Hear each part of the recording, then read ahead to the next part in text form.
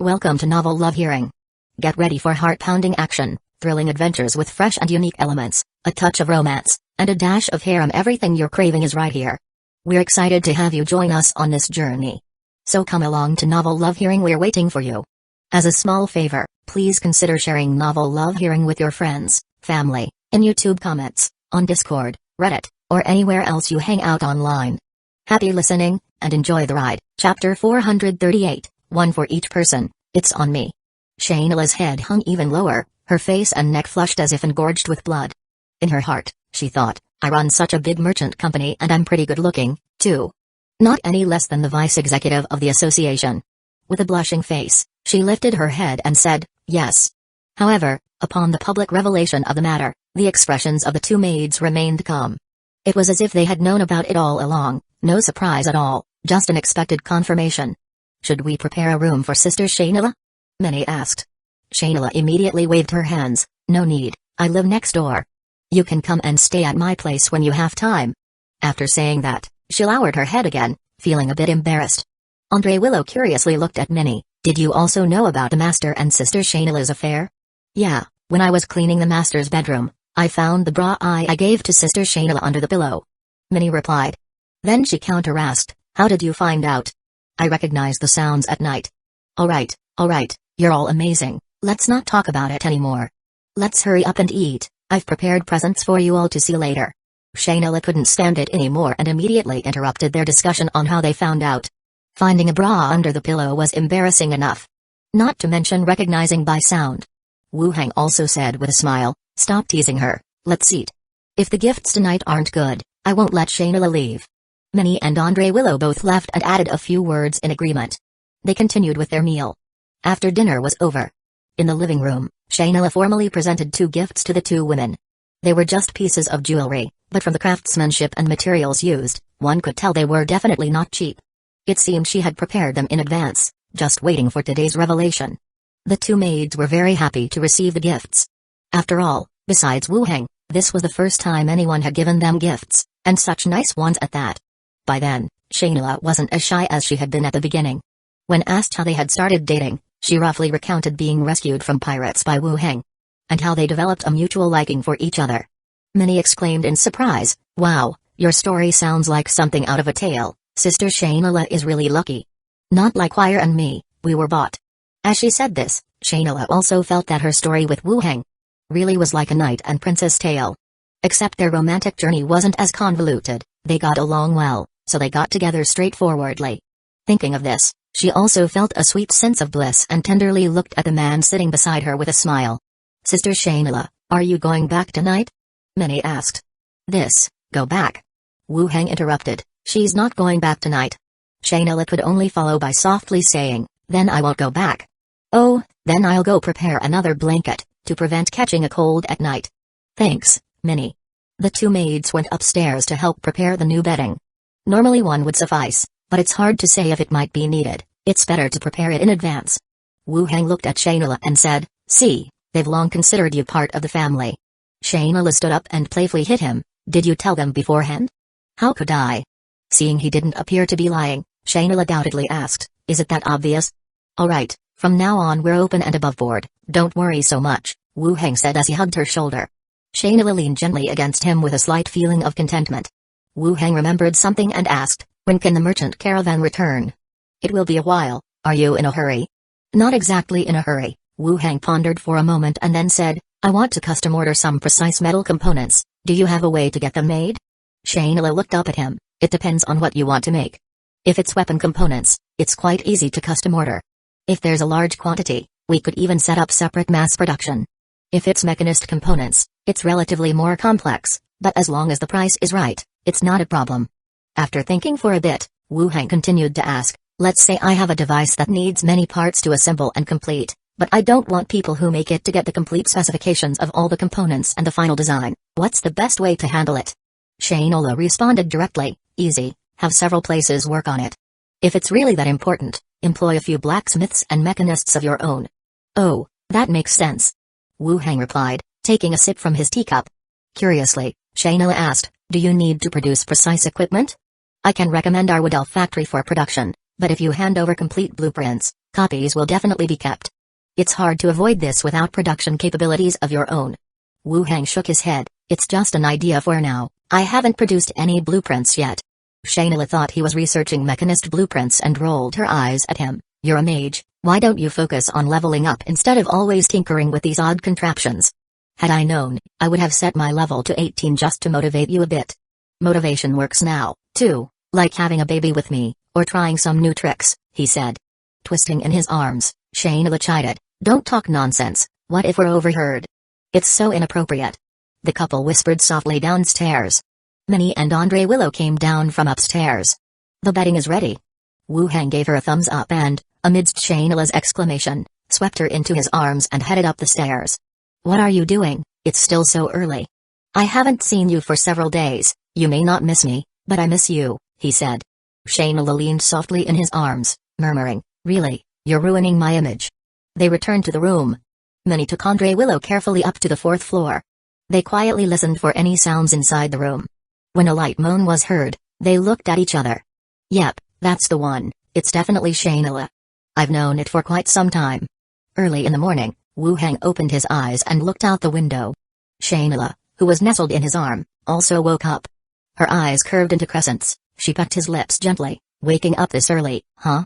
Yeah, I've grown accustomed to it. You sleep a little more, no rush to go back anymore, Wu Hang said, drawing her smooth body closer into his embrace. Shayla's life was to be more laid back. Going to bed late and getting up late was quite common for her. It was completely different from his own routine. Shayla shook her head. How could I do that? I can't appear too lazy in front of Minnie and the others. With that, she gently got up and started dressing. Wu Hang yawned, sitting beside her, his hand caressing her skin, slowly kneading and stroking. It made Shayla blush with annoyance.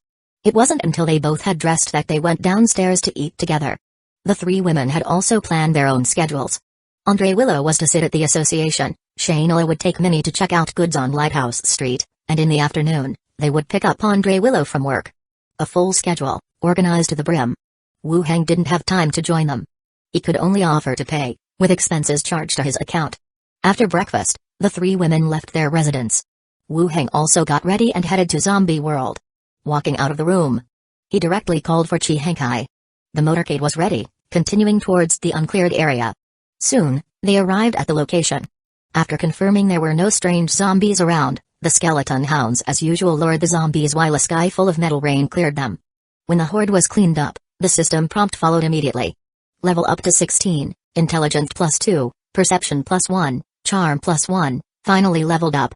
Having reached level 16, he was one step closer to the target level 18. Moreover, it seemed that starting from level 15, each level gained 4 attribute points. It was just a pity that he hadn't unlocked any new talents. Soon, the battlefield was cleared. The skeletons began tidying up the field. Wu Hang then collected corpse cores, transforming them into skeletons. Once everything was settled, the motorcade began to return.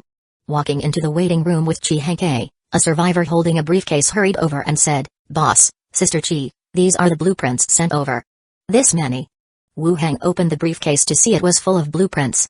Glancing over them, he saw not just blueprints for machine gun ammunition but a whole set for a mechanical production line, to produce bullets and casings. But the quantity was somewhat astonishing. Fearing not even an ordinary person could assemble a complete machine from this set of blueprints. "Alright, you've worked hard," Wu Hang said, closing the briefcase. "It's what I should do," the survivor said with a smile, then left. Chi Hankai looked at the briefcase and asked, "Should we make a backup? Don't want it damaged and then have to go through the hassle with the provincial area again." "Right, make a backup and keep it safe," Wu Hang replied. "Okay." Given the current situation, there wasn't much use in sending these blueprints out to regular shelters. Who could handcraft so many components? Chi Hankai took the blueprints. Wu Hang also assigned patrol tasks to the intelligent skeletons. In a different world, on an island, bang. The door of the tavern was kicked open. Philippa, with a green parrot on her shoulder, swaggered in with her subordinates. She glanced around the tavern with a tilted head and said, "Barkeep, a woman for every man in the tavern, put it on my tab." "Captain, there aren't that many women," the barkeep responded. "Damn it, then go find them, bring over all the good-looking ones, I've got plenty of money," Philippa exclaimed loudly. The barkeep glanced at the owner, then went out to find people. Meanwhile, cheers erupted inside the tavern. People raised a thumb to the generous Captain Philippa. Philippa waved her hand, indicating it was no big deal, then sauntered over to the bar, sitting next to a man with explosive blonde hair and said, "Boss Joachim, got any jobs lately? Count me in." The man glanced at her. "You're not short on money, why go out to sea? Who's afraid of having too much money? Plus, if I hang with you guys, I'll have something to brag about later at sea." Philippa patted her chest. "You're playing a good game there," the man grunted, then added, "Nothing yet, but if there is, I'll include you, and you can watch how we operate." Philippa ordered a beer, took a sip, and continued, "Boss Joachim, everyone's talking about the Pirate King, is it true?" Chapter 439, You're Not Even As Good As Your Dad. "Where did you hear about that?" Joachim, who was standing next to her, looked at her and asked. Leaning on the bar, Philippa said, "I've been reading a book recently, called A Brief History of Pirates. It mentioned a pirate king in the Emerald Sea a while back, and I was just curious if it was true." "You can read?" Joachim asked with skepticism. Philippa said, "If it weren't for my old man being a pirate, I would have been a prime talent cultivated by the kingdom." The tavern instantly fell silent, followed by a burst of laughter from the pirates. "You, a wild girl, a talent? Which unfortunate kingdom would cultivate you? Iron Barrel Pirate Group has been reduced to only 3 ships in your hands, you're not even as good as your old man." Bang! Philippa slammed her hand on the bar with force and cursed loudly, "Bullshit. If I wasn't a pirate, I could have at least mixed in as a consortium member, then I'd capture all of you and shove sticks up your asses." "Shove sticks up asses, shove sticks up asses." The parrot also mimicked the words on the side. Ha ha ha. The laughter around them grew louder, and the entire tavern suddenly became lively. Philippa's face flushed with anger as she continued to curse, "Keep laughing, and when it comes to finding women, you're paying your own money. Stop, stop, stop. You're a talent. Right, right, you could be a steward in the consortium." The pirates howled again. Joachim too chuckled for a while, then said, "What's written in the book is naturally true. It's normal for your younger generation not to know about it." Ignoring the other pirates, Philippa turned her head and asked, "Was this Pirate King really that impressive? You must have seen the Pirate King's letter, right?" Philippa nodded, "I know about it. I hijacked a few ships because of the information in those letters." "Does it really have something to do with the Pirate King? Has he lived that long?" Joachim smiled, took a sip of his drink, and did not continue. Philippa frowned and said, "Boss Joachim, don't tell me you're all so clueless and just bluffing me." Joachim raised his eyebrows. "Of course, I know more than you do." "Really? Then tell me who this Pirate King is." Joachim frowned at her, looked her up and down, and asked, "Are you really that interested?" Philippa, not the least bit shy, drank her drink and shook her leg, skeptically saying, "If you don't know, it's fine. Maybe I'll ask some other pirate group later." Joachim's expression froze, just as he was about to speak. Creak. The tavern's door was pushed open, and the bartender came in with several heavily made-up women, who swayed their hips as they entered and immediately threw themselves into the pirates' arms. Joachim also stood up, embraced 2 of the women, and said, "Philippa, do you want to join us tonight?" Philippa waved her hand. "Forget it, you look too old." Joachim laughed heartily and, with the women in tow, headed upstairs, saying, "I find you quite pleasing, you wild girl. Don't go out to sea lately. I'll take you to broaden your horizons in a couple of days if you can pass the scrutiny." "What kind of horizons?" Philippa asked. As Joachim's figure disappeared into the stairwell, a voice came down, "About what you were just curious about." Philippa rushed to the stairwell and shouted upwards, "You're so discerning, Boss Joachim, just like the benevolent Babuzi." No reply came from upstairs. Meanwhile, downstairs, the pirates and women were already getting rowdy. Even the pirates Philippa brought with her had their heads buried in the women's bosoms. Philippa glanced over all the pirates. After cursing under her breath, she left the tavern with her parrot. She started strolling through the streets nearby. Wu Hang returned to Gold and Silver Island. He came downstairs. Shainila was there today as well, chatting and laughing with 2 maids on the first floor. She wasn't as shy as she had been the day before. In their conversations, you could faintly hear them discussing where Wu Hang was ticklish, what kind of actions he liked, and other such matters. As Wu Hang approached, the 3 of them noticed and blushed slightly, immediately changing the subject to their shopping trip that day. Wu Hang sat beside them and joined the conversation. Before long, dinner was served, and the 4 of them sat at the dining table and started eating. After dinner, Minnie and Shainila went out to the yard to play shuttlecock, and Wu Hang kept Andre Willow behind. "Master, do you need me?" Andre Willow poured him a glass of water and asked curiously. Wu Hang took a sip and said, "Have there been any developments with the kidnapping?" Andre Willow shook her head, "No news has reached me yet. I'll ask at the consortium tomorrow. No need, I'll go there myself tomorrow, Wu Hang continued. What about Millicent? Mrs. Millicent, who is still residing in the association's dormitory, hasn't been involved in any rumors about conch shells and the association these past days. Assistant Moya is arranging to release her while distancing the relationship, Wu Hang nodded. Moya would handle the matter more securely. That's good, go and have fun with them. Andre Willow responded and walked out of the room to play shuttlecock with Minnie and Shayla. Wu Hang then returned to the study to read for a while. When night fell, he went back to his room to rest. The next day, at the association's dungeon, the heavy iron door opened. A young man dressed as a bartender cautiously made his way down. He passed several iron cages, identifying the prisoners lying on the ground, and continued deeper inside. Finally, in one of the cages, he saw a familiar figure and whispered, "Boss, are you all right?" Inside the cage, Millicent lifted her head, joy flickering in her eyes. "How did it go? Did you get it done?" The bartender's voice lowered even more. "It's done. The money has been sent out." "Did they say when they would let me out?" "No word on that." The bartender shook his head, then cautiously asked, "Boss, we didn't just give away the money for nothing, did we?" "That shouldn't be the case." The two spoke quietly as the dungeon's iron door opened once again. Two association guards came chatting down the stairs. Millicent and the bartender immediately fell silent, watching the two figures approach. The guards stood outside the cage, glancing inside. "Millicent, right?" "Yes," Millicent replied. While unlocking the cage, the guard said, "Your case has been investigated, and you are free to go." "Thank you." Millicent walked out of the cage and, after expressing her gratitude, left with the bartender. They crossed the lobby and exited the association's main gate. Only then did the bartender express dissatisfaction. "I thought the association might be better, but they're just extorting money." Millicent glanced around. "Stop talking nonsense. Let's head back." They hailed a carriage and headed for Lighthouse Street. Upstairs at the association, Wu Hang watched the disappearing carriage and then drew the curtains closed again. According to Moya's thoughts, they were to hold Millicent for a few more days, until some results came out regarding the assassination matter. Then they would release her. But Wu Hang, after coming over, had decided to release her directly. The clues on the association side had been exhausted. Moreover, since her head had been chopped off without her body being taken, it was clear there was confidence there was no further use in delaying. Therefore, today Millicent was released as planned. Andre Willow said from behind him, "Some people already know she is your informant, so she might not be able to collect much information. It's not a big issue. There's a mix of truth and falsehood in the various rumors outside, there are all sorts of stories, and even if some people talk, it doesn't necessarily spread far," Wu Hang added. "If she really can't gather any information, just have her keep running the tavern. It's an explanation for Philippa, too." "You have thought things through." Wu Hang turned around and patted her little head. "All right, I'm heading back now. If there's nothing this afternoon, come home early." "Yes, master." Wu Hang left the association. Standing at the entrance, he pondered for a moment before walking towards the Snake Badge Consortium. With his skeleton attendant, he entered the Snake Badge Consortium. After presenting his emblem, a staff member led him to the VIP room.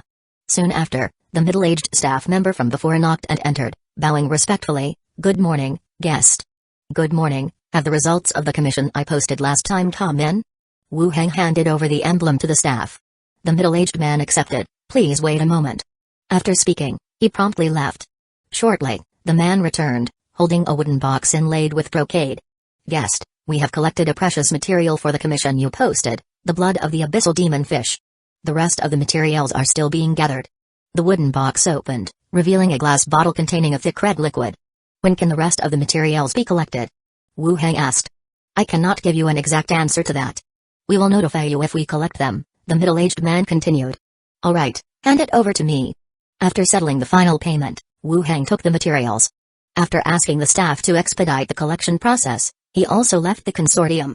Chapter 440, Psychokinetic Swordplay returned to the mansion.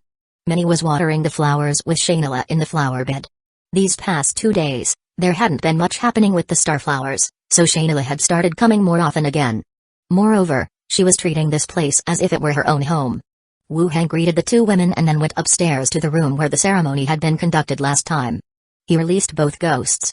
Zhao circled around his head, while Glenda directly asked, "Did you find out anything about last time's incident?"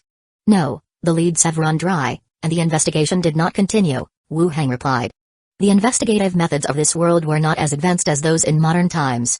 It was just some basic detective work, supplemented by special items or tools. Interrogative methods used by necromancers, or certain truth-telling tools, were considered quite advanced for this world. Now that Wu Heng hadn't uncovered anything, leaving it to the association and the guard team made it even less likely that they would find anything. Glenda advised, "Then you should be cautious on the island. The enemies are even more dangerous than the pirates." "Yes, I know." Wu Heng continued, "Today, I got the materials I was missing from the consortium, so I can enhance your abilities now." Both ghosts remained silent, waiting. Wu Heng then said, "Last time it was Zhao's turn, this time let's enhance Glenda." Zhao also nodded in agreement. Let's enhance Aunt Glenda." Glenda did not refuse but simply asked, "What type of ability?" Wu Heng took out the necromancer's notes. "It's called psychokinetic swordplay." "So you've only collected the materials and haven't looked into what the ability does?" Glenda looked down, somewhat dissatisfied. "No, I had looked at it before, glancing at it again now, just to be more accurate," he responded.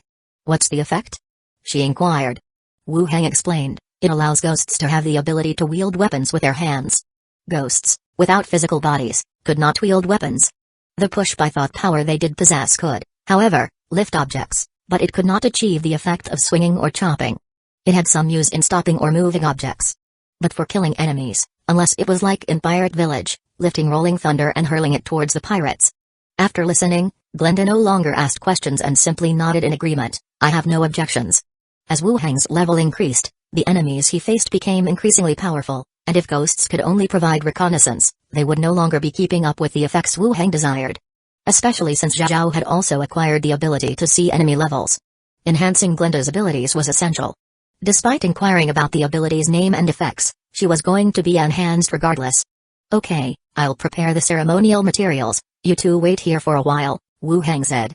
Zhao raised her hand in the air. "Uncle, since I'm not needed, can I go upstairs to watch cartoons?" "I'll come down after Auntie is done." "Go ahead, just keep it down in the study." "Got it," Zhao replied, then flew up through the roof. Wu Heng also took out the materials he had prepared, one by one. Blood and gold powder were mixed in a bowl, and then he began drawing the type of formation needed for the ritual, following the manuscript's record. Compared to the last time with Zhao, this formation was a bit more complicated, but the instructions were clear enough to be followed to completion. When the final stroke was finished, closing the formation, a dark necromancy energy began to permeate the surroundings. Without any delay, he precisely placed all of the materials in their designated spots according to type and quantity. Once everything was ready, he looked toward the air. "Glenda, go ahead and enter, it's safe." Even in her ghost form, Glenda's nervousness was evident. She nodded and directly flew into the center of the formation. As Glenda entered, the formation began emitting light. Materials crumbled like fine sand, turned into energy, and flew toward Glenda, intertwining and forming a rotating vortex. As time went by, Glenda absorbed all the energy and returned to her original form. Ghost unlocks skill, psychokinetic swordplay. The skill was successfully unlocked, and it went smoothly. Glenda, looking at her translucent body, asked, "Is it over?" "It's over, you can come out now," Wu Heng said. Glenda flew out and said, "Actually, I don't feel much different after the enhancement." "Don't worry," Wu Heng said before checking her status panel. Sure enough, a new skill, psychokinetic swordplay, had appeared. Psychokinetic swordplay, the spirit entity has the ability to focus thought power, allowing it to attach thought power to a weapon and achieve an effect similar to wielding a sword. It was similar to what was recorded. It's just that you can't really grab a weapon, which is hardly possible because there's no physical body. Rather, you can hit it with psychokinetic power and adhere to the weapon. It's similar to wielding a sword. It still seems very useful. Looking up again, Glenda too was feeling her powers in midair. Wu Heng took out a sword and placed it on a table beside him. "Try it, see if you can wield it as if you're really holding it." Glenda looked toward the iron sword. She began to concentrate and use her psychokinetic power. After several attempts, the weapon on the table was directly grasped by a transparent hand at the hilt. She lifted it from the table. Wu Heng was somewhat surprised, and Glenda's soul was also unexpectedly pleased. "It really works. Swing it, give it a try." Swish swish. A series of whooshing sounds filled the air as the iron sword cleaved through it. Just like the usual fluffy control of objects with psychokinetic power. "The effect is so good!" exclaimed Glenda, surprised. Wu Heng continued and took out a handgun. "Try this." The handgun, Glenda had seen him use it before and intuitively grabbed it. Holding it in her hand, she aimed in 2 directions. "Try going invisible." Glenda turned invisible, leaving only the gun floating in midair. It looked somewhat eerie. "How is the effect?" Glenda's voice came from the air. The effect is quite good. Glenda materialized from midair, handing the handgun back to him. Wu Heng said, from now on, you'll be able to help out in battle too. Yeah, I can finally be of some help. After mastering the skill, Wu Heng went back to the study upstairs where Zhao was watching a cartoon. Looking up, she asked, Andy, was the ritual a success? It was successful. Oh, what ability did you get, Auntie? Show me. Glenda smiled and reached out to grab a cup of water nearby, moving it a little. Zhao was a bit disappointed. Is that it? You could move things before, no? It's different. I can hold weapons now and join the fight. Zhao lacked enthusiasm. Alright then, as long as you're happy. Wu Heng sat in the study for a while. As evening approached, Minnie's voice calling for dinner came from downstairs. He instructed the two ghosts not to leave the upstairs. Then he went downstairs for dinner. The next morning, after breakfast, Wu Heng headed straight to Zombie World. He left the room. He glanced towards the waiting room. Today, there weren't many people coming to exchange supplies, just two individuals, talking to a survivor responsible for the exchange, each holding a bag. Wu Heng descended the stairs, and Chi Hengkai hurried over to him. She pulled him aside and said, something's happened. What's going on? Yesterday, we sent a few people ahead to the military district to check things out, but they haven't come back. We sent a rescue team, and they said they haven't found any trace of them, Chi Hengkai said gravely. Wu Heng's eyebrows furrowed slightly as well. People had disappeared. Given the current situation in the refuge, it wasn't likely that they ran away with the supplies. More likely, they had encountered danger. If it were zombies, then the following rescue team would have found the location of the incident. Zombies, after all, wouldn't move vehicles away. So it seemed clear that an incident had occurred, yet it was unrelated to zombies. Just as Wu Heng was about to speak, someone came out of the room where the radio was housed. Calling over to them, he said, Sister Chi, come here for a moment. Chi Hengkai turned her head and glanced back, joining Wu Heng as they walked over. Upon entering the room, the female survivor responsible for the radio said, a refuge just contacted us, claiming they have our people. If we want them alive, they're demanding 2,000 bags of grain and 500 guns with ammunition. 500 guns? Do they have 500 people? Chapter 441, Test Abilities. Indeed, the missing people had been kidnapped by survivors from other bases. From their demands, it was clear they knew some information about Wu Heng's side. But asking for 500 guns made one wonder whether there really were 500 people.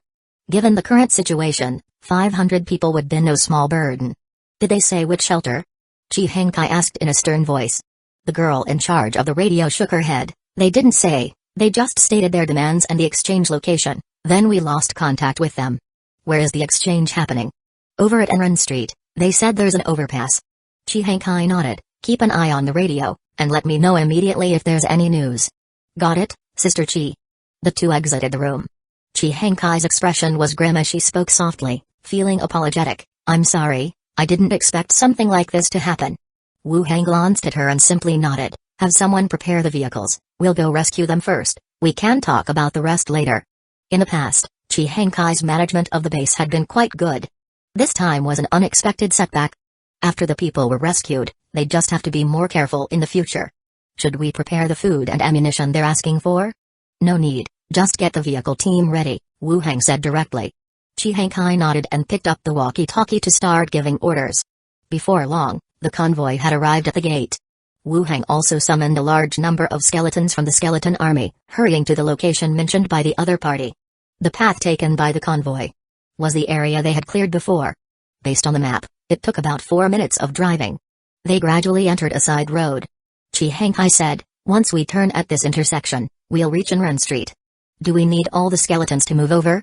Wu Heng glanced at the map. Have the rest of the vehicles stop here, we too will go ahead and check the situation. Could there be danger? Chi Hengkai voiced her concern. We'll just go and see, it's safe if we don't get out of the car, Wu Heng said directly. Two ghosts were observing the situation nearby. Especially Zhao's spirit vision, the energy emitted by the zombies and living beings was completely different. If there was an ambush or any danger, it could be detected immediately. Alright. Chi Hengkai picked up her walkie-talkie and passed on the instructions. Wu Heng also issued a standby order to the Big Head Skull and the Skeleton Army. Once they were ready, Chi Hengkai drove the truck, turned the corner, and continued towards the exchange spot. After driving for some distance, Chi Hengkai said, there is an overpass ahead, they're up there. Through the windshield, The overpass ahead could be seen. And the figures standing on top of it. They were not zombies, but survivors looking in this direction. They're clever. We're below and they're above, Wu Heng said, and then added, slow down. Advance slowly. On the overpass. More than 30 men and women dressed as scavengers were gathered on the overpass. About 10 of them wore bulletproof vests and held rifles, while the rest wore makeshift armor, armed with iron spears and machetes, fully equipped. One person glanced into the distance and shouted, they're coming, just one truck, and none of those bone frames. The others quickly gathered as well. Looking into the distance. Indeed, a modified truck looking like a tin can was driving towards them. That's the station folks' truck. They're really stupid, at this time, still willing to trade food for hostages. Daring to trade externally shows they aren't short on food. What we're asking for is too little. It's not too little. If we ask for too much, and they don't come, it's over for us. Their eyes lit up as they conversed in low voices. Among them, a man with a cigarette between his lips said, toss them down. 2 people crouched down and threw 3 men tied with ropes over the railing. The ropes tightened, leaving them hanging in the middle of the overpass. And down in the underpass. A few zombies, drawn by the noise, gathered and looked up, clawing at the air in an attempt to snag the 3 figures dangling above them. Boss, when it comes time for the food and guns, will we let them go? Another person asked. The man known as Boss took a couple of deep drags of his cigarette. Let them go my ass. If they get back, none of us will live to see another day, he said. He glanced sideways, have the guys with the guns hide. When the truck gets close, greet it with gunfire, and kill them on sight. The others' expressions grew stern, and they nodded in agreement. Understood. The crowd scattered, ducking and hiding behind the protective barriers of the overpass. And gradually, the distant truck slowly came to a stop. It didn't approach as expected. Shit, why have they stopped there? One cursed. They probably want us to go down there. The boss swore, only idiots would go down to talk to them. Who knows if they've got those bone frames inside? We'll just wait them out. I don't believe they've come all this way just to let the hostages freeze to death. The rest continued to stay hidden, without making any move. Inside the truck. Both could clearly see the scene in the distance. Their 3 men, hung below the overpass, made Chi Hankai's complexion even more troubled. Right now, it was impossible to tell if they were alive or dead. But dragging this out, they would eventually freeze to death there. Moreover, from the other party's posture, it didn't at all seem like they intended to complete a transaction. At the very least, the positions of both parties were blatantly wrong. They were on high ground, capable of attacking from above, while it would be exceedingly difficult for us to counterattack. Unless we relied on the skeleton flying dragon. The skeleton army would have to traverse a considerable distance to find an entrance to the overhead bridge. What do we do? They came prepared, said Chi Hankai. Don't worry, just wait. Wu Heng said. Chi Hankai said no more, simply staring ahead to warn Wu Heng in case the enemy made any moves. After a short wait, 2 scouting ghosts flew back. Upon entering the body, the images from the overpass and a conversation about approaching and opening fire were shared with them. The fact that the other side had guns was indeed a bit surprising. There were 12 people with guns in total, the rest were armed with cold weapons. There were also 12 vehicles, which had been modified in various ways. After reviewing the information, the 2 ghosts were released again. Wu Heng said, try using your power, kill them all. Glenda immediately flew out, followed by Zhao, heading toward the overpass. Chi Hankai, who was still watching the distance, thought Wu Heng was speaking to her, pointed at herself and said, me, go kill them. Not you, you'll understand soon enough, Wu Heng responded. Chi Hankai continued, do you need the skeletons to come over? Just wait. Chi Hankai stopped speaking and silently waited. On the overpass, there was still no movement from the truck, causing uneasiness among the group. After all, lying in ambush on an overpass was no easy task. The wind howled, and one by one they started shivering from the cold. They quietly discussed what the other party was up to. Would they come or go, just stalling there? Even if someone came out to interact and confirm each other's identities, it would be better than this. Just stopping there, what did it mean? Right then, a man with dyed yellow hair suddenly stood up from behind cover. The abrupt action startled his companions. Damn, why are you standing up? The yellow-haired man took 2 rigid steps forward, his face filled with fear. It's not me, my body's not under my control. Bang. After he finished speaking, he slammed headfirst into the railing, blood splattered everywhere, and he collapsed. The unexpected turn of events left everyone at the scene in shock. Subsequently, the rifle on the yellow-haired man rose on its own. The muzzle pointed at someone. In the horror-stricken gaze of the target, the safety was clicked off, and the trigger was pulled. Bang! The gunshot was deafening, the person's head exploded instantly, and the body fell backwards. The others quickly came to their senses, terror plastered on their faces. The boss with a cigarette in his mouth immediately shouted, "It's an invisible super-powered man. Fire at the location of the gun, don't hurt our own people." Bang bang bang. A flurry of bullets blindly fired off. But those aimed at the invisible super-powered man struck nothing but air, yielding no reaction or the anticipated signs of blood. Instead, the wild shooting hit many of their own. Meanwhile, the floating rifle began to fire again, killing the enemies nearby. The aim wasn't precise, but it didn't matter when the gun approached so close it was practically faced against a target. Shit, we're cursed, damn it. The leading man cursed, ducking and rushing to a pickup truck. He closed the door and began starting the vehicle. What kind of people had they provoked? To have the ability to control a gun out of thin air. How were they supposed to fight this? The vehicle started, and he was about to drive off. Suddenly, he felt a chilling sensation invading his body, and soon after, his limbs were unresponsive. His neck began to twist unnaturally, cracking as it turned backward. The overpass grew silent. Two semi-transparent ghosts also appeared out of midair.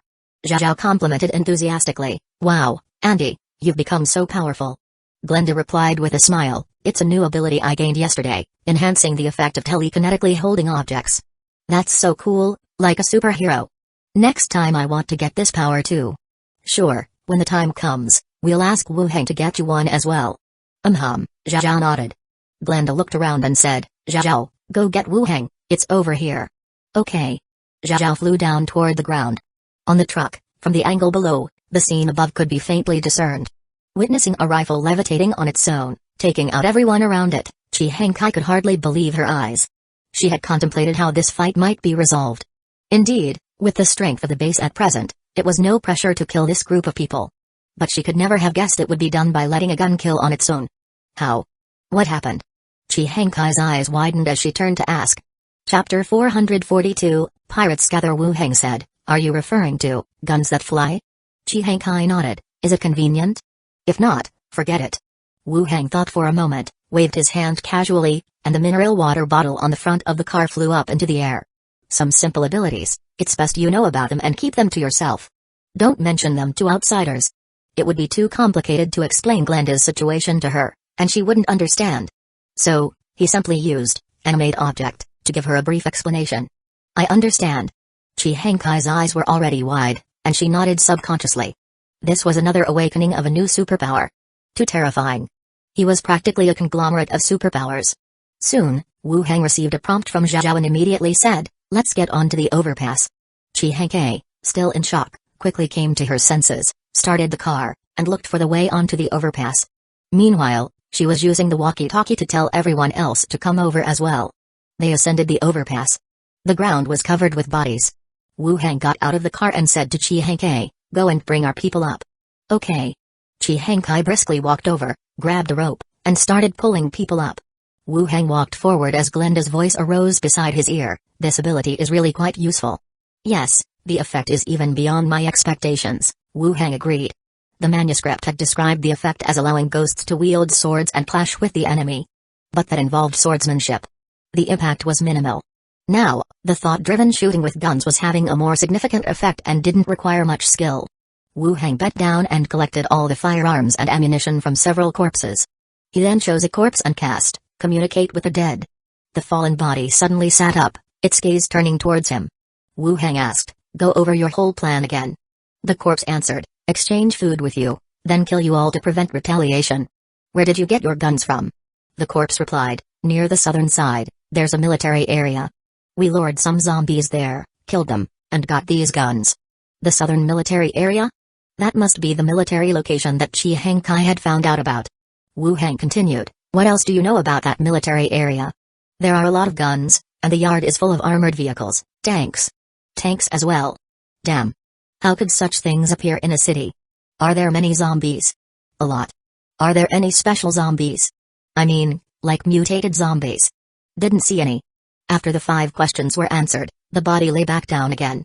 Wu Heng then turned to a second corpse and cast communicate with the dead. The corpse sat up once more. Wu Heng asked, "Where is your shelter located?" The corpse answered, "Coat Street, brewery shelter."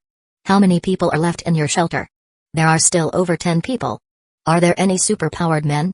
None. Does everyone have guns? We left 2 guns behind. Wu Hang thought for a moment, then continued, who are these people? They are women under our control.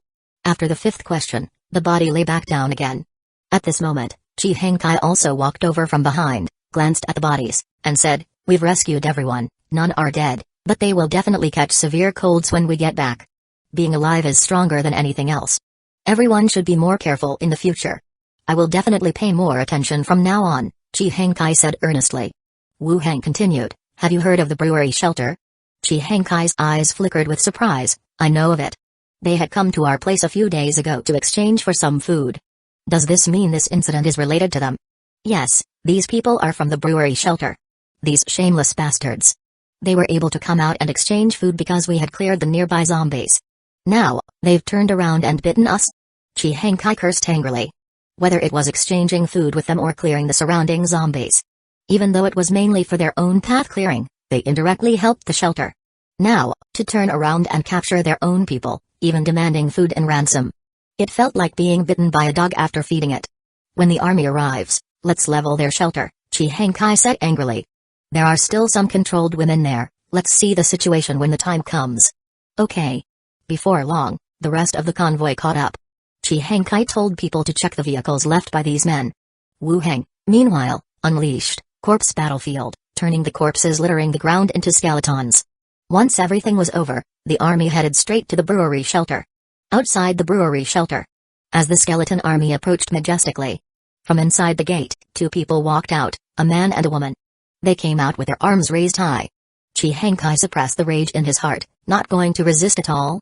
The man answered, we don't have the power to resist, there are only women left inside, please don't kill us. Chi Hengkai glanced at the yard. He continued, let everyone come out, and bring out all the weapons and firearms. Anyone who dares to hide anything, you will all be implicated. Okay, I'll go and inform them. The woman who came out went back to inform the others.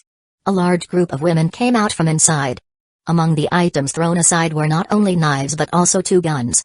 Enter the yard. Chi Hengkai ordered. The convoy and the skeleton army entered the yard, and the gates were all closed. Chi Hengkai officially took over this factory area. Wu Hang then began arranging the skeletons to set up defenses around the factory. Before long, Chi Hengkai came back. No problems here. The fact that there are so many people here is because the brewery originally had a storage for food and brewing, and the others are also willing to cooperate. I plan to observe them for a while. You'll be in charge here. Ask around for more intelligence from the military base, next time we'll clean up that place, Wu Hang said. Okay. Chi Hengkai answered, continuing, the room over there used to belong to their leader. I've had it cleaned up for you, I'll stay in the room next to yours. Wu Hang nodded and went straight into the room. He opened the boundary door and returned to Gold and Silver Island. Back on Gold and Silver Island, Wu Hang first visited the alchemy laboratory. He collected several bottles of the finished elixirs, then headed downstairs. Today, Shayla didn't come, the 2 maids were chatting in the living room. They had dinner together. Wu Hang distributed the corpse core potions to the 2 women to strengthen their attributes. After taking the potions, they did their daily training. Then, Wu Hang went to the bath with his daughter. In the bath, 1 maid on each side, they lay on his chest. Wu Hang patted the little fox's upturned buttocks and asked, everything's okay on Millicent's end, right? Nothing's wrong. The tavern has reopened, and there haven't been any rumors going around, Andre Willow said, twisting slightly. Good, as long as there's no problem. Minnie, on the other side, gently licked his chest and said, Master, I have some intelligence. Minnie, what intelligence? Wu Hang looked at her. Minnie spoke, the number of guard team members has increased, and now a lot of people are patrolling, there are several more squads. Andre Willow also added, the port has been taken over by the guard team, and the gangs that were planning to divide the port's business even gathered people to protest about this.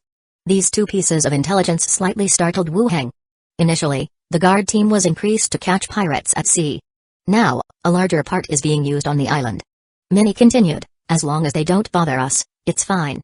Andre Willow agreed, yeah, it feels safer than London City. Wu Hang stayed silent, lost in thought for a while. After soaking for a while, they went back to rest in the room together. The next day, at sea, the Iron Barrel pirate group's ships followed closely behind the Mad Lion pirate group. Philippa stood on the deck, shook her expensive red headscarf, and put it back on, followed by her captain's hat. At that moment, A sailor on the lookout tower shouted, "Captain, the Mad Lion pirate group is signaling us with flags to slow down and keep following." Philip looked into the distance, where faint dots were beginning to appear on the sea's surface. "Follow them, and everyone be careful. If the other side makes any dangerous moves, we'll turn around immediately," Philippa said loudly. It had not been easy to establish a connection with a big pirate group like the Mad Lions. But safety was also a priority. Not to mention her own identity, pirate betrayals were not uncommon. It would improve chances of escape should there be any trouble. At the same time, she felt a hint of excitement. If she couldn't get any news about the Pirate King, passing on the intelligence about the Mad Lion pirate group would be a considerable accomplishment. Then, she could maybe get Wu Heng to compensate her with one of those iron pipe weapons. With such a weapon at sea, she could blast any dissidents to shreds. However, as they drew closer, Philippa's expression turned more serious. The myriad of ships densely packed in the distance came into view. The Emerald Sea's pirates, big and small, had all gathered here. Why had they all come? Suddenly, an uneasy feeling welled up in her heart. Chapter 443, Dealing with the Traitor. As the ship continued forward, Philippa saw many familiar pirate groups. And at the dock on the small island, she saw a black pirate flag emblazoned with dragon-shaped wings, the Black Dragon Pirate Group. What is going on? What the hell? Just as she thought about returning to the cabin to report the situation here, a ship from the Mad Lion Pirate Group slowly approached. The brown explosive hair, like that of a lion, Joachim. He leaped directly from the ship, landing on this one. With one hand on Philippa's shoulder, he said, "Quite the spectacle, eh?" Philippa's gaze narrowed slightly as she shook off his arm. "Why are you all gathered here?" Joachim looked her up and down and laughed. "Come on, you'll know once you get on the island." Seeing his appearance, Philippa didn't ask any further and said to the pirates on her ship, "Leave some people to guard the ship, the rest go ashore to rest. Restrain yourselves and don't cause trouble everywhere." "Yes, Captain." The pirates answered loudly. The island coast didn't have a fixed harbor. They stopped near the shore and got on the island directly using two small boats. Philippa followed Joachim. They went straight into a stone castle-like building in the center. Entering the stone castle, a mix of sweat and the salty scent of seawater hit them in the face. Dimly lit space was crammed with differently dressed pirates. Some sat on chairs sharpening their curved knives, while others, with missing teeth, poured bottles of liquor into their mouths. The pirates were loud, with crude talk and raucous laughter filling the room. Joachim patted Philippa's shoulder and then turned to leave. Philippa stood there, still scanning the surroundings. What the hell? It was indeed the infamous pirates from various routes. This was some powerful call to have them all gather here. Her gaze swept around and finally found a familiar face. The Flying Fish Pirate Group, Babuzzy. Philippa squeezed through the crowd and patted his shoulder. "Babuzzy, why'd you shave your beard? To commemorate your ex-wife? Damn it, Philippa, can't you stop bringing that up wherever you go?" Babuzzy grumbled unhappily. Won't mention it, won't mention it." Philippa pulled him aside and went straight to the point. "What's going on here? Why are there so many pirates?" Babuzzy frowned and looked at her puzzlingly. "Wait, you came here without knowing anything?" "Say no more. After we separated, I ran into the Mad Lion Pirate Group, and he brought me here," Philippa explained. "I mean, didn't you receive the letters?" Philippa's heart skipped a beat. Ever since the news came from Gold and Silver Island that her mother had been kidnapped, intending to lure Wu Heng out to sea, she had not received any letters. She thought there wasn't much happening lately, but it seemed it was without her. Why did the Mad Lion Pirate Group bring her here then? This made her speculate more in her heart, causing her forehead to gradually sweat. She glanced at the doorway, which was already guarded. Breaking out did not seem plausible. Taking a deep breath, she said, "Well, I did receive it, but I didn't pay attention at that time, and later, the words on it disappeared." "Tell me what it said." "Are you serious?" Philippa's eyebrows shot up. "Babuzzy, I saved your life last time, you doubt me?" "All right, I'll assume you're telling the truth. Someone said this is Barbary Island, the island where the first pirate king was identified by pirates. This time, the envelope called everyone here to divide the wealth of several big merchant groups and to unify the next plan of action." Philippa nodded, even more astonished. The pirate king was indeed real. And the guidance of the blank letters during this time made the pirates fully trust the instructions above. However, at this moment, she was no longer trusted by the envelopes. Tap, tap, tap. While the two whispered, a series of footsteps sounded. Several people quickly stepped onto the wooden platform in front. Leading them was a man in leather armor with a black cape, one-eyed, with a long sword hanging from his waist. The second person was the captain of the Mad Lion Pirate Group, Joachim. The entire place suddenly fell silent. The man in the black cape scanned the crowd and announced loudly, Brave brothers and sisters, good day, I am Heller, the captain of the Black Dragon Pirate Group. After introducing himself, he clapped his hands lightly toward one side. Then, figures in various attires were dragged and shoved onto the stage. They knelt below the wooden platform. They're from the Kingdom Fleet. And people from the Merchant Group Guards. Where did they capture so many? Below, the pirates began to discuss among themselves. They were surprised and curious about the gathering of so many individuals from different powers. Meanwhile, Philippa's gaze had narrowed slightly. The people from Gold and Silver Island who expelled the pirate fleet. Those from the various merchant groups and mercenaries gathered together were brought here, waiting like defeated dogs for the pirates to deal with them. The Black Dragon Pirate Group captain gestured for silence with a hand press in the air, indicating that everyone should be quiet.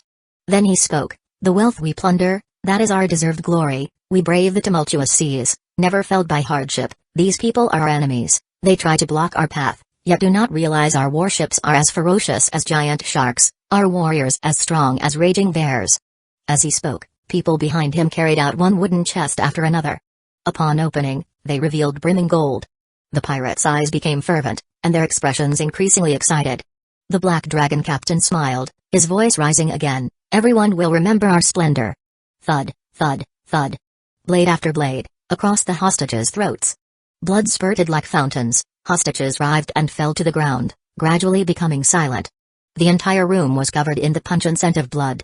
The pirates, however, merely avoided the splashing blood, their gaze still fixed on the distant chests of gold coins. After the bloodshed, the Black Dragon captain clapped his hands again. "Distribute the money to everyone, this is what the Pirate King promised you." The coins from the wooden barrels were bagged into purses. Divided directly according to the scale of the pirate group. "Praise the Pirate King." The pirates shouted in unison, "Praise the Pirate King." The Black Dragon captain continued, "The reason I've gathered you all here is to undertake a feat that will change the landscape of the Emerald Sea. We will gather all the pirates and take over the entire Emerald Sea, redefine the maritime rules, no longer will pirates be the laughingstock of families, everyone wishing to trade through the sea lanes will have to pay a sufficient sum of money. And to all captains present, you will no longer fear the guilds and fleets, you will have your own estates and women like nobles, a continual flow of gold coins delivered into your hands every day. At home, you'll only deal with the little annoyances of counting money, no longer being wanted, nor becoming the curse of everyone." The pirates began to discuss amongst themselves. Yet no one raised objections, at most they were discussing what exactly was to be done. Philippa stood below, holding a bag of gold coins in her hand. Even now she felt no danger, but was still somewhat uneasy. She didn't care about redrawing sea rules, just wished it would end quickly so she could leave. To report the intelligence to Wu Heng. "The people on Gold and Silver Island, they're all dead. And in one fell swoop? Tonight, we set sail, what we will do, I will inform everyone in time." Black Dragon paused slightly, then said, "But for the first step, before we depart, we must catch the traitors among the pirates to sacrifice to the sea god." As his words fell, pirate guards around immediately moved toward the crowd. Suddenly, the sounds of shoving and fighting echoed all around. Several figures appeared beside Philippa, holding weapons, surrounding her in the middle. "Let's go, it's time for you to show your face on stage." Philippa's face changed dramatically, her heart pounding as if struck by thunder. Casting a glance at the stage, the members of the Mad Lion Pirate Group were watching this side with a mocking face. "Damn, this piece of shit is screwing me over." Gold and Silver Island, the office. Wu Heng sat in the office, looking over the materials that had recently been brought in. Indeed, as Andre Willow said, the number of guard teams on the island had increased exponentially. An island just pardoned, still under surveillance, having so many guard teams, was somewhat unreasonable. Creak. The door opened, and Andre Willow came back from outside. He said softly, "Master, Steward Emilio asks you to go there, saying the reward from last time has arrived." Wu Heng was startled first, then overjoyed. A reward from the steward could only mean the first-class merit reward transferred from the headquarters. After such a long time, it had finally arrived. "I'll take a look." Wu Heng stood up and walked straight out. Arriving at the steward's office. Entering the room, Zai Ligui was already there, sitting on the couch. Emilio was sitting behind the desk, with assistant Moyen on the side, brewing tea for everyone. "Steward." Wu Heng said. Emilio nodded, walked out from behind the desk, and with a wave of his hand, 2 items appeared on the coffee table. "Your first-class rewards have arrived, chosen by the headquarters according to the characteristics of your respective professions." On the table, there were 2 items. For Wu Heng, there was a colorfully embroidered robe, and for Zai Ligui, there was a long sword with a pale blue handle. His gaze landed on the robe. Robe of the 100 Soldiers, special item, category, special item, effect, ability clone, side effects, upon dispelling the ability, temporary thought fragmentation, description, everyone is me, and each is an independent individual, chapter 444, 100 Weapons Robe of the 100 Soldiers. The effect is an ability clone. The explanation is somewhat vague, but it seems to have an effect similar to mirrored skill. Mirrored skill can also create clones. However, the clones are illusory, designed to confuse the enemy and make it difficult to distinguish between the real body and the energy body. But they hardly have any real combat effectiveness. If it's really like an illusion, then this special item is seriously underwhelming. It doesn't live up to the effect of a first-level merit. Her gaze quickly swept over the rewards for Zai Ligui.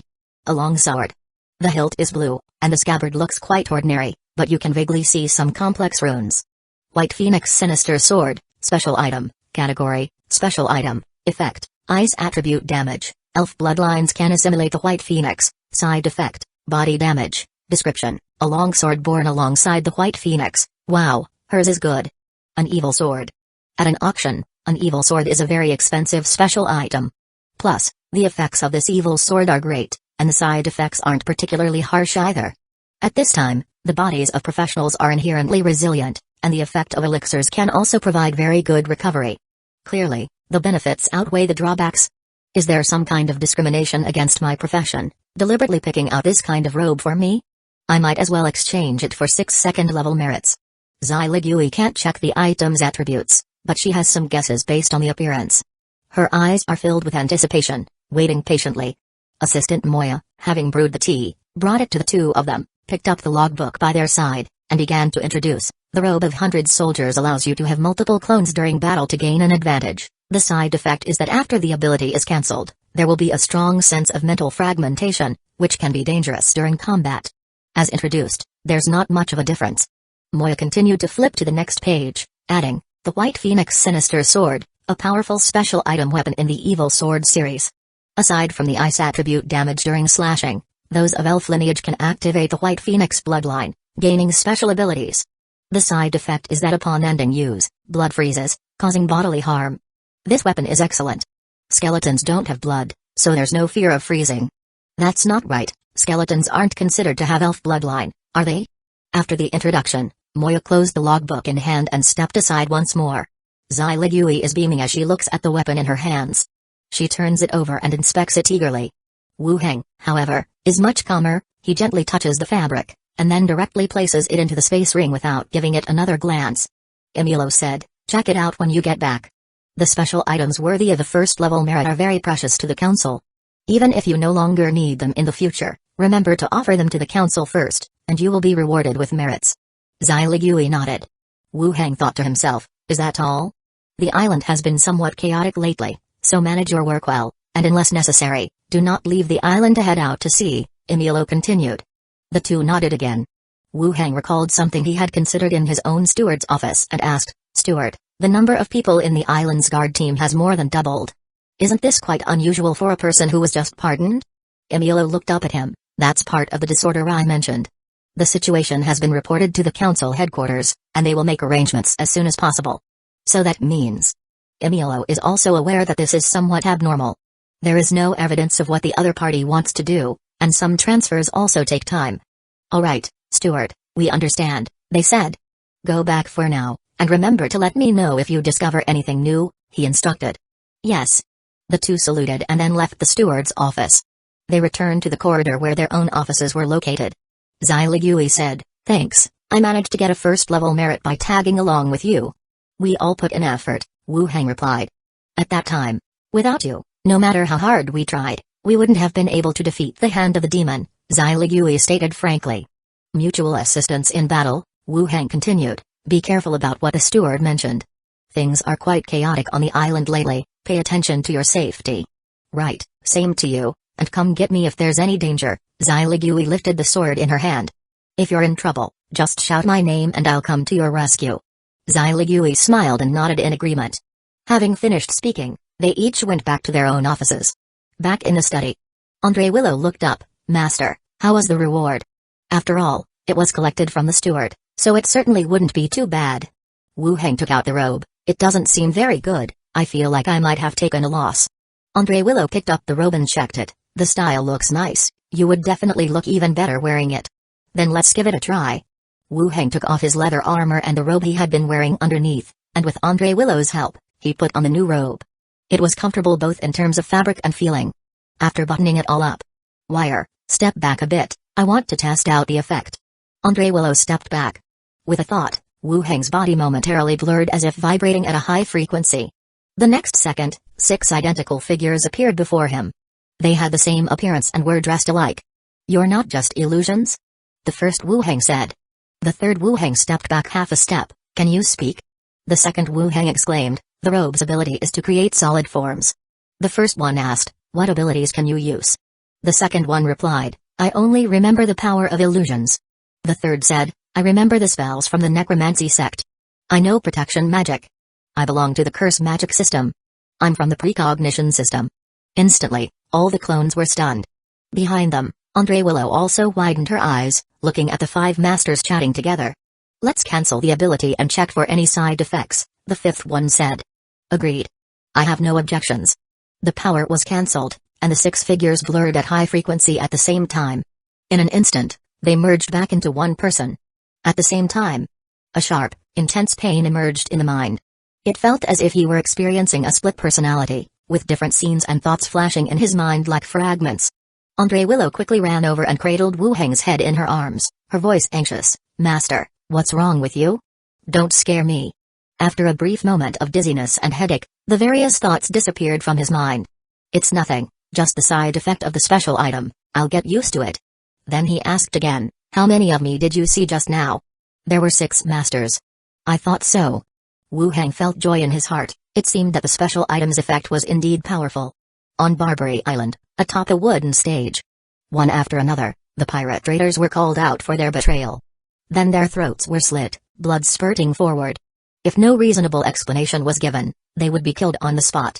There was no other disposition. Finally, a dagger was placed across Philippa's neck, and the cold, sharp blade made her feel a chill in her heart. Philippa, a spy for the Gold and Silver Island Association. Her mother operates a tavern on Lighthouse Street and gathers intelligence for the association as well. "You have betrayed the sea, betrayed the pirates, and you will be executed on Barbary Island," the captain of the Black Dragon pirate group declared loudly. Below, there was a buzzing of discussion. A spy from Gold and Silver Island. Her mother still collecting intelligence for them, a whole family of traitors. More detestable than the ones before her. Philippa, with her back soaked in sweat, shouted loudly, "I'm not a spy. My father is the captain of the Iron Barrel Pirate Group, and I don't even know who my mother is anymore, and besides, I've received a letter from the Pirate King. I'm a recognized pirate." The captain of the Mad Lion Pirate Group was taken aback and said, "I brought you here, where did you get any letter?" The Black Dragon declared, "Proceed." "Wait, I have a witness." Philippa shouted loudly, her gaze falling to the crowd below. The captain of the Flying Fish Pirate Group's eyes narrowed, wanting to avoid the situation, but then he remembered those words. "I saved you once." He cleared his throat. "I don't know if what I say can prove anything, but she did tell me just now that she had received a letter." Chapter 445, Waiting for my dad to avenge me. Someone spoke up. All the pirate captains present turned their heads in unison, their gazes falling on Babuzzy. As a seasoned pirate captain, Babuzzy felt a pang of panic under the scrutinizing eyes of many. He said, "I'm not trying to make excuses for her. I can't be certain whether she's a spy for the association, but when she came in, she did mention the matter of the Pirate King's letter." Then he added, "Search her space ring and see if there's a letter inside. That will confirm whether the Pirate King recognizes her." Besides, the Iron Barrel Pirate Group roamed the seas way before Gold and Silver Island had any association. This statement garnered quite a bit of agreement among the pirates. The Iron Barrel Pirate Group may have declined, but it had indeed had its glorious moments in the past. A pirate group with such infamy. The misdeeds they committed were worse than those of most pirates present, and by the association standards, choosing the Iron Barrel Pirate Group was somewhat questionable. Listening to the discussions below, the Black Dragon captain looked at Babuzzy. "Which pirate ship are you from?" "The Flying Fish Pirate Group." "Captain Haler." The Black Dragon captain frowned, scrutinizing him. "I've seen the Flying Fish Pirate Group, its captain is a very burly and resolute man. When did you change captains?" Babuzzy touched his chin somewhat awkwardly. "Captain Haler, I had the honor of raiding a merchant fleet with you back in the day. I had a beard back then." "It is you indeed." Black Dragon recognized him and then asked, "Are you sure she just spoke to you?" "She did. and with her personality and not-so-sharp mind, I don't think the association would pick her as a spy. On the platform, the captain of the Mad Lion pirate group stepped forward and said, "There's nothing to discuss. I went out of my way to follow the Pirate King's instructions and capture her. Only, she's not too bright and came along willingly." Philippa's expression hardened. She was curious about how she had run into the Mad Lion pirate group, not realizing they had been sent to capture her. But now was neither the time to think about that nor could she afford to admit to it. She shouted angrily, "You're full of shit. In the tavern, you wanted me to sleep with you. When I refused, you offered to show me the world, and by the time we got here, you were accusing me of betraying the pirates. You can ask the crew of the Mad Lion, they were all there and can testify for me." Whoosh! The pirates all looked up at the Mad Lion captain. His face reddened, flushed with a rage on the brink of eruption. Seeing the effect, Philippa continued to yell, "He could easily find a reason to kill me and then find another reason to kill someone else tomorrow. Don't believe him."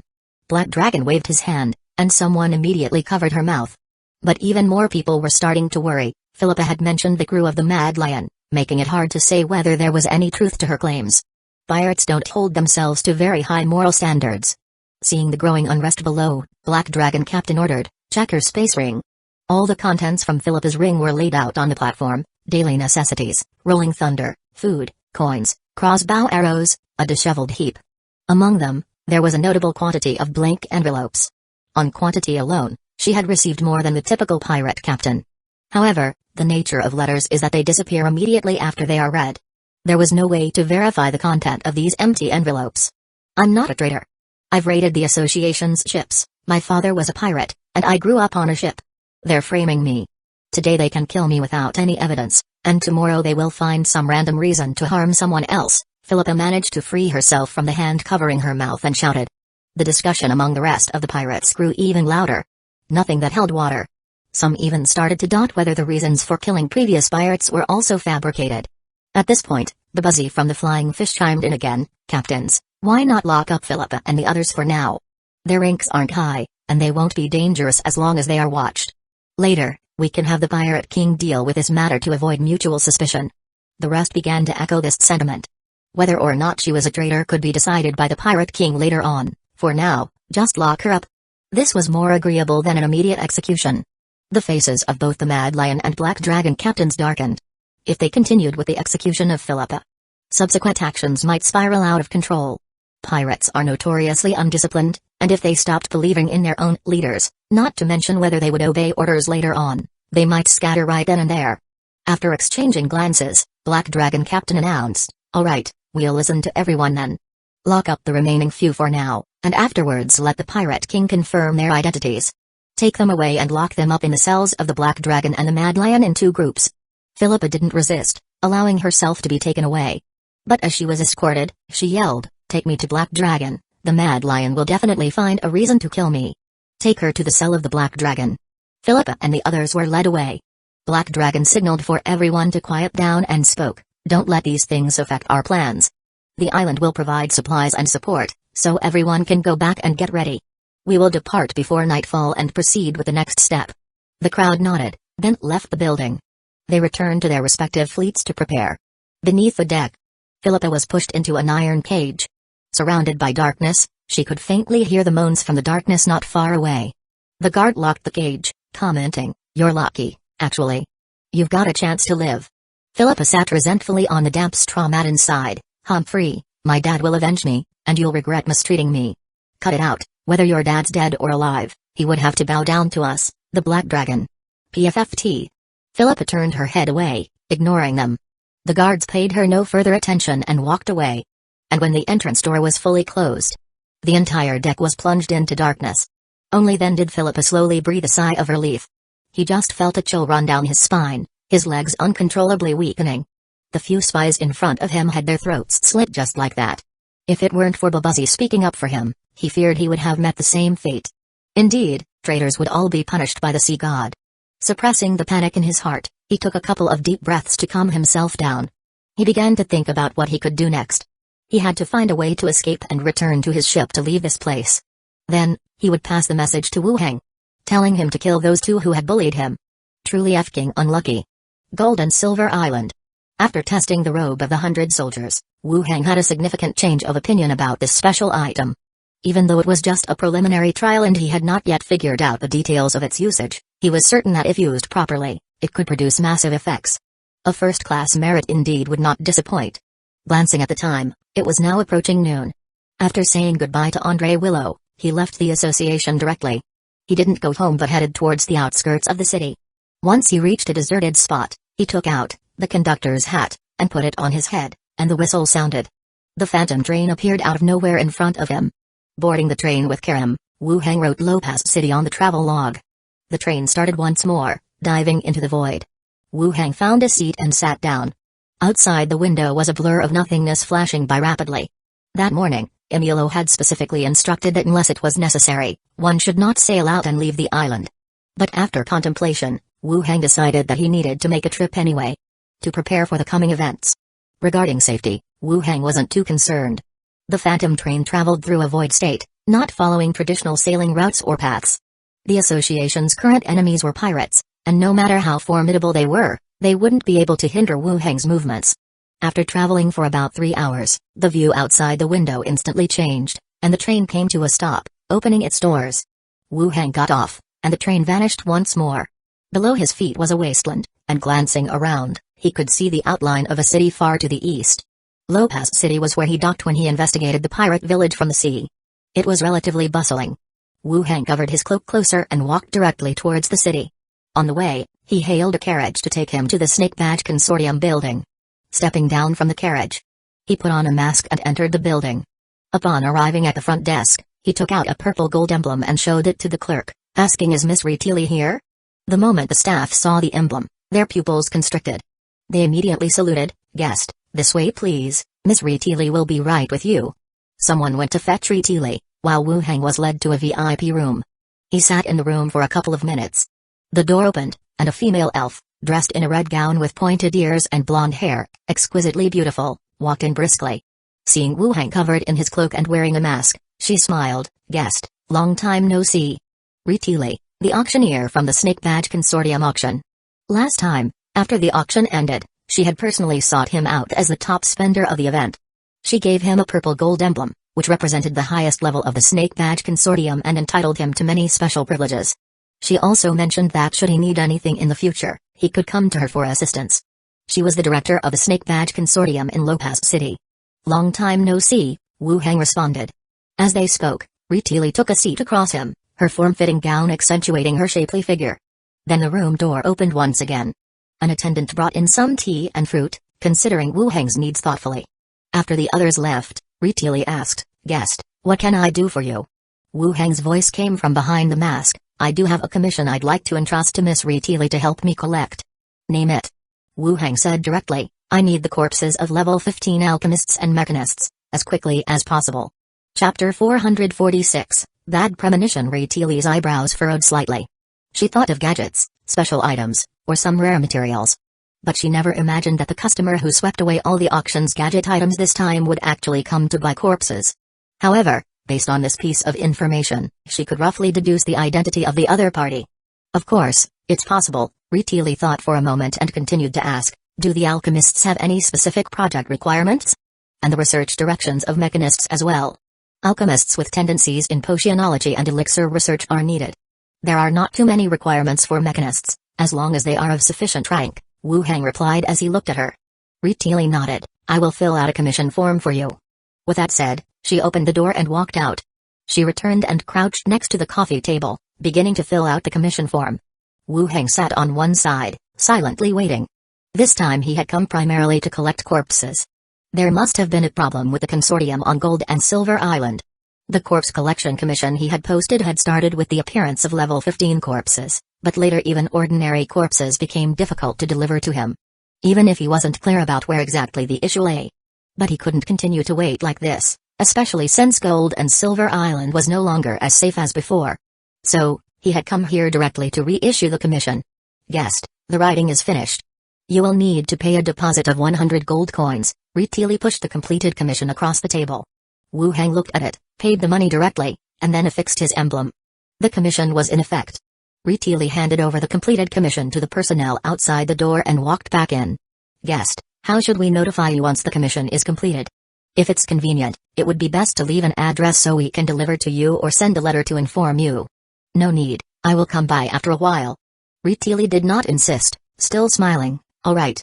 Wu Hang thought for a moment and said, I also need an item or special item that can conceal identity, with an effect that professionals above level 15 cannot see through.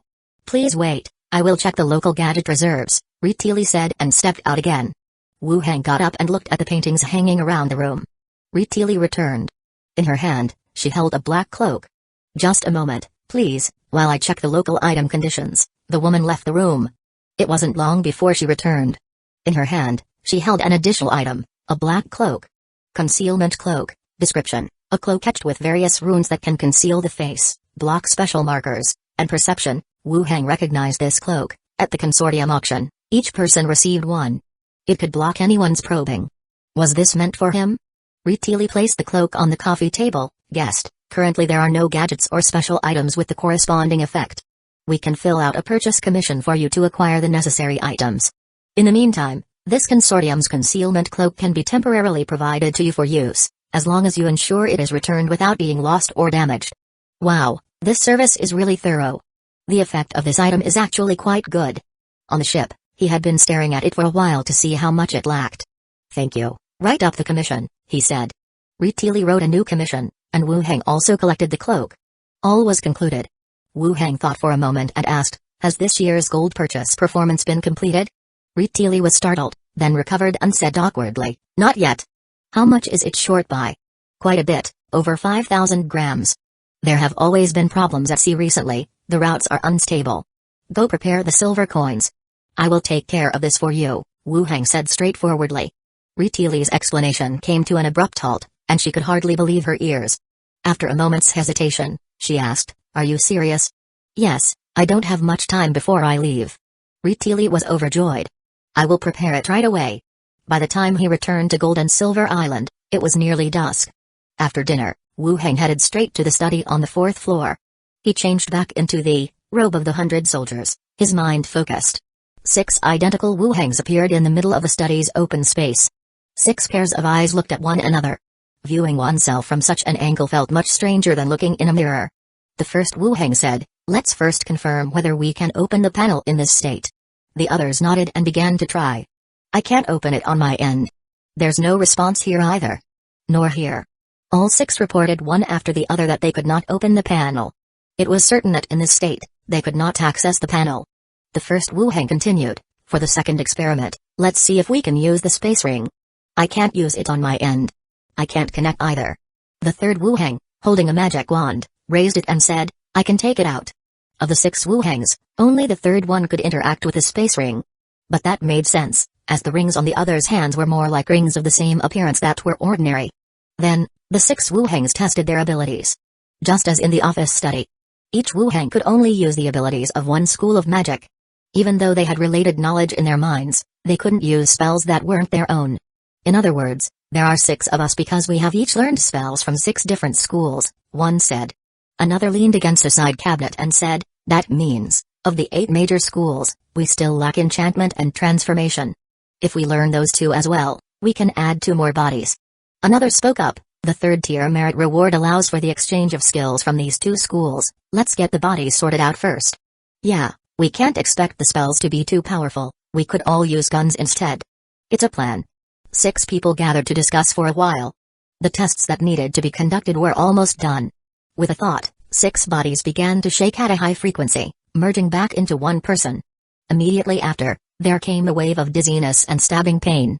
Countless fragmented images and content tumbled through the mind. This kind of splitting still indeed had an unreal sense of discord. Releasing, animate object, a kettle at the side automatically poured a cup of water. Wu Hang took a light sip and began to organize the results of the experiment. While in a split state, one couldn't open the panel, and the space ring was effective only in the hand of one person. The number of bodies was very likely related to the school of spell. Having learned skills from 6 schools, he had split into 6. If the orthodox 8 schools were complete, he wondered if he could add 2 more. What remained to be tested was the distance apart the bodies could split and the duration, as well as whether there would be any impact if a single body was killed. We can't test being killed, the risk is too high. Don't end up causing some intellectual disability. When I have the chance, I'll ask Moya. The guild's items should have corresponding records. Thump thump thump. At that moment, someone knocked on the door. Minnie's voice came through. Master, the bathwater is ready, and the little fox is also prepared. Minnie, you're talking nonsense again. Andre Willow's voice came from below. Wu Hang stretched lazily, released two ghosts to move freely around the study. He then opened the door and walked out. Putting an arm around Minnie's shoulder, what has Shayna been busy with these past few days? I went to see her during the day. She said she was busy with the guild's affairs, and it seems like something has happened, Minnie said softly, hugging his waist. Shayna is good, but you can't be inseparable every day. Listening to Minnie's sour words, Wu Hang smiled and gave Minnie's pert bottom a light slap. Go get the little fox ready, we'll sleep together tonight. She's been ready for a long time. He pushed open the bathroom door. Andre Willow was wrapped in a towel, covering her chest and upper thighs. Master. As Minnie was changing clothes, she said, see? Some are a bit too eager. Come on, let's have a quick wash and then go back to rest early. Wu Hang, followed by the two, entered the bathroom. The next day, in the zombie world. Outside the military zone. The skeleton army began to charge, knocking down all the remaining zombies to the ground. Their hands wielding spears and battle axes, ceaselessly attacked the already battered bodies. When the sound of chopping and stabbing ended, the vast area was enveloped in a blood-red energy. Clean up the battlefield. The skeleton soldiers began to move. Bodies blocking the road were moved aside, while the bodies of the mutated zombies and evolved zombies were brought to Wu Hang's side. Bone manipulation skill was released, transforming the bodies, and all the corpse cores were collected. Then, the convoy behind also drove over directly. Chi Hankai came down from the vehicle. Are you alright? Yeah, let's go in and have a look. The other survivors stayed up front, starting to search some office buildings. Wu Hang and Chi Hankai went to the backyard. One warehouse after another appeared before them. Open these up, instructed Wu Hang. The heavy iron doors were fully opened. Armored vehicles of various models were parked inside.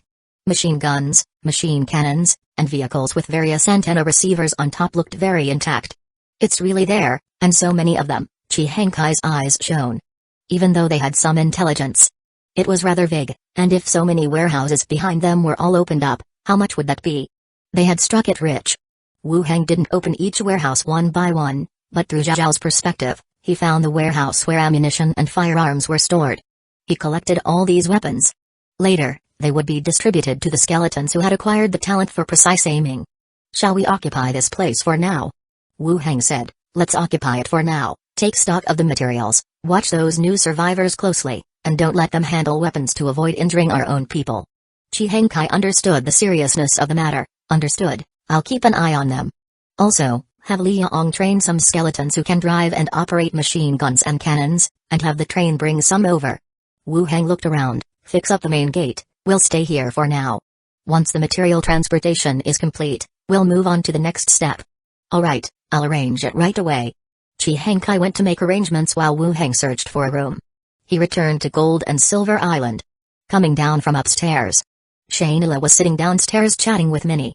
Wu Hang sat down on the first floor, wrapping one arm around each of them. Minnie giggled, while Shayna blushed a bit. Why are you doing this in the living room? Wu Hang asked, you haven't been here for a few days. Shayna's cheeks turned red. I can't come every day, what if someone finds out? What's there to be afraid of? Let's live together, Minnie said from the other side. It's not that simple, Shayna responded, the latter half, I'm not the same as you, she didn't voice out loud. What's so difficult about that? Minnie mumbled. Shayna looked up at Wu Hang, I have a question for you. Yeah, what is it? Has the guild had any news about the Alliance fleet lately? It's been a while since they went to sea and no messages have come back. Wu Hang frowned, only Starflower hasn't returned, or have other guilds not returned as well? None have returned. These are the guard teams for the guilds, and also the various powers and nations' military presence on Gold and Silver Island.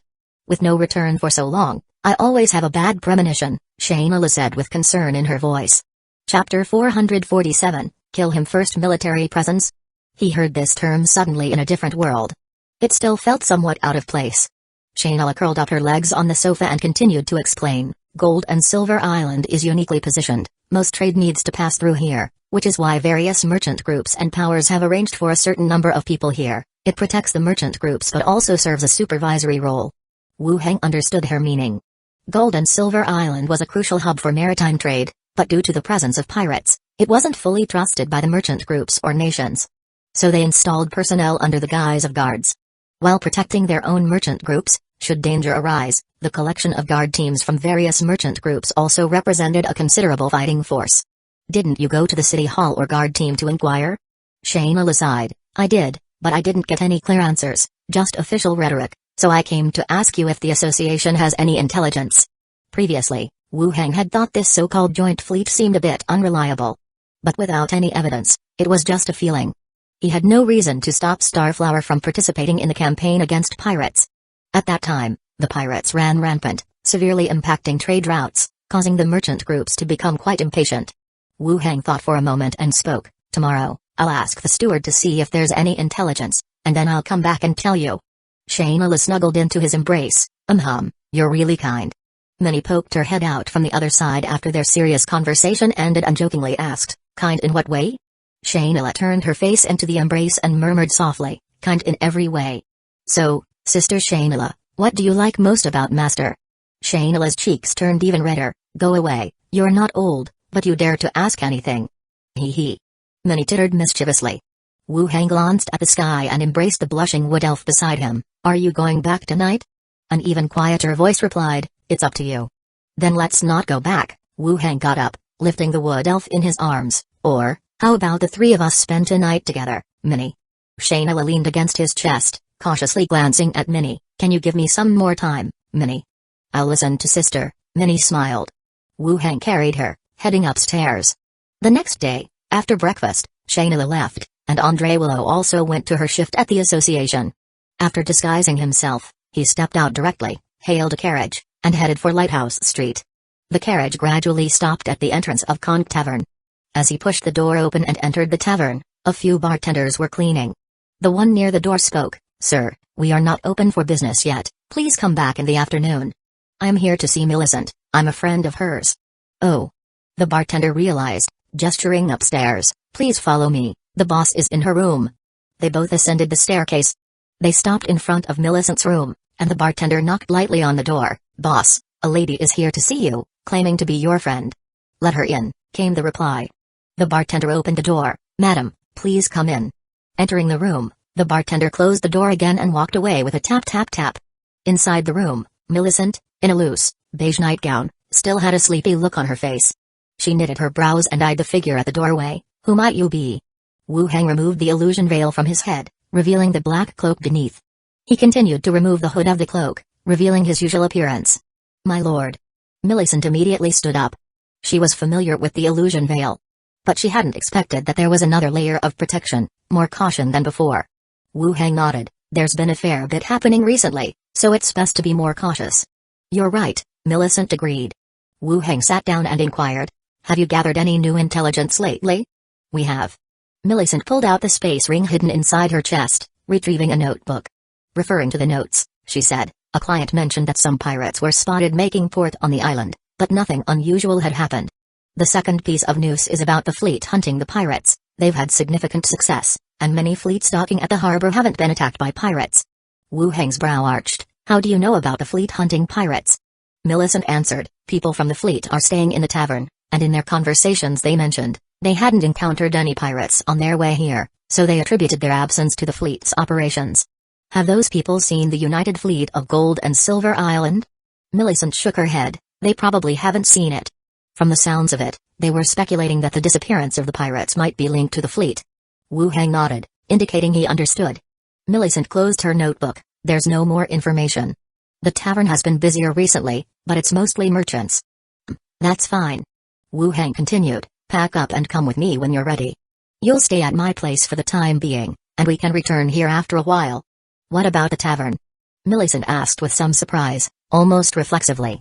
Close it, or leave it to an employee you trust to manage it for now, it's your choice, Wu Hang said directly. Millicent dared not refuse to leave. She began to pack the things she needed to take with her, while saying, my lord, I choose the second option. After everything was packed up, Wu Hang put on his disguise and ascended the stairs with Millicent. When they reached the first floor, Millicent said she needed to go back to her hometown for a while and entrusted the tavern to one of the staff. Then, they walked out of the tavern together. They took a carriage, circled around Lighthouse Street, and returned to the central street. Master, who is this? Minnie asked curiously, looking at Millicent. Philippa's mother, she'll be staying with us for a while.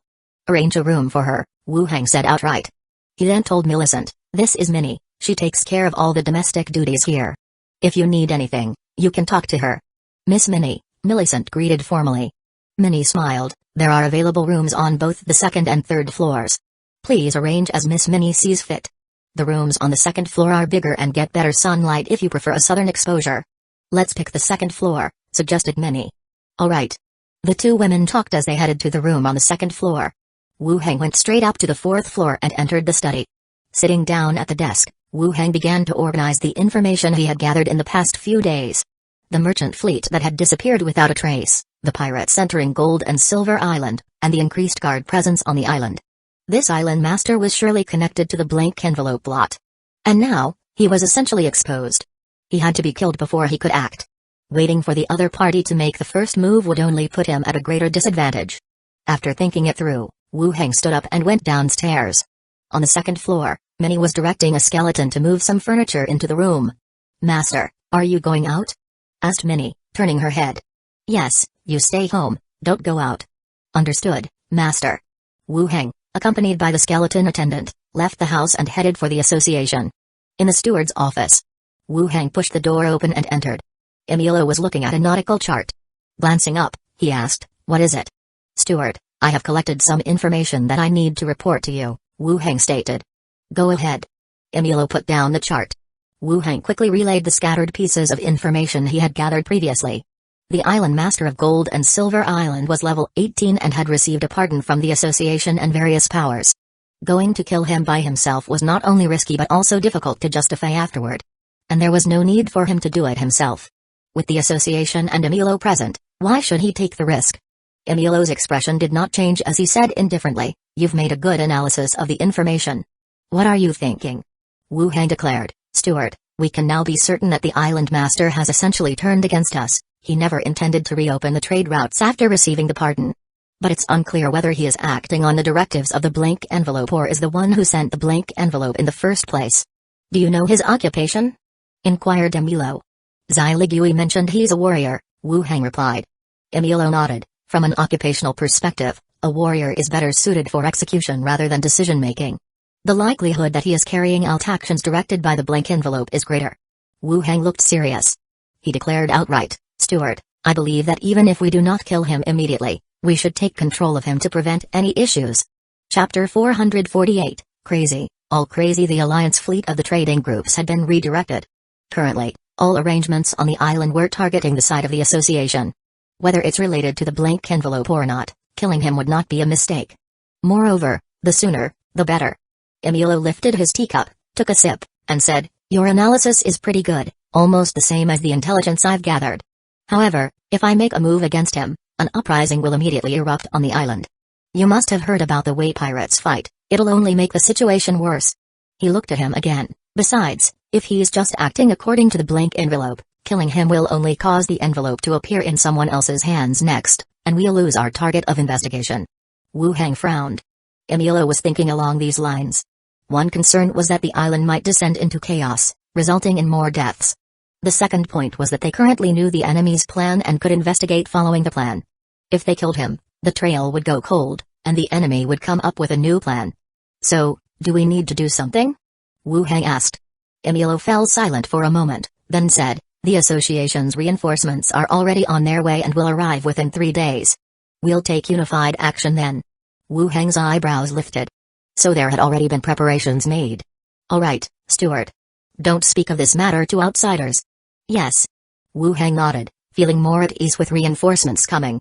With Emilio being strong enough already, the reinforcements he had requested would undoubtedly be even stronger. Having finished discussing serious matters, Wu Heng continued, Steward, I'd like to inquire about the robe of the 100 soldiers. Moya, check the information for him, Emilio said to someone at the side. Moya came over with a smile and asked, what would you like to know? I've already tested the robe's ability to create duplicates. I want to know about the range of the duplicate sections and whether there will be any effects after a duplicate dies. Moya flipped through the information and quickly glanced at it. She replied, there's no overly restrictive distance. The records indicate that as long as you remain in the same space and reach a critical distance, the user can feel some sensation. You can test it out then. A dead duplicate will disappear instantly, and after you end the special item's effect, you will endure the pain of death. Wu Hang continued to inquire, among these duplicates, is there a distinction between the main body and the duplicates? Checking the information, Moya said, no distinction. Alright, understood, Wu Hang said.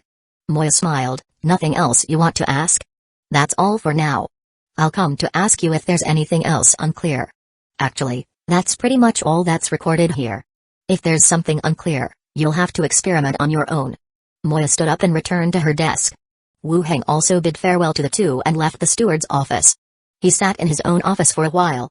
Seeing that there wasn't much to do in the afternoon, and considering recent dangers, he beckoned Andre Willow to lock the door and left work early to go home. Dinner time. An extra place had been set at the dining table. Millicent seemed reserved, eating sparingly.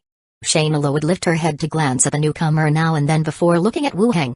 Wu Hang said, I brought up the matter of the fleet with the steward today, he doesn't have any new intelligence on it either. Shayna's face soured instantly. It now seemed very likely that the fleet would not be returning. Looking up quietly, she said, I'll arrange for a ship, let's leave first. Shayna was a smart person with keen instincts. She had definitely sensed something amiss about the situation on Gold and Silver Island. It's not safe at sea, and as the vice executive of the association, if I flee now, how will I face others later? Forget being a vice executive. I have money, enough for us to spend, Shayna said, then blushed, adding, it's enough for taking care of Minnie and Wire as well. Wu Hang took her hand, don't worry, I can protect you if there's danger. In the worst case, I'll take you away, that's not a problem. If I'm not there, just come to me. The guards here are sufficient to ensure your safety. I also have guards to protect you if there's danger. Let's protect each other. After dinner, Millicent went back to her room early. Wu Hang and the others chatted downstairs for a while. Then they each retired to their rooms. Because of this issue, Shayna did not stay overnight. She probably went back to take care of her own matters. Wu Hang then opened the boundary door and headed to Zombie World. The night was ink black, a few weakly glowing illuminating stones hung around skeleton necks, flickering on and off. The howls of zombies echoed all around. Groups of figures converged on the roads like phantoms, forming a dense tide of the undead. Whoosh whoosh whoosh. Skeleton flying dragons flew overhead, bombarding the ground with dense solid iron bullets. The roar of explosions filled the air. In the faint moonlight, one could see limbs and flesh splattering everywhere. After 2 or 3 rounds of bombardment by the skeleton flying dragons, the whole area fell into a brief silence. Afterward, faint zombie roars continued to echo from all around. Wu Hang glanced at the surrounding situation. With a thought, he immediately split into 6 identical clones. Form a square formation and advance with me, he commanded. Split into 2 teams and follow me to the left. The rest, come with me to the right. Each pair of clones grouped, dividing the skeleton army into 3 units. They began to clear out zombies along the paths ahead as well as to the left and right. The skeleton army engaged in fierce combat with the zombies, and the sounds of intense fighting rang out. In midair, 2 ghosts responsible for reconnaissance stood still, dumbfounded. Zhao surveyed the area several times. What's happened? Who are all these people? How did so many uncles appear? Glenda was also puzzled. Use your spirit vision to see if these are just illusions. I did, they're all real. It's over, Uncle has split apart, Zhao exclaimed, hands on her face in shock. Just then, Wu Hang in front called out, Zhao, Glenda, go scout ahead. The Wu Hang on the left said, come this way, it's too dark up ahead. The one on the right also added, check the buildings for any special zombies. It's over, I'm going to split too, Zhao lamented. Yet the 2 ghosts quickly flew out. They kept shuttling between the 3 areas, scouting around. Dawn was breaking. Wu Hang had been clearing zombies all night long. He released the robe of the 100 soldiers clone effect, and a sharp pain combined with a sense of splitting assaulted his brain. He stood still to recover. He opened up his experience points and took a look. Level 16, 73,542 out of 225,000. In one night, he had nearly gained 50,000 experience points. The speed wasn't slow either. After dealing with the bodies, Wu Hang got back into the truck. Let's head back. As Chi Hangkai started the car, she said, don't wear yourself out, the whole base relies on you. It's alright, no big deal, he replied. Gold and Silver Island, at sea. Philippa lay on her side in the dark cell, idly poking at a straw stem in her hand. Lately, the members of the Black Dragon pirate group had indeed not troubled her much. But neither did they show any concern. Barely managing to keep her from starving, she was left weak and listless. Thud, thud, Thud. The sound of footsteps approached as two members of the Black Dragon pirate group descended. One of them kicked the iron cage forcefully. Time to eat. After tossing a biscuit onto the ground, they turned and walked away. One remarked, I heard that below the hero Imulo, the strongest can land on the island, can't we? The other replied, are you out of your mind? Others will deal with Imulo, it's not our place to step in. True, I've heard the island is filled with noble women, skin smoother than silk. That's for the captains to enjoy. Once they've had their fun, it'll be our turn, and it's not like they'll spoil or something, what's there to fear? Hey, that would be great.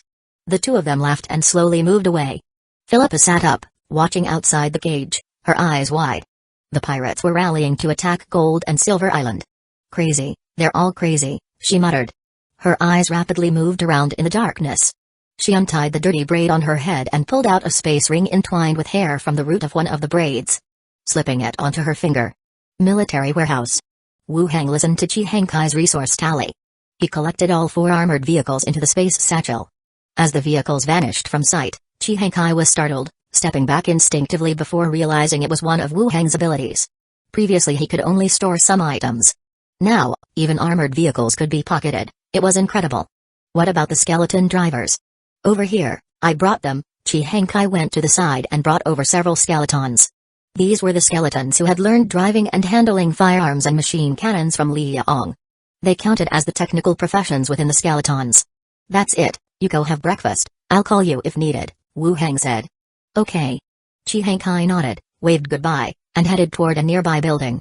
Wu Hang then returned to his room with the skeletons. Chapter 449, Fish Shoal and Treasure back to Gold and Silver Island. Minnie and the others were still resting. He ordered the skeletons that followed to stand by in the courtyard, while he entered the radio room on the 3rd floor. Upon entering the room, he picked up the journal in front of the skeleton investigator and glanced at it. It was still empty, with no records whatsoever. This had been the case for 3 consecutive days. Given Philippa's chatterbox nature, even without any information, she would have left a few idle remarks. Several days passed without her leaving a single word, which led him to almost certainly conclude that there was a problem on her end. Wu Hang did not pick up the handset to try contacting Philippa. If another party had taken over the ship, any sudden radio transmission would only make things worse. It was also due to the suspicion that Philippa was in danger that he had Millicent come over yesterday. He took out the tracing locket and a piece of sailor's headscarf from the space ring. He pricked his fingertip, a drop of fresh blood fell on the skull of the locket, and the headscarf was placed near it. The skull began to chew on the edge of the headscarf. Afterward, a ghostly blue flame struggled toward the east. The person was still alive. 2 more days, and the association reinforcements will arrive. Philippa, hold on, Wu Hang murmured. Only 2 days left. Then they could set sail to rescue her. Philippa might be a bit crazy, but he didn't want anything to happen to her. Leaving the room, Wu Hang stood in the courtyard, surveying the layout of the surroundings. Both the front and back courtyards had large open spaces where many had planted flowers, fruit trees, and some vegetables. After looking around, he took out 4 armored cars from the space ring and placed them on the open ground of the courtyard. 2 in the front courtyard and 2 in the back. Although they seemed somewhat obstructive and crushed many flower beds, safety was more important. Flowers and vegetables could be replanted later. From now on, you'll be responsible for operating the armored cars and securing the safety of this place, Wu Hang told the newly arrived skeletons. A few skeletons immediately got into action, crawling into the driver's seats and weapon controls. After handling affairs here, Wu Hang continued back to his residence and added skeleton guards to the external balcony of the building, while also mounting machine guns on the railings. This ensured that if anyone attempted a forceful attack, they would immediately be engulfed in gunfire, turned into a sieve. Stepping out from the balcony room, Minnie, Andre Willow, and Millicent came down from upstairs one after another.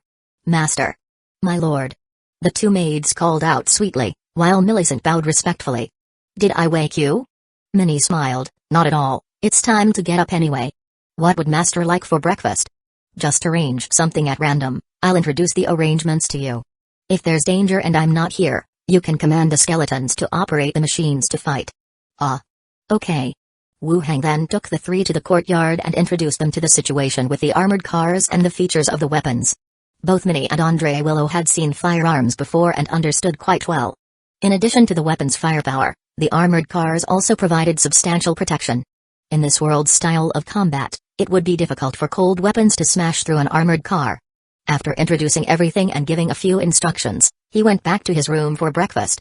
After breakfast, Andre Willow headed to the association. The situation was tense recently, and it was necessary to at least spend half a day there. In the office study, he had been up all night clearing out zombies. Today, he felt slightly drowsy. He leaned back in the chair with his hands cushioning his head, closing his eyes to rest while contemplating the situation on Gold and Silver Island. At present, it seemed that the person controlling the blank envelopes, the Pirate King, had finished setting up shop on Gold and Silver Island. The merchant group guards on the island were lured out to sea and had all disappeared. A considerable number of pirates had landed on the island, and the number of guards was increasing. If war were to break out, the pirates could quickly mobilize a large number of troops, and all the high-ranking members of the merchant group on the island would be juicy, oozing targets. On the association's end, reinforcements were still 2 days away. The association was waiting for reinforcements, but what were the pirates waiting for? No, what the pirates think doesn't concern me. If war really broke out, the association wouldn't have the advantage. I could send Wire and the others to the boundary door and then leave Gold and Silver Island myself through the Phantom train. Or, I could just open the boundary door and steamroll everyone. In that case, to keep the secret of the boundary door, I would need to kill everyone. In the end, the association might even investigate me. It would be a loss not worth the cost. I also needed to prepare as best as I could on my own end. In the afternoon, I should return and continue slaying zombies to gain experience, striving to reach level 17 within these 2 days. Dong dong dong. As I was thinking, there was a gentle knock on the door. Wu Hang squinted toward the doorway as Andre Willow had already opened the door and inquired about the situation. She closed the door again. She walked over and said, "Master, there's a letter for you. The staff has delivered it directly." "A letter?" Wu Hang glanced at it. It wasn't a blank envelope. Wu Hang took it, tore it open directly, and took out the letter inside. The paper was somewhat yellowed, the handwriting fluid, appearing to be feminine yet firm, written with deep impressions. It wasn't from Wen Mancha, nor was it Slither's handwriting. The content wasn't a typical letter at all. It was a story. Among the schools of fish, there has always been a legend of a mysterious treasure, a place filled with countless pearls and the power to make the school of fish powerful anew.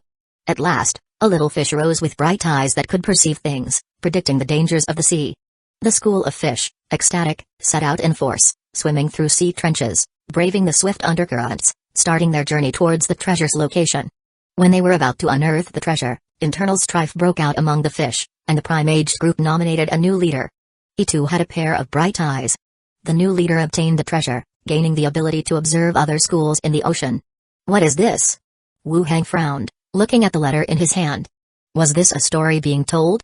He picked up the envelope again to have a look. No address, just the recipient, Gold and Silver Island, Deputy Steward Wu Hang. "Master, what is it?" Andre Willow, seeing him flip the letter over and over, asked curiously. Wu Hang replied, "This letter, it seems somewhat suspicious. It's not from Sister Mancha?" "No, the handwriting is wrong." "Wire, go to the front desk and ask where this letter came from." Wu Hang handed her the envelope. "Oh, okay." Andre Willow took it and walked straight out. In the room, Wu Hang was left alone once more. He began to concentrate, reconsidering the content of this letter. In the letter, a story of a school of fish searching for treasure was told. Setting aside the fairy tale, if this world were to be taken into account, it seemed more like it was discussing the matter of the Pirate King's treasure. Pirates always compared themselves to sharks, fierce and unrelenting. But from whose perspective was this letter written to him, and what was it trying to convey? Wu Hang took paper and pen from the drawer. He jotted down several important words. A fish, having gained bright eyes, qualified to obtain the treasure. When about to gain the treasure, the school of fish turned on each other, electing a new fish with bright eyes, who then got the treasure. They gain the ability to observe other schools. The school of fish equals pirates. Bright eyes, perceiving things, predicting danger. Perception and prediction resemble the abilities of a prophet encountered. Island's prophet, the leader of the Old Barrel Tavern, Macintosh. Wu Hang's eyebrows furrowed deeper. With a thought, the ghost Glenda flew out of his body, floating nearby, surveying the surroundings. "Something wrong?" Wu Hang said, "Do you remember where the leader of the Old Barrel Tavern was buried last time?" "The cemetery on the hill behind, I know that place," Glenda nodded. "Go take a look, see if her body is still there." Glenda stared at him. "Look at the body? You want to steal a corpse?" Chapter 450, It really is you. Wu Hang was not in the mood for jokes either. "No, I suspect there's something problematic with her death." "Go take a look," he said. Glenda didn't say much. She concealed her form and left directly through the wall. It wasn't long before Glenda flew back. Hovering to one side, she said, "The coffin is empty, nothing was left behind, and I specifically checked the outside, no recent soil disturbance." Just as expected. Macintosh hadn't truly passed away. She had feigned death to escape. "She must have faked her death and then left this place," Wu Hang said. "Faked her death? How? I wish I knew how to do that back then," Glenda muttered to herself. Wu Hang did not continue to speak. Instead, he fell into contemplation again. To deceive both the Association and the Gold and Silver Island Guard team, she must have employed a very risky method to fall into a state of apparent death. Wasn't she afraid that someone would perform an autopsy? If her body was damaged, there would be no way to bring her back. At that time, what exactly happened that made her leave in such a manner? Wu Hang furrowed his brows as he recalled the past events. Back then, in that period, what actually happened? Following the timeline and thinking back, suddenly, an image emerged in his mind. The Island Master returned to the island. It was during that time when the Island Master led his team back that Wu Hang stood at the port, listening to his speech. Macintosh was avoiding the Island Master, hence she chose to leave, otherwise she might never have been able to get off this island, he concluded. What does this have to do with the story? Unless the Island Master is the Pirate King, the one who led the fish in a rebellion and obtained the treasure as the new Pirate King. Damn. He's not a warrior, he is a prophet. Wu Hang suddenly shivered. Even though he had previously suspected that the other party was behind the blank envelope, peeling back the layers now still sent a chill down his spine. And at the time of Macintosh's departure, she didn't know that his side had already found out about the Pirate King's intelligence. Therefore, she subtly told the story of the fish seeking the treasure, indicating to him that the Island Master had obtained the treasure. Moreover, monitoring all the fish in the sea was intelligence from the blank envelope. If the other side can monitor the seas, how could they wait for the Association's reinforcements to come over? He said. Squeak. The door opened, and Andre Willow walked in from the outside. She said, "Master, the front desk couldn't find the address where the letter was sent. To trace it back step by step will take some time." Wu Hang stood up and said, "There's no need to trace the letter anymore. Go inform Zai Ligui to go to the steward's office." Ah. You want Zai Ligui, the deputy steward, to go to the steward's office? Yes, I have a matter to discuss, just let her come over, Wu Hang said. Glenda, in her concealed state, immediately re-entered his body and walked outside. Andre Willow replied affirmatively and also headed to Zai Ligui's office. Steward's office. Wu Hang tapped lightly on the door and walked straight in. Emilio looked up at him and asked, "What's the matter?" Thump thump thump. The door was knocked on again. Zai Ligui followed closely behind and also walked in. Both Emilio and Zai Ligui, as well as Moya, who was not far away, looked at him with confusion, waiting for what he was going to do. "I just received a letter with a story about a school of fish searching for treasure," he began. "A story about a school of fish searching for treasure?" Emilio, Zai Ligui, and Moya, who was nearby, all looked at him with confusion. Wu Hang relayed the story in full detail. He did not ask them to analyze its content, that would be too time-consuming. Instead, he directly said, "The school of fish in the story represents the pirate group, and the treasure refers to the Pirate King's treasure. Someone is using this method to inform me about the matters in the Emerald Sea. The Pirate King, who has obtained the treasure, possesses a professional characteristic similar to, or exactly like, that of a prophet." Following his line of thought, Zai Ligui analyzed, "Are you suggesting that we can use the prophet's ability to find out who the Pirate King is among the pirates?" "No," he countered. Zai Ligui's eyebrows shot up, her eyes filled with confusion. Wu Hang spoke gravely. "Originally, the only prophet on Gold and Silver Island was Macintosh from the Old Barrel Tavern. I've just checked her tomb, and there is no body in the coffin." Emilio and Zai Ligui's pupils contracted sharply. Even Moya, who was making tea at a distance, turned her head to look over. "Continue," urged Emilio, his interest piqued. Wu Hang went on, "There are two possibilities, either Macintosh is the Pirate King, or she saw the danger coming and chose to fake her death to flee. Macintosh is only level 15, she could at most be a captain," Zai Ligui remarked. Macintosh was exposed in everyone's view. She worked with the association and local powers, and also controlled the port's intelligence. Both Emilio and Zai Ligui paid attention, she couldn't be a high-level professional. Wu Hang agreed with a nod, therefore, she took the second route, perceiving the danger, and that moment in time was Occam leading the fleet back to the island, said Emilio. Correct, Wu Hang added, "If our line of thought is accurate, the Island Master's profession isn't the warrior, but a prophet. He has turned Gold and Silver Island into a chessboard, planning to take down the association and various major trade representatives in one fell swoop, emerging as the new pirate king of the Emerald Sea. Xiligui's eyes widened in disbelief. The normally calm-faced Emilo's expression grew increasingly grim. So it means that the island master, holding a blank envelope, controlled the pirates and put on a show. Such ruthless pirates. Planning to use the association and all the major trade groups as stepping stones to become the pirate king. Let me see that letter you're talking about, Emilo said. Wu Heng handed the letter to Emilo. After glancing at it, Emilo handed it to Moya behind him. Go and compare it with Macintosh's handwriting. Moya took it and quickly left. Emilo continued, the association's reinforcements are still on their way. Wu Heng advised, Steward, the opposing side knows the location of all ships in the Emerald Sea. What if the association's ships are also part of their plan? We can't just dance to their tune. What are you suggesting then? Kill him now. Once he dies, the situation on Gold and Silver Island will immediately collapse. Xiligui remained silent all this time, but her eyes were still on the two discussing their plans. Uncertain of how to join the conversation. Just then, the door was pushed open again. Moya walked in, his face grim, and said, Steward, there is nothing wrong with Macintosh's handwriting. As expected. Emilo immediately stood up, took out his armor from the space ring, and began to put it on. The association enters battle readiness. Wu Heng, take command at the association, fully take over defense and security deployment. Xiligui, choose your own team, seize the port, and kill anyone who resists. The expressions of Wu Heng and the others became immediately grave. Xiligui asked, Steward, what about you? I'm going to take a look at the Island Master's monitor to see what he's up to. Wu Heng said, Steward, leave Shiraz at the association.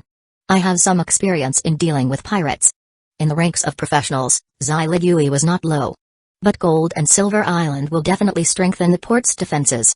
It might be difficult for Xiligui to take it by force. Wu Heng had more ranged weapons, and he could summon necromancy with every enemy he killed, which would be somewhat easier. Emilo glanced at the two. If your analysis is correct, once the battle starts, the association will face greater difficulties. You staying here can play the maximum role. If your analysis is wrong, then there won't be much danger at the port, and Shiraz can also cope. Xiligui also glanced at Wu Heng. Don't worry. I can handle it. Wu Heng continued to take out 3 wireless earphones, handed them to the two, and put them on their ears.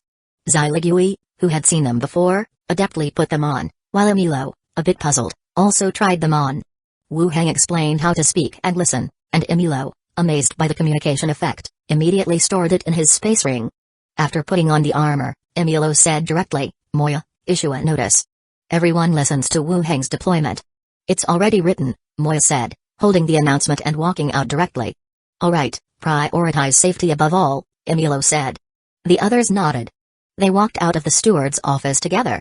Emilo left the association directly. Xiligui called her team and left as well.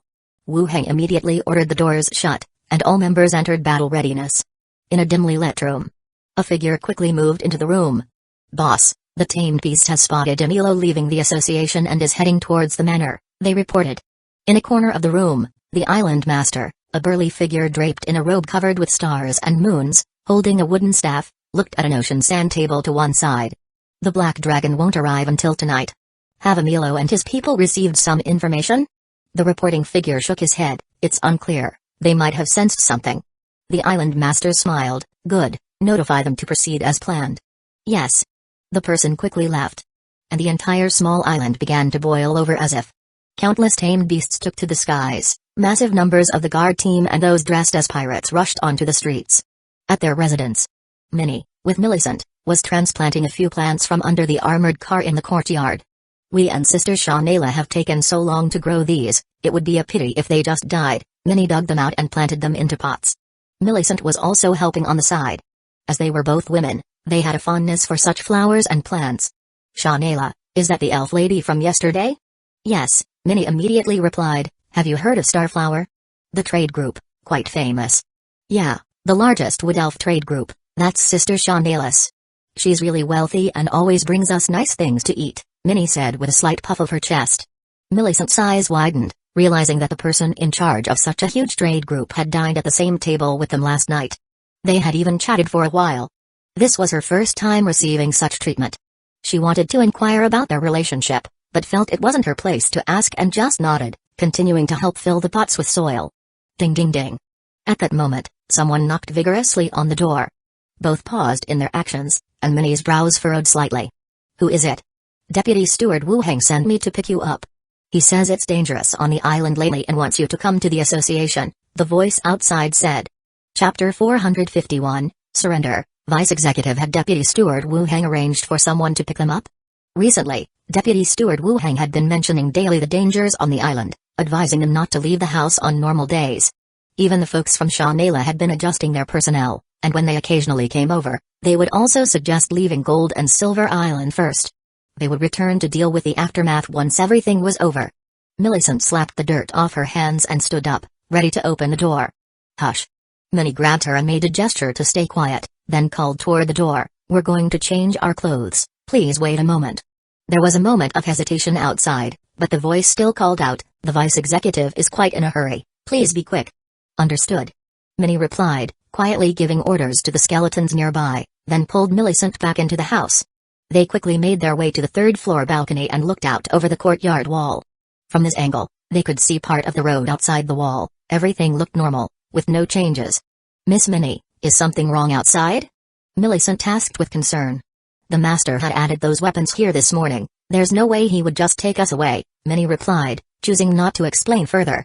Having spent a long time with Wu Heng, Minnie was well aware of his arrangements. If the people outside had been sent by Wu Heng, they wouldn't be talking about taking them away but about removing all the forces, at the very least the alchemy skeletons and the elixir materials from the fourth floor. So, those people outside were just trying to deceive them into leaving. The people capable of such deception weren't hard to guess. The guard team that last time had tried to enter to check residency information and had been directly thrown out. Minnie patted the machine cannon-equipped skeleton on the balcony. "Prepare for battle. If someone tries to force their way in, attack them immediately." Click clack click clack. The machine cannon turned, aiming toward the entrance. Outside the courtyard, a line of figures stood flush against the wall, holding weapons, waiting for the gate to open. But after quite a while, there was still no movement from inside. "Call out," a man said in a lowered voice. The person by the door immediately called out, "Miss, how much longer do you need? It's getting late, let's hurry over so as not to worry the vice executive. We are truly from the association, and if it takes too long, the vice executive will blame us." After several shouts, there was still no response from inside. The man calling at the door looked serious. "I'll go tell the leader, she must have sensed something." Saying so, he walked toward one side. Turning the corner, there was a large crowd, some uniformed in the guard team's attire, others dressed in a disorderly pirate fashion. They stood scattered, awaiting news. "Leader, they are not coming out." "They must have sensed something's wrong," one said to the silver-armored leader. The leader spat disdainfully, "Just attack straight away, but be careful with the skeletons inside, and don't kill that doe." Whoosh! At the word, several tamed beasts soared into the sky, circling above the building.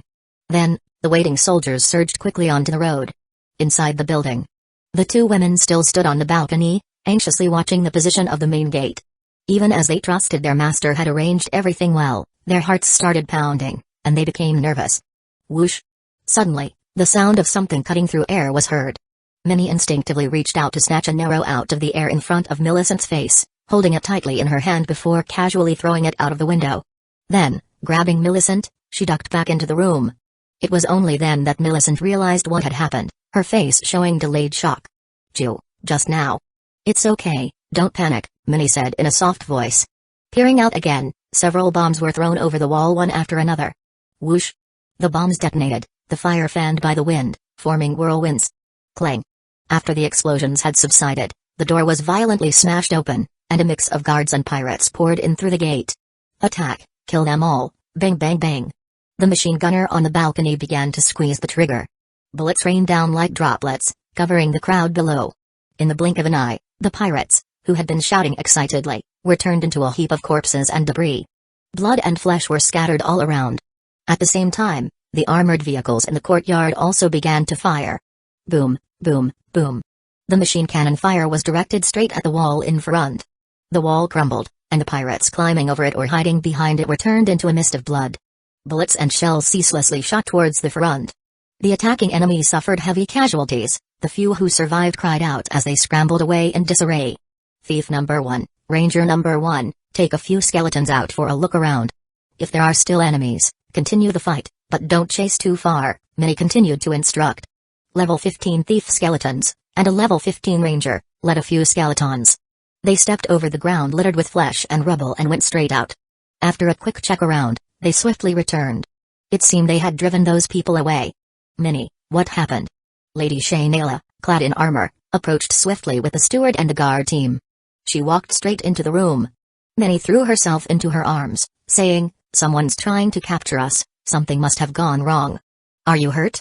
Shaynaila asked. "No. First put on your armor, we can talk about the rest later," Shaynaila said directly. Minnie and Millicent moved aside to start putting on their armor. At that moment, Lady Shaynaila's steward also returned. "I've checked it. They are the local guard team members, and those with disorganized attire must be pirates," she reported. Shaynaila's expression grew even uglier. She also had a guess as to what had happened. "Arrange for people to help defend, we'll protect this place together." "Yes, my lady," the female steward immediately organized the defenses, repairing the fortifications. Tap, tap, tap. At this moment, doors of other nearby residences also began to open one after another. "Lady Shaynaila, what? What has happened?" "Chairwoman Shaynaila, how did it come to this?" Most of those living here were representatives of trading companies. They had been observing the situation and, once the fighting ended, they came out to ask what had happened. Shaynaila looked at the crowd. "The pirates have landed on the island. Everyone should know what's at stake. When they come again, we will all repel them together, or we'll all die on this island." Everyone's face turned pale. Glancing at the torn bodies on the ground, they still nodded in agreement. The association. The main gate was tightly closed. Wu Heng issued defense tasks to all remaining personnel. In addition to the remaining squads, association staff and guards were all mobilized for subsequent actions. As Emilio had instructed, Wu Heng was to hold this ground. If things didn't go well for him and Zai Ligui, they could still retreat to the association. If this place fell, everyone would be scattered.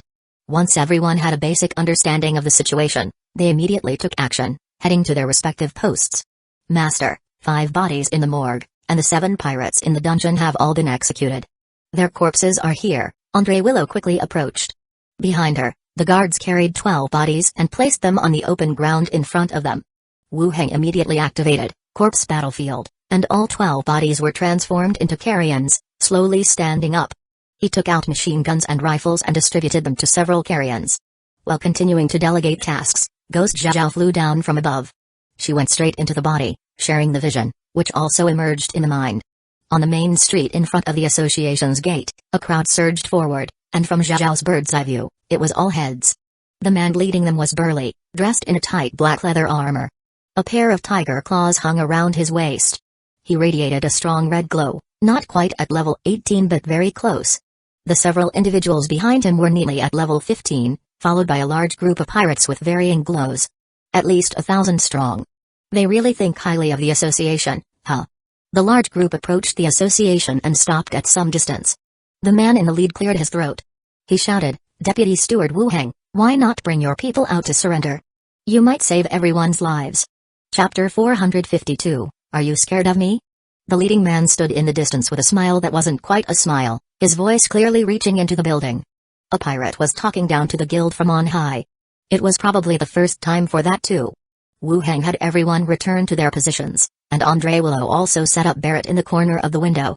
Moya said, "The one speaking is the captain of the Thunder Pirate Group, Chuolga, a level 17 Fist Master, the second pirate in the Emerald Sea with the prospect of reaching level 18. Those behind him are also captains or key members of the pirate group, all above level 15. Emilio had gone to kill the island master, so Moya naturally stayed behind. Now, seeing the situation outside, he quietly explained.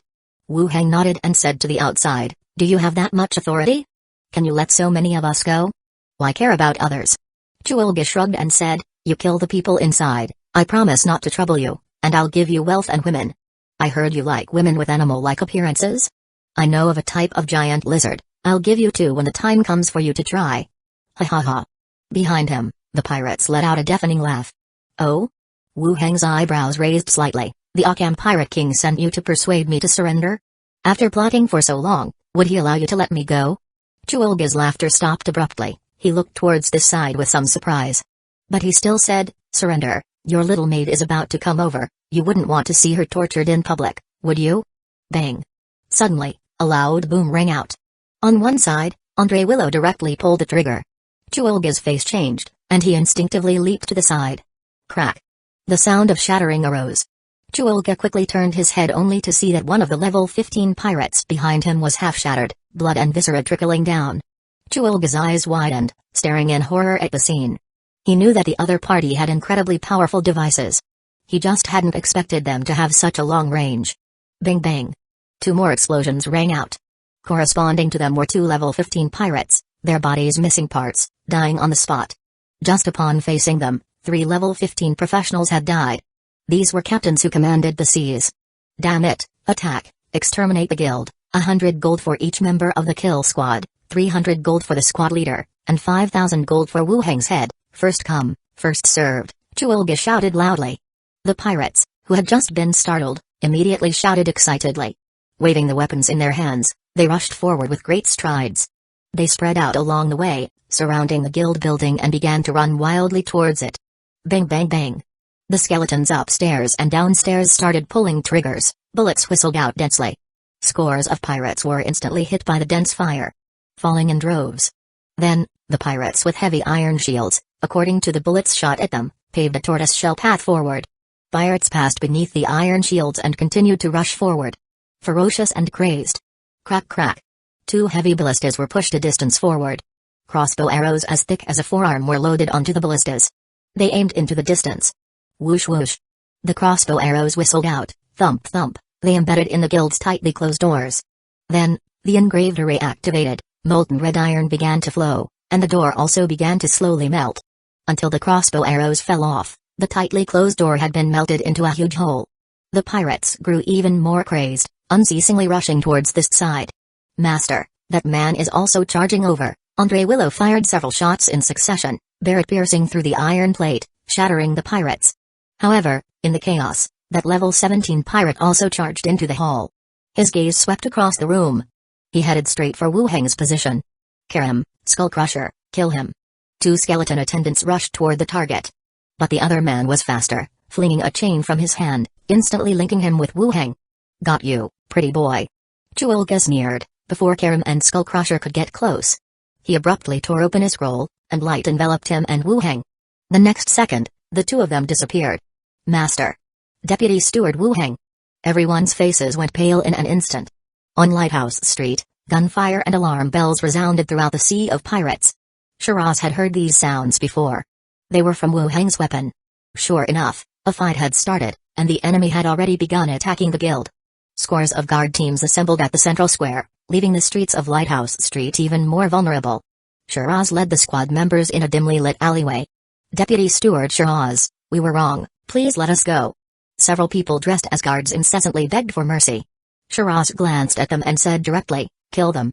The daggers slid across their necks, and the men fell to the ground in agony. In the past, they might have taken them back for interrogation to ensure there were no procedural errors before dealing with them. But now things were different, none of them might live to see tomorrow. Why bother with so much? Shiraz leaned in the alley and waited. The semi-transparent scout guard returned and drilled into the scroll, forming a complete picture. At the harbor, a large number of guard teams had gathered. On the land and in the sea were bodies of the slain. It seemed all those near the harbor had been killed. Indeed, the increase in the number of guard teams was to have more hands available for mobilization. Wu Heng's thinking was really sharp. He had almost predicted everything, just a bit too late. The other squad leaders came over. Deputy Steward, what should we do next? Shiraz put away the scroll and exchanged the longsword in his hand. What can we do? We must seize the harbor, or else we all will die here. The others did not make a sound and began their final equipment check and preparation. Once everything was ready, Shiraz straightened his helmet and said solemnly, follow me and fight your way through. Having said that, he took the lead and charged forward. At the harbor, the guard team immediately noticed the group. It's the association's people, kill them, and claim your rewards afterward. Hurrah! The guard team yelled and charged forward. Outside the city, the wastelands. The formation lit up, and 2 figures appeared at the same time. Wu Heng quickly swept his surroundings, his expression a bit grave.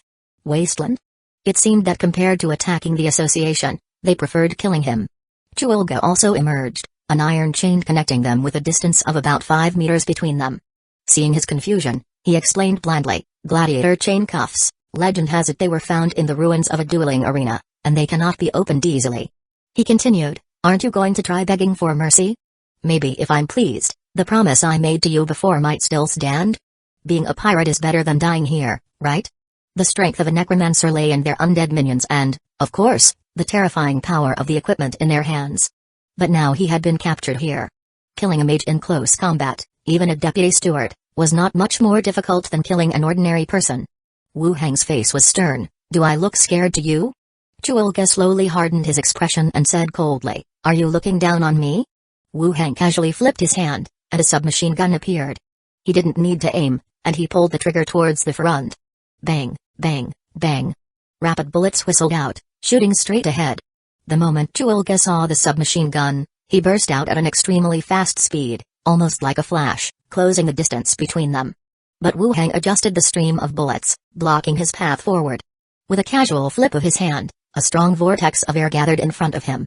The bullets that were fired clearly paused in the air, then deviated from their trajectory and scattered to the sides. The power of a fist master. Another submachine gun appeared in his hand, holding two, he continued to block the enemy's advance. In hand-to-hand combat, no one was a match for a martial artist in terms of technique. Hyuga bellowed, and Wu Hang's head instantly buzzed, vision blurring. After sweeping a few shots, he quickly regained his vision, and the enemy had blinked up to him. Only 1 meter separated them. Hyuga's eyes were filled with malice as he said coldly, let's see what tricks you have left. Wu Hang's expression remained unchanged, his demeanor intensified as he shouted, brothers, it's time for real combat. The next second, his figure began to tremble at a high frequency in the eyes of the opponent. One figure suddenly turned into 6 identical figures, surrounding him in the middle. An illusion? Do you think this trick will change anything? One of the figures drew a sword and rushed forth, preparing for close combat. From the back, several figures, one cast, oil splatter spell, another cast, disease ray spell, weakening ray spell. Then came, lightning bolt spell, fireball spell. A barrage of spells gathered towards his position in an instant. Boom. With an explosive roar, Hyuga was blown backward, flying away. Chapter 453, Coordination. Various types of magic bombarded Tolga like a tempest. The layers of energy exploded upon impact. Tolga only felt a great force strike his chest, his body involuntarily flew out. But the chains that connected them pulled his body back, throwing him onto the ground. The development of spells was either practical or powerful. All kinds of magic continued to barrage him. Even a level 17 fist master felt his internal organs shift and nearly vomited blood. Damn, it's not an illusion. An illusion wouldn't be able to use weapons or cast magic. What the hell is this thing? How come it has so many moves? As the thoughts flickered through his mind, he leaped up and threw a punch, meeting the incoming longsword. Clang. A crisp sound rang out. Tolga's body staggered, and his fingers tingled with numbness. Taking 2 steps back, he widened the distance. What the hell kind of strength is this? Is it really a mage? The sword-wielding Wu Hang charged again, his skin turning red, veins on his neck bulging. The entire person entered the burst potential state, enhancing all of his attributes. At the same time, he released mirrored skill, instantly splitting his body into 5 illusionary copies that rushed towards the target. Tolga swung his hand, scattering a handful of iron sand. The illusions shattered, leaving only the sword wielder. Just as he was about to throw a punch and kill the enemy, another Wu Hang behind him gestured towards Tolga. The items on Tolga's body instantly changed. His belt fell off, his trousers dropped to his ankles and tightened, shoelaces tied into knots, a sailor hat pulled down over his eyes. This briefly hindered the retaliating Tolga, almost causing him to fall. The divination Wu Hang followed up with a sword thrust towards the opponent's forehead. Long hours of swordsmanship training, the most basic move was the thrust, both precise and swift. With his eyes covered, Tolga instinctively raised his hand to deflect the blow, his tiger fingers striking the blade and deflecting the forceful sword. Strength surged through his body. The trousers, shoelaces, and sailor hat all shattered instantly. Tolga's face twisted fiercely as he charged forward. The shaping potential Wu Hang released, lightning binding, and the Necromancer cast, acid splash. Again, a hit to the chest. Like a cut string, he flew backward, coughing up large mouthfuls of blood.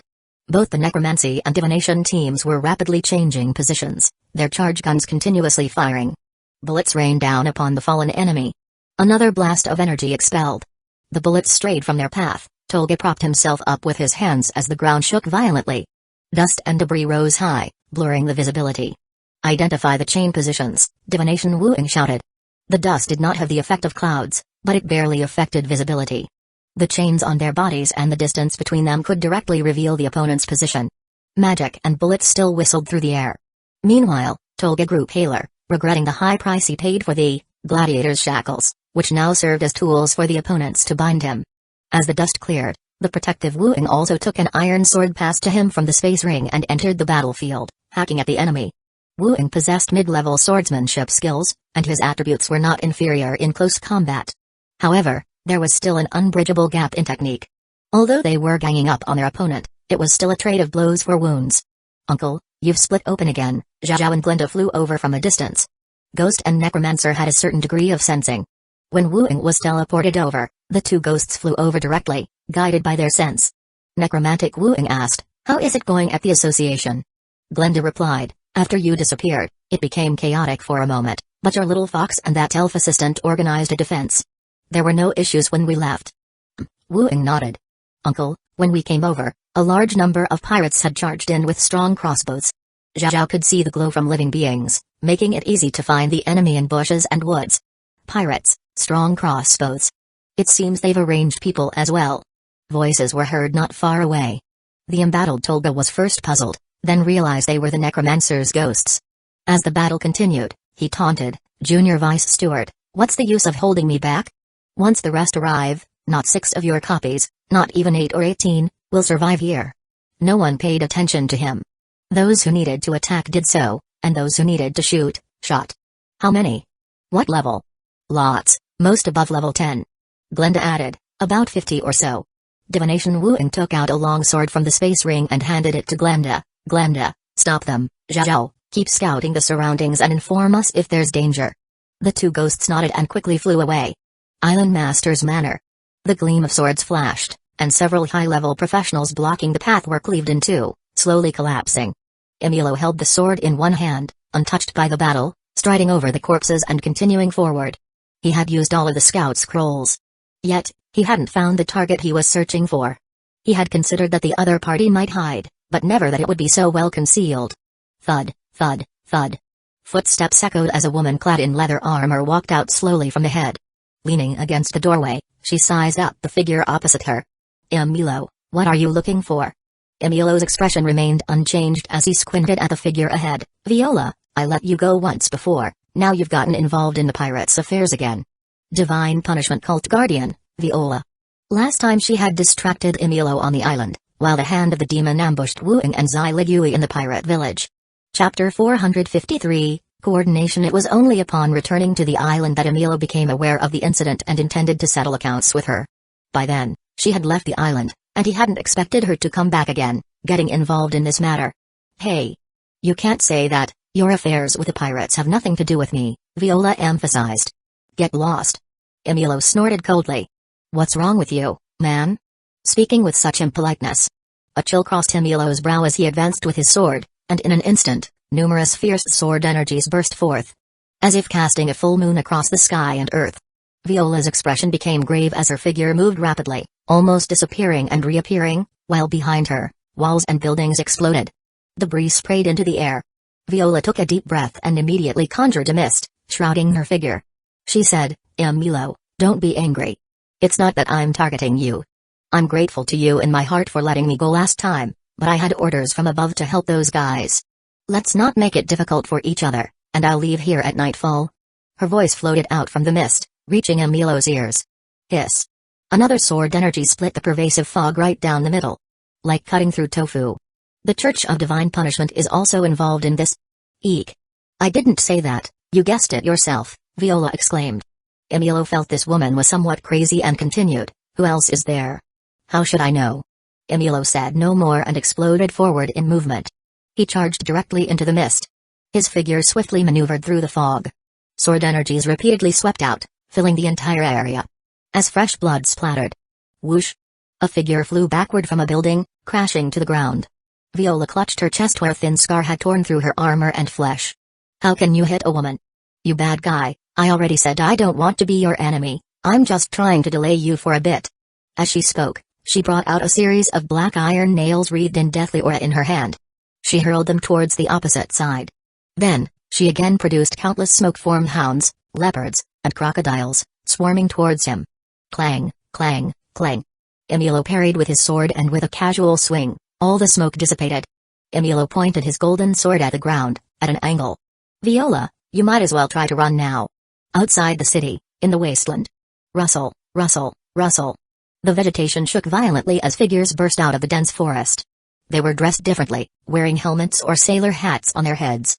Frowning slightly at the distant battle zone where magic thundered and explosions never ceased. It turns out the vice executive was a sextuplet.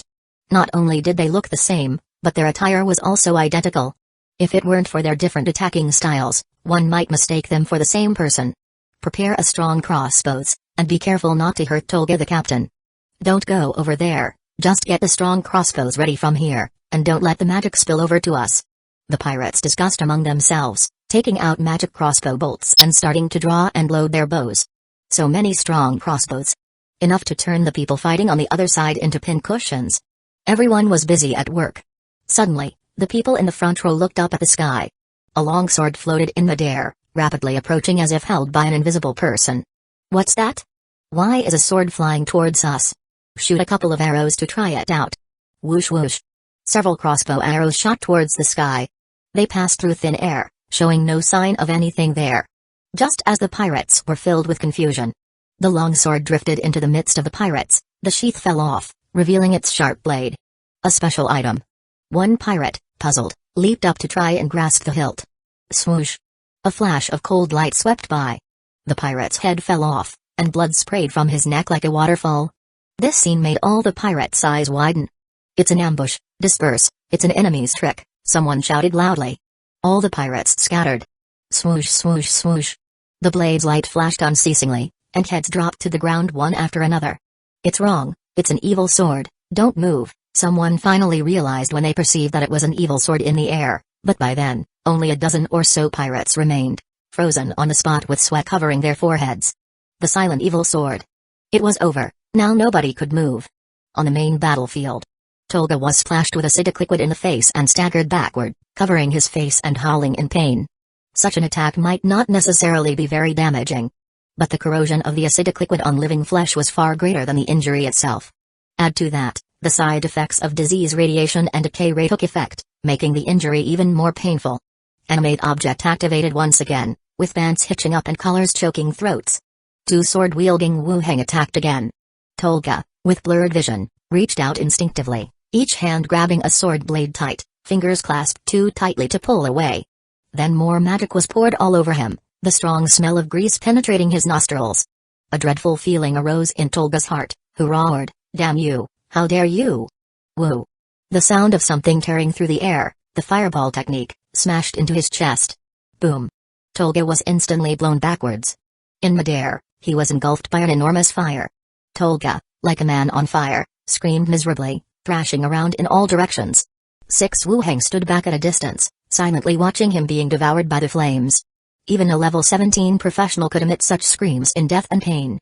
Gradually, the thrashing fireman gradually lost strength. The wailing stopped, the body knelt down and collapsed on the ground. Bang bang bang. The group approached, firing their rifles in a flurry, turning him into a sieve. They stopped shooting only when the experience points notification appeared. Chapter 453, Coordination. He took out the fire extinguisher and sprayed it over the corpse to extinguish the flames. As the smoke and dust dispersed, a charred body lay before him. Finally, he was dead. All 6 Wu Hengs let out a sigh of relief. Unlike the last battle with the level 17 Karam. Back then, they had laid an ambush deliberately leading the enemy into their trap, where they were the hunters, and Karam was the prey. Even though he had managed to escape in the end and was killed by Emilio. But during the battle, they were in control. This time, however, their positions were reversed. The opponent had made preparations and brought them here. If it weren't for this level 1 Merida wardrobe, they might have had to pay a much higher price to defeat him. This Tolga was definitely a tough one. If the strongest pirates could arrange to hold off Emilio, then the one who came after them was definitely the second strongest. As the gladiator's shackles fell off, Wu Heng glanced at them and put them away directly. He then looked into the distance, checked Hueco, and made sure there were no other dangers nearby. He deactivated the effect of the marvelous robe. The 6 clones flickered at high frequency, merging back into one person. Dizziness, stabbing pains, and the sensation of consciousness splitting assaulted his mind. He clutched his head and rested for a while before he slowly recovered. He got to his feet and stood up. Looking at Tolga's corpse, he removed the charred space ring, then cast Bone Command Technique on the body. The charred flesh slowly fell off, and a white skeleton stood up. Skeleton Boxer, level 17, from now on, continue being called Tolga and follow me. Wu Heng said, with the skeleton attendant following behind him. Next, he took a few steps forward and watched from a distance the pirates being restrained by Glenda. They had all witnessed the recent battle. Faces covered in sweat from maintaining their poses for so long, their eyes filled with fear. Vice Executive, we surrender, they pleaded. Yes, take us back to the guild. I'll work with you to catch the pirates. I can be your informant. Please, let me live. The pirates begged loudly. Even if the battle across from them hadn't ended, they would have found it difficult to maintain their positions for much longer. They just hoped that the other side would spare them. Wu Heng said nothing, took out a rifle, and shot at several of them. As bullets hit some of the pirates, the rest started to flee, only to be cut down by the blade light of the evil sword. Heads fell. With everyone dead, Glenda sheathed her sword. A sword light slashed through the space where she stood but caused no harm. Such sword light could only attack physical entities, it had little effect on ghosts. Wu Heng sheathed the evil sword and continued to cast Battleground of Remains over the corpses around him. Skeletons stood up. Wu Heng equipped them with rifles and submachine guns, collecting the strong crossbows and crossbow arrows. Then he took out a radio headset and tried to contact the others outside. Andre Willow, how are things on your end? Soon, a surprised voice came through. Master, are you alright? I'm fine. What about the guild? There are too many pirates, our people are dying constantly, and now we're trapped in the guild's training room, Andre Willow quickly explained. Wu Heng had a soul bond with the others. If they truly died, the skeletons would collapse, and the maids bound by the slave contract would suffer severe soul disintegration, which in the best case could result in severe cognitive impairment. But hearing Wu Heng's inquiry also meant that they had achieved the final victory. It was, after all, a piece of good news. Wu Heng continued, I'll be there soon. Tell everyone to hold on. Alright, Andre Willow responded immediately. He ended the call. Wu Heng hurriedly sprinted towards the direction of the town's interior. He first entered the area that was expanding outward from the city walls, where the roads were empty, flanked by newly finished or unfinished houses. Zhao took to the sky to check their position. The path to the guild happened to pass by his own residence. And under the observation of spirit vision, his residence was swarming with lots of red lights. So many people? How is that possible? Wu Heng had left 4 armored vehicles, 4 machine guns, and over a dozen rifles and submachine guns at his residence, as well as the skeleton defenders, 5 level 15 skeletons and 20 level 10 skeletons. Not to mention that it was unlikely the pirate main force would attack here. Even if they did, it would be very difficult for them to break through. Approaching with the skeletons at a brisk pace, he then saw guards layered 3 deep inside and out, the insignias indicating they belonged to a large merchant guild's guards. Who goes there? Someone shouted loudly. I am Wu Heng, the vice executive of the guild. Who's in charge here? Hearing Wu Heng's name and seeing his appearance along with the numerous skeletons following him, the guards immediately became respectful. Vice executive, the guild leader and stewards are all inside. The man led the way and went straight into Wu Heng's building. Upon seeing Wu Heng enter, Minnie lunged at him with a master. Shayla also wanted to throw herself into the embrace but cautiously glanced at the other representatives of the merchant guilds around her and did not come over.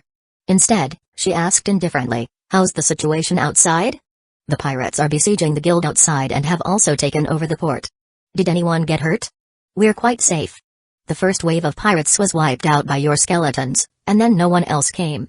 Shayla explained, then introduced people nearby. These are the neighboring residents, representatives of various merchant guilds. We've gathered some forces, all guarding here. Wu Heng nodded. Shayla still had very strong organizational abilities. Gathering so many people together also formed a significant fighting force. How many people do you have on your side? Around 500? Wu Heng thought for a moment and said, I need these people to take over the port. Can you do that? Upon hearing this remark, the representatives of the other merchant guilds instantly became chaotic. Shayla gave a sidelong glance and said, if your skeletons and equipment also join in, we are willing to follow your arrangements. After all, if we don't take back the port, staying here will only lead to our deaths sooner or later. The last sentence was for the others to hear. As long as they recaptured the port, they could even leave directly. It would be safer than staying here. The representatives from the other merchant guilds discussed among themselves and nodded in agreement one after another. Wu Heng handed a wireless earphone each to Minnie and Shayla, saying, keep in contact through this. Zai Ligui, the vice executive, is already on her way. Don't injure our own people, and take care of Millicent. Understood, the two women nodded. I'm off to support the guild. You should set off soon. Everyone nodded. Shayna began to mobilize the personnel. Wu Hang continued towards the guild with the skeletons. Inside the guild members were trapped inside the training room. The women were sobbing quietly, and the guards and squad members were also injured. If it weren't for Karam and Skull Crusher, the two skeleton attendants, these people would have been killed long ago. A bunch of trash from the guild. Do you really think we're afraid of you? A bunch of garbage. Come out and have a quick end. Those few women, we won't kill you. Come on out. Why waste words? Charge in. Kill the men, and we'll have our fun with those women first. Yes, yes. Charge in. The pirates roared anew. Raising their weapons, they charged forward. Bang. Suddenly, a dull thud resonated. The door was kicked open with a single foot. Chapter 454, On my side. A sudden explosion startled the pirates, who were excitedly shouting and preparing to wrap up their raid, causing them to freeze in confusion. They turned their heads, puzzled. The battered gate was kicked straight off its hinges and collapsed. Gate planks crashed onto the ground. The twilight glow streamed in like a light gauze. Throng after throng of skeletons, clad in leather armor and wearing sailor hats, poured straight into the hall. Lining up in a row, each held a black device, all aimed forward. Amidst the skeletons, that familiar figure could be seen. The deputy steward. He wasn't dead. All the pirates widened their eyes, staring in surprise at the scene before them, some in disbelief. They were well aware of the plans to attack the association. Their initial target was others within the association, leaving the deputy steward for Captain Tolga to deal with. It seemed impossible that a level 17 Fistmaster had failed to kill his opponent under these circumstances. Their gaze swept once more over the figure beside him, their hearts filled with even greater shock. Tolga was dead. And to everyone's astonishment, it was Tolga who had fallen in the execution of the plan. The pirates started to tremble, their eyes scanning around for ways to escape. Skeletons are nothing, let's fight our way out. Right, let's rush out together. If we kill that deputy steward, we'll make a fortune. Cut our way out. Attack. The pirates cheered each other on, roaring loudly. Then, brandishing their weapons and screaming, they charged toward the gate. Wu Hang said indifferently, fire. Kill them all. Bang bang bang bang. The roar of gunfire was deafening, and a barrage of bullets spread over them like a vast net. Sometimes, Wu Hang truly felt fortunate that the world had developed in the direction of magic runes instead of guns and cannons. It allowed him to make use of these relatively easy-to-manufacture weapons, unleashing lethal force these people did not possess. Even against foes of higher level, there remain weapons of even greater power available. Machine cannons, missiles. And perhaps a level 20 hero, were their demise still determined by the state of their flesh, could not withstand the force of a missile. The sound of gunfire continued to erupt uninterrupted, pouring down on them as if it cost nothing. The charging pirates fell like wheat, mown down row by row. Before long, there were scarcely any left. Don't let them get away, Wu Hang instructed. The rifle-wielding skeletons advanced while continually firing. They killed all the pirates attempting to flee through the windows on both sides. The injured pirates on the ground, crying out in pain, were systematically shot dead by skeletons. The hall once again fell eerily quiet. Tolga, take some skeletons and check upstairs and downstairs. If there are any pirates left, kill them. If not, take them into custody, Wu Hang ordered. A level 17 skeleton boxer moved out of formation. Taking a few skeletons with him, he hurried up the stairs. Wu Hang glanced around the hall, at the shattered furniture, blood-stained walls, and the arrows embedded in them. The ground was littered with corpses and debris, with pools of blood collecting in hollows. He instructed the skeletons to retrieve the firearms from beneath the bodies before casting, Battleground of Remains, causing skeletons to rise from the ground. Shaking off pieces of flesh, they bent down to pick up weapons from the ground. He reordered the defenses. Wu Hang then continued to the door of the training room and called inside, Wire, you can come out now. It's safe outside. There was no response from inside. Off to the side, a tiny white owl inspected from afar. Recognizing it was indeed Wu Hang, it chirped twice and landed on his shoulder. Behind the door of the training room, sounds of moving objects began to emerge.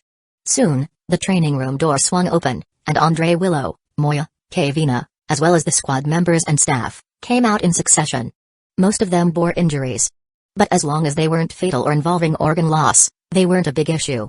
Wu Hang looked at Andre Willow and Kavina, relieved that they had no significant injuries. Andre Willow, with a joyful expression, approached. Deputy Steward, are you alright? I'm fine, don't worry. The others also called out, Deputy Steward, sir.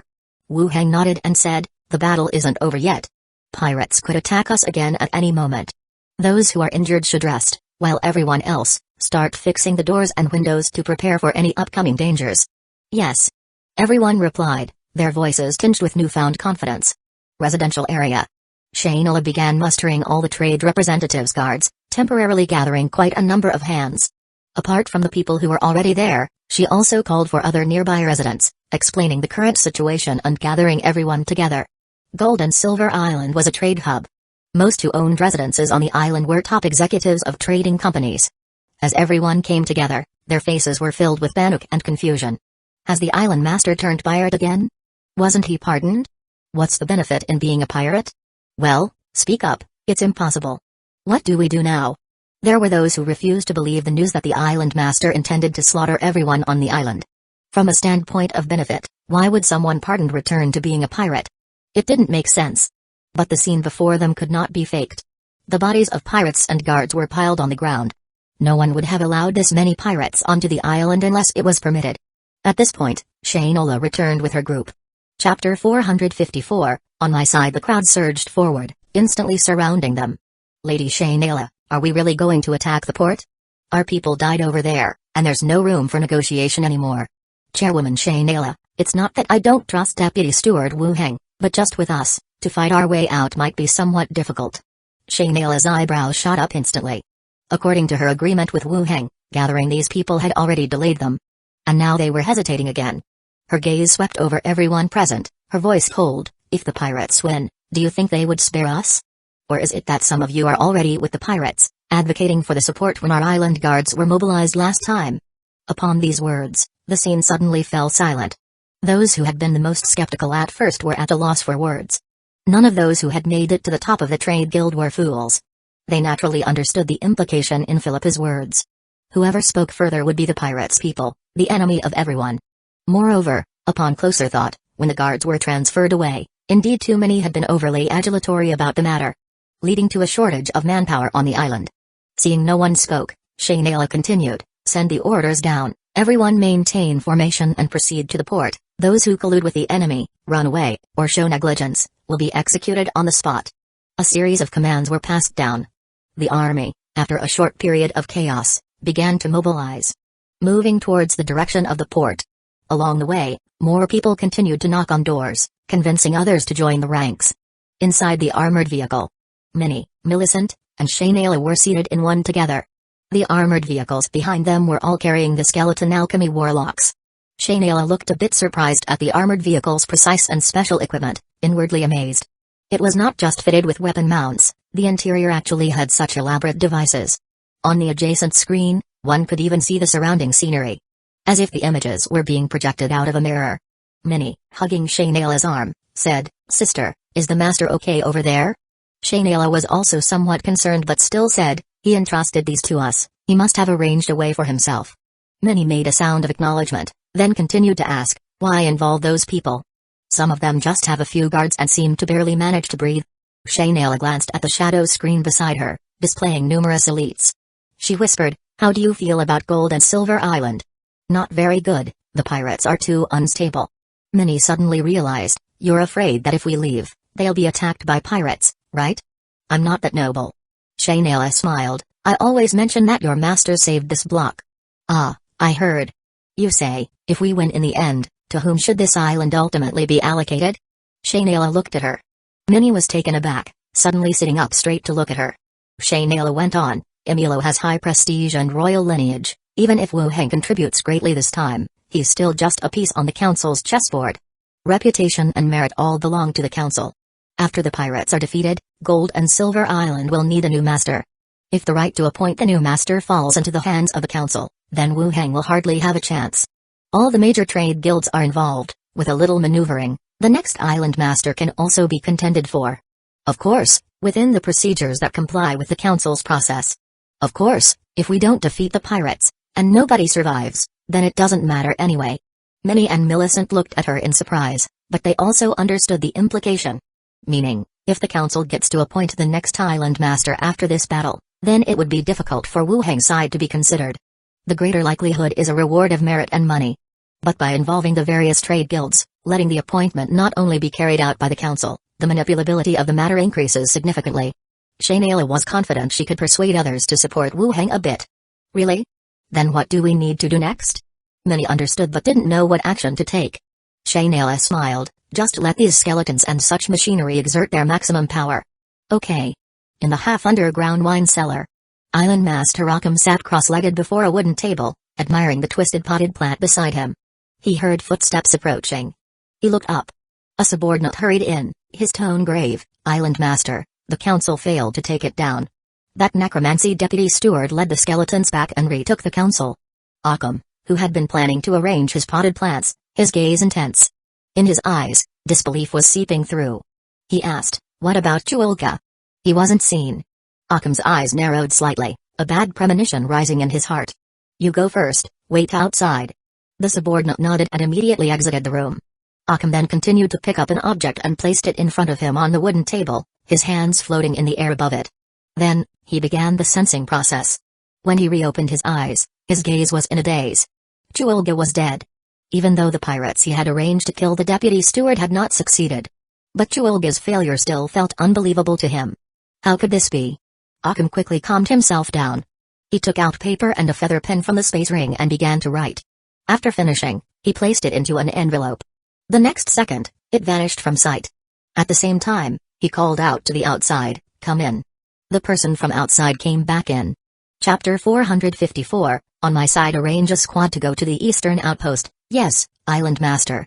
Island Master's manner. A graceful figure knocked over the rockery behind her, stumbling and tumbling several times.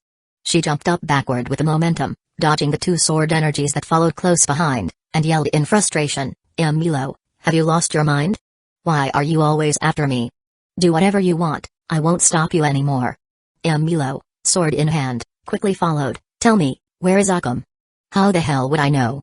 I was just called over to hold you off here for a while, I have no idea where he's hiding, the sect guardian Viola cursed unabashedly. Now, she had seen it for herself. Milo was definitely more powerful than the rumors suggested. She had been fighting him with almost all her might, yet he hardly seemed to be exerting himself. She guessed that if he wasn't still wary of hidden dangers, he would have fully struck her down by now. Milo chased quickly, and the woman turned and ran.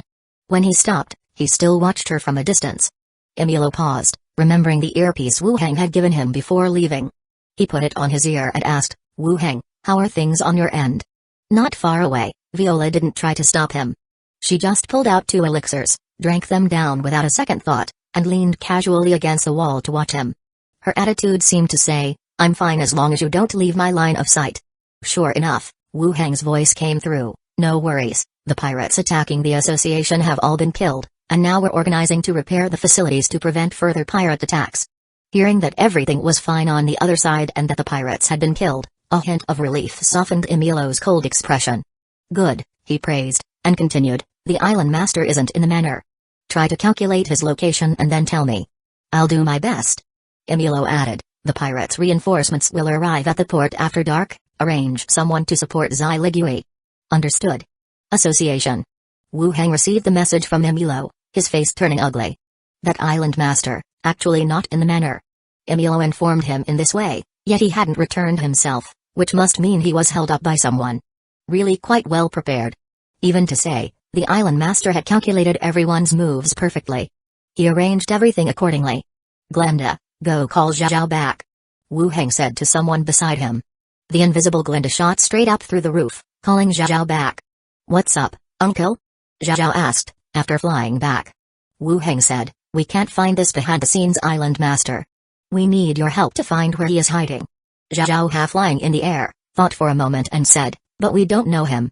We don't even know what he looks like, how can we find him? Glenda also looked at him. The two ghosts would always hear him mention the island master, along with some affairs concerning the pirates. But as for what he looked like or any specific traits, they weren't too clear either. Wu Heng took out a tablet, pulled up a photo. This is what he looks like, approximately from a wadded poster a year ago. There hasn't been much change, should be recognizable. Zhao can look for him using spirit vision, he is level 18, the highest level. The picture was from an early wanted poster by the association. After being pardoned, they didn't continue to update his appearance. But it hadn't changed much from what he'd seen at the port. What about your safety? Glenda asked. I'm fine, I'll stay here waiting for your return, Wu Heng answered. The two ghosts nodded, consulted with each other briefly, and flew straight out through the wall. One to the left, one to the right, they began to scout the skies, searching for their target. Wu Heng then stepped out of the room again, directing the rest of the people to continue repairing the association's facilities and to make preparations for what was to come. According to Emilo's statement, the pirates had also arranged for reinforcements. They would arrive at night. By this time, dusk had passed, and the sky was gradually growing dark. Harbor. Behind Xiligui, a pair of white wings sprouted, and her bare neck and arms also grew white feathers. With a flap of her wings, she floated in the air with a sword in hand. From her forehead and chest, deep, bone-visible wounds continuously dripped blood. Toward the direction of the harbor, there lay a large number of pirate corpses on the ground. The professional teams she had brought formed a circular defensive formation, fending off the pirates' attacks. Even though Xiligui had employed the power of the special item, she still couldn't turn around the current situation. Just then, boom, boom, boom. Suddenly, a series of dense explosions rang out, and the harbor burst into flames instantaneously. A great number of pirate corpses shattered, with sand and stones spraying outwards, once more knocking down a large number of pirates. Everyone looked on in horror, only to see several strange green vehicles appearing on a distant road, heading their way.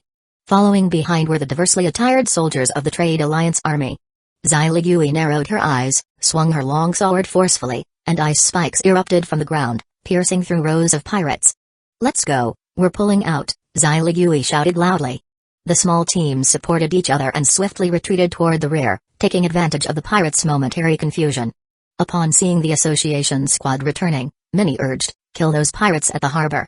Boom, boom, boom. 4 armored vehicles began to fire. Shells poured down on the harbor. Explosions were set off one after another, sending plumes of smoke and flames into the air at the harbor. Waves of fiery blasts engulfed the entire harbor. The people from both the Association Squad and the Trade Alliance Army stared, terror-stricken. The entire harbor was completely covered in explosions. Squeak. The doors of the armored vehicles opened. Shayna poked her head out. Xiligui, let your squad rest outside, come on in. Xiligui deactivated her powers. Faltering, she said something brief to her people and then entered the interior of the armored vehicle. Shayna, why are you here? Shayna replied, Wu Heng sent us to support you. Of course, it's his stuff. Association. Wu Heng sat inside the room. The second wave of pirates never got there. Soon, 2 ghosts flew back, one after the other. Glenda spoke up, to the east, several small teams are mobilizing outward. The island master must be hiding over there, otherwise, they wouldn't be moving troops in that direction. Zhao immediately followed. I discovered many high-level professionals on Lighthouse Street. The island master must be over there. Wu Heng was taken aback. Situations spotted on both sides. Chapter 455. You can't change anything. Glenda's cave abilities are strong, and she can detect traps and mechanisms in some locations, while Zhao now possesses spirit vision, allowing her to see more clearly the levels of living beings, to discern where the enemy's emphasis might be concentrated. But the 2 ghosts they sent out found the situation to be beyond their expectations. Let me see, Wu Heng said. The 2 ghosts returned directly to his body. At the same time, his mind received 2 shared images. The area Glenda discovered as the enemy's zone was the half-developed area to the east, which is also near where Millicent was last abducted. Teams made up of pirates and a guard team guard the perimeter, and some defense devices were set up near the buildings. The location Zhao shared was Lighthouse Street, close to the Old Barrel Tavern. There were quite a few people visible, standing on rooftops, at intersections, and near buildings. 2 level 15 professionals, the rest were also level 10 or close to level 10 professionals. Neither Glenda nor Zhao entered the buildings to investigate. An 18-level prophet has very high perception, and ghosts conducting close-range reconnaissance could be detected. There might not be any means to harm ghosts directly, but it would certainly draw the enemy's attention, thus prompting them to take further action. Thus, without directly seeing the target, they took note of the locations and did not venture into the buildings. He released the 2 ghosts again. Glenda asked, how is it? Zhao also looked over curiously. Wu Heng contemplated for a moment. Zhao's side seems more likely. Zhao pumped her fist. Yay. Glenda asked curiously, how so? The east side is too far away, he couldn't possibly hide that far from the port. If Emilio finds him by some means, he wouldn't be able to escape, Wu Heng explained. After pondering for a moment, Glenda added, what if that's exactly what he wants you to think? That he's not over there? That's possible, too. We can first go to Lighthouse Street, and if he's not there, then we take over the port. That way, he won't be able to escape either. You make sense, I have no objections, Glenda conceded. This convinced Glenda. Unless there's also some quick-moving gadget, any escape would require going through the port. If the enemy truly isn't there, just take over the port directly. They would not fear for his escape. Wu Heng took out a walkie-talkie earpiece and called out to Minnie, "Minnie, where are you?" Through the earpiece, Minnie's voice came through, "Ran into a bunch of pirates, we're fighting now, in the residential area, can't use heavy weapons." "Again with the pirates? Any danger?" "No problem, not many people, it just will take a while." Wu Heng continued, "Be careful, remember to hide in the armored car if it's dangerous and don't come out." "Understood," Minnie replied loudly. "When it's over, hurry to the port." "Okay." The call ended, and Wu Heng tried to contact Emilio again. Perhaps he wasn't wearing an earpiece. Wu Heng summoned Andre Willow and Moya over. He tasked them with organizing the Defense Association.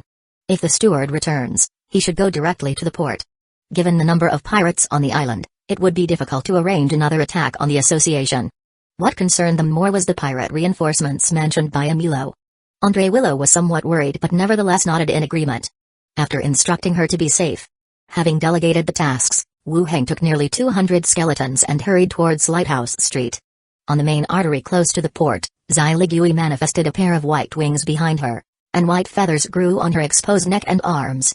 With wings flapping, she floated in the air holding a sword. Blood dripped continuously from the deep, bone-deep wounds on her forehead and chest. The squad members behind her also didn't fare much better. Each one bore various injuries, and it seemed possible that any could perish at any time. Zai Ligui and her squad fought desperately but still could not break through the defense to approach the port. It wasn't as simple as Emilio had suggested before they set out. Whoosh whoosh whoosh. Dense flights of arrows and crossbow arrows were shot towards the sky. Zai Ligui swiftly dodged, avoiding various incoming attacks. The White Phoenix Sinister Sword granted users special effects, but the sword bearer also had to endure the strain. Crash. Suddenly, a pirate captain threw a rope in his hand. The rope, agile like a serpent, wound around Zai Ligui's ankle amidst the chaos, halting her evasive movements. In an instant, several arrows pierced through her body. Zai Ligui, with your petty skills, you still want to take over the port? Did you really think we were afraid of you? Zai Ligui looked down from above, and with a reversal of her hand, she cut the rope with her sword. More arrows hit Zai Ligui's body. After staggering through the air for several meters, she fell from the sky. The pirate captain quickly stepped forward, planting his foot on her body. What a pity, otherwise I could have had a few days of fun with you. He sighed slightly and lifted his sword high, and brought it down upon her head. Zai Ligui struggled fiercely, and as the iron sword fell, she could only resign herself and close her eyes. Suddenly, a bolt of silver white lightning shot from a distance. The sword-bearing pirate captain's body was instantly flung away, crashing hard into a wall behind him. The spreading electricity caused the prostrate Zai Ligui to shudder along. Bang bang bang. Next came the rapid sound of gunshots. Zai Ligui abruptly opened her eyes and looked towards the end of the road. She saw a row of skeletons, wielding strange contraptions, shooting while advancing forward. Chapter 455, You Can't Change Anything. Two pirates along the road were hit by bullets, falling to the ground one by one. The pirates quickly retreated, seeking cover and retaliating with crossbows. Wu Heng quickly picked up Zai Ligui onto his shoulder and said to the other squad members, "Let's follow them back first." Having said that, they retreated together. Zai Ligui's body began to show side effects from the special item. Frost covered her body, and she felt as cold as ice, with frost clinging to her hair and eyebrows. Her body trembled slightly. It was only because Zai Ligui herself was of a fairly high level, with close combat as her profession, that she had a high resistance. A normal professional might have been frozen to death on the spot. As Wu Heng carried her, Zai Ligui exhaled a white breath and asked, "Why did you come?" Wu Heng replied, "If I hadn't come, you might have died here." "How is the association? Did pirates get there?" asked Zai Ligui, breathlessly. "Don't worry, the association is fine," Wu Heng reassured her as he patted her firmly. "That's good to hear." Zai Ligui relaxed against his shoulder, and noticing the squad members looking around warily, she tapped Wu Heng's hand that was gripping her buttock. "Gentler, you're hurting me." "Ah, I wasn't paying attention." Wu Heng relaxed his grip slightly, keeping it there nonetheless. Zai Ligui, still being carried, slapped his hand anyway. She didn't say much else. After all, when Wu Heng had arrived, she truly felt an indescribable sense of security. As if his presence meant she was safe. They retreated to an unoccupied house. Wu Hang set her down and distributed some elixirs to everyone before returning to Zai Ligui's side. "Are you okay?" "I'm fine." Zai Ligui drank 2 bottles of elixir, exhaled after recovering a little, and continued asking, "What do we do next?" "The road to the harbor is blocked. We might not be able to attack it any time soon." Wu Hang replied, "I've located a place. The island master is very likely to be there." Zai Ligui's eyes lit up. "Shall we go over and kill him?" "No, we don't need that many people." Wu Hang pondered and said, "I'll leave my skeletons with you. Continue to attempt to attack the harbor, but don't go too deep. Just consuming their resources around the perimeter will suffice." Zai Ligui asked with some uncertainty, "Will that work?" "What about the steward?" "The steward is tied up with the enemy they arranged, and we can't get in touch right now." "It's all up to us," he explained. The frost on Zai Ligui's body gradually dispersed, and after the elixir, the bleeding from her wounds stopped, allowing her to slowly stand up. "All right, then we'll do as you say. Be careful and don't be reckless like me." "Don't worry, I will contact you when to approach the harbor," he reassured her. "All right." She agreed. After they had discussed their plan, Wu Hang ordered the skeletons to obey Zai Ligui's commands. Once the squad members were well rested, they left the house they were resting in, with Wu Hang heading to the west side of Lighthouse Street. Zai Ligui continued to lead people in combat against the pirates on the roads. With the addition of skeletons and firearms, they began to gain the upper hand in long-range combat. Large groups of pirates, drawn by the commotion, began to chase after Zai Ligui and others. The sky grew darker. The entire night sky was like a black curtain, sparsely dotted with a few stars. Wu Hang crouched on a rooftop, with skeleton attendants on either side, and 2 ghosts floating above. Zhao pointed ahead, "It's over there, the whole street is crawling with pirates, and that nasty island master must be hiding nearby." The situation was slightly different from what Zhao had scouted initially. The personnel seemed to have been rearranged. Still, under the moonlight, the concealment of their forces was apparent. If Zai Ligui's side was having such a fight, yet this side remained still, there definitely was an issue. "Should I go in and see where he is hiding?" Zhao offered. Wu Hang thought for a moment. "No need, they have quite a few high-level professionals. Let's take advantage of their ignorance and kill a few first." Zhao said no more. Wu Hang then took out his sniper rifles. Actually, the most powerful was the Barrett. However, killing with the Barrett usually resulted in severe damage to the bodies. When it wasn't urgent or dangerous, these sniper rifles were sufficient for killing enemies while preserving their bodies intact. He adjusted his position and asked, "Zhao, who's at the highest level?" Zhao pointed down, the one leaning against the wall with his arms crossed, and another on the second-floor window picking his teeth. "Those 2 are the highest level, both above 15. Wu Hang weighed the 2 targets and decided to play it safe by focusing on one.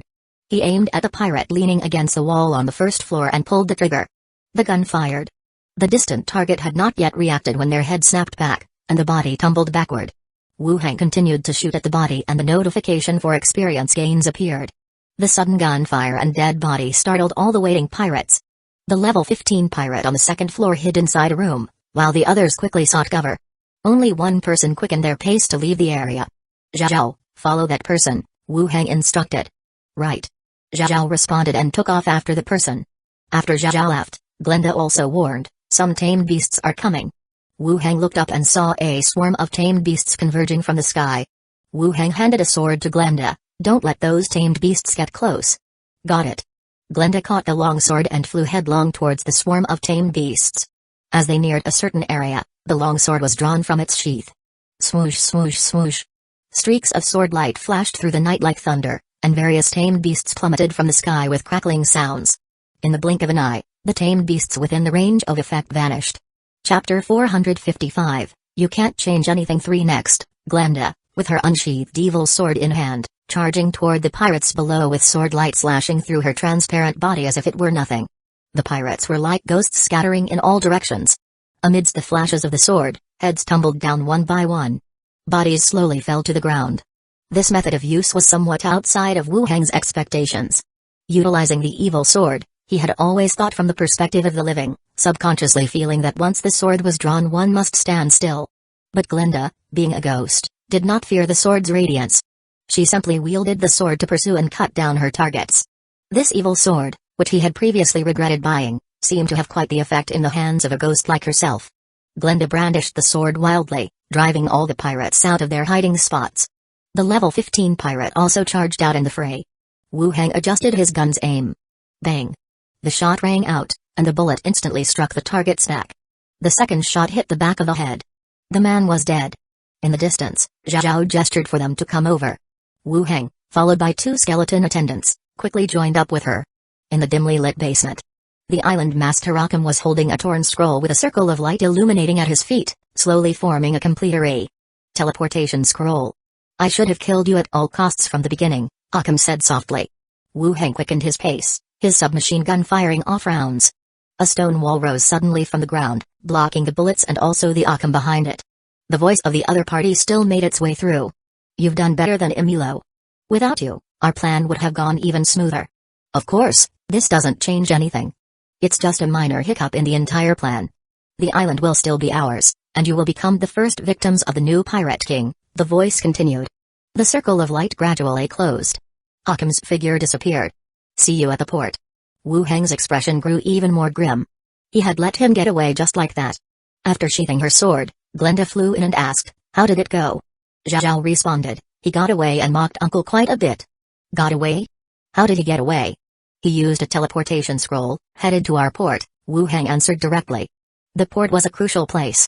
Akam's confidence meant that pirate reinforcements must have arrived on the island. The night was as dark as ink. The gloom enveloped the vast sea. In the darkness, faint lights appeared on the water's surface, and a succession of ghost-like pirate ships quietly emerged. One after another, they kept appearing in the line of sight. The prows were adorned with ferocious statues, and black flags flapped in the night wind. Wu Heng quickly made his way over. Zai Ligui also arrived swiftly with her people. Both their faces turned pale as they beheld the horizon filled with pirate ships. At the port, unlike the quiet on Wu Heng's side, the pirates who had taken the port wore expressions of excitement and elation. They had survived and were about to welcome their ultimate victory. Wu Heng, didn't you want to save the association and capture the pirates? Now it seems all your efforts were a waste. You can't change anything, not even your own fate, Akam said, his voice filled with hostility, hatred, and the joy of impending victory. The original assumption was that the adversary was the island's Milo, but it turned out that the toughest opponent was this deputy steward who had just been transferred over. Whether it was the consecutive killings of several small pirate groups, or even demon god perishing at his hand. At that time, he even thought the association had sent a hero to handle the situation, forcing him to return to the island early to investigate. Now, everything finally came to a conclusion. In the struggle between the two sides, he was slightly superior and secured the final victory. You should have a way to leave the island, or simply break out. Akam paused, then continued, but what about the others from your association? The team members, the people from the island's trade groups?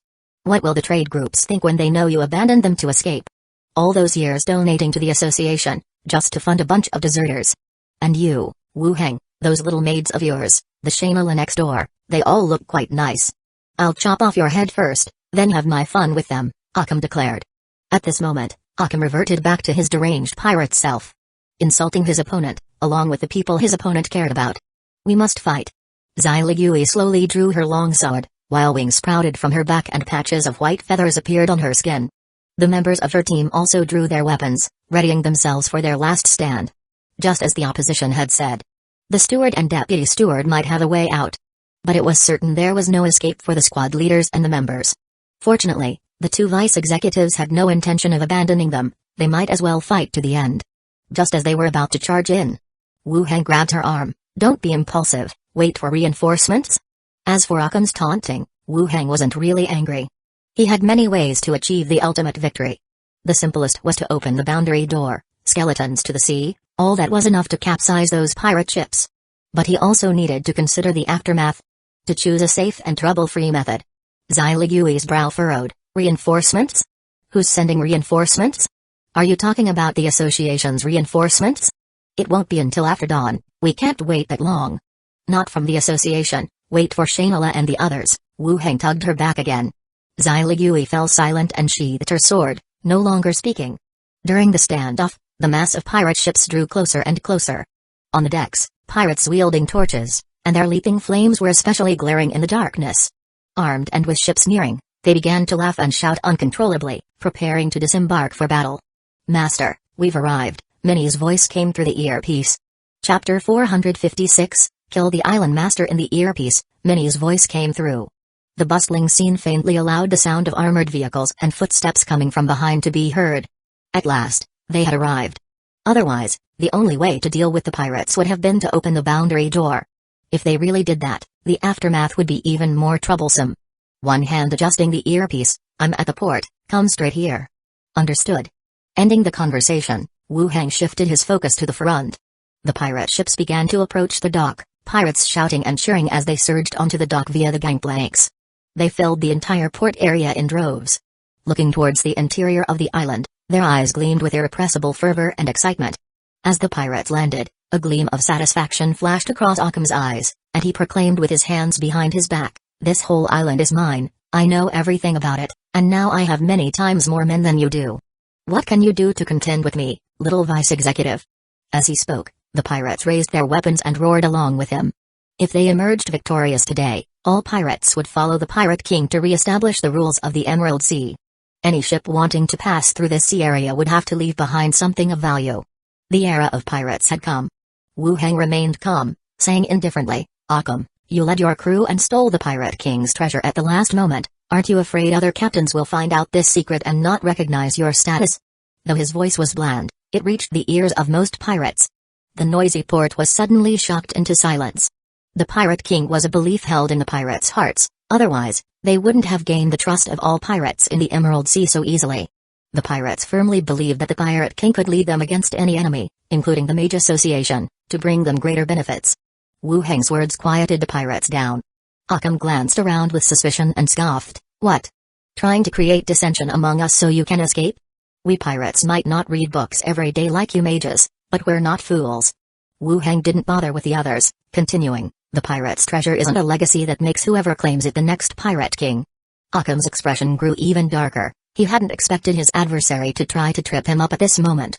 Too lazy to waste more words, he said coldly, "Kill them. The money and women on the island, first come, first served." Whoosh! The pirates put the recent event out of their minds. Screaming and whooping, they surged forward like locusts. Zai Ligui and her squad turned pale, gripping their weapons tightly. They braced themselves for a final fight to the death. Wu Hang glanced sideways, spoke into the earpiece, "Let the skeleton fire the cannons, aim precisely."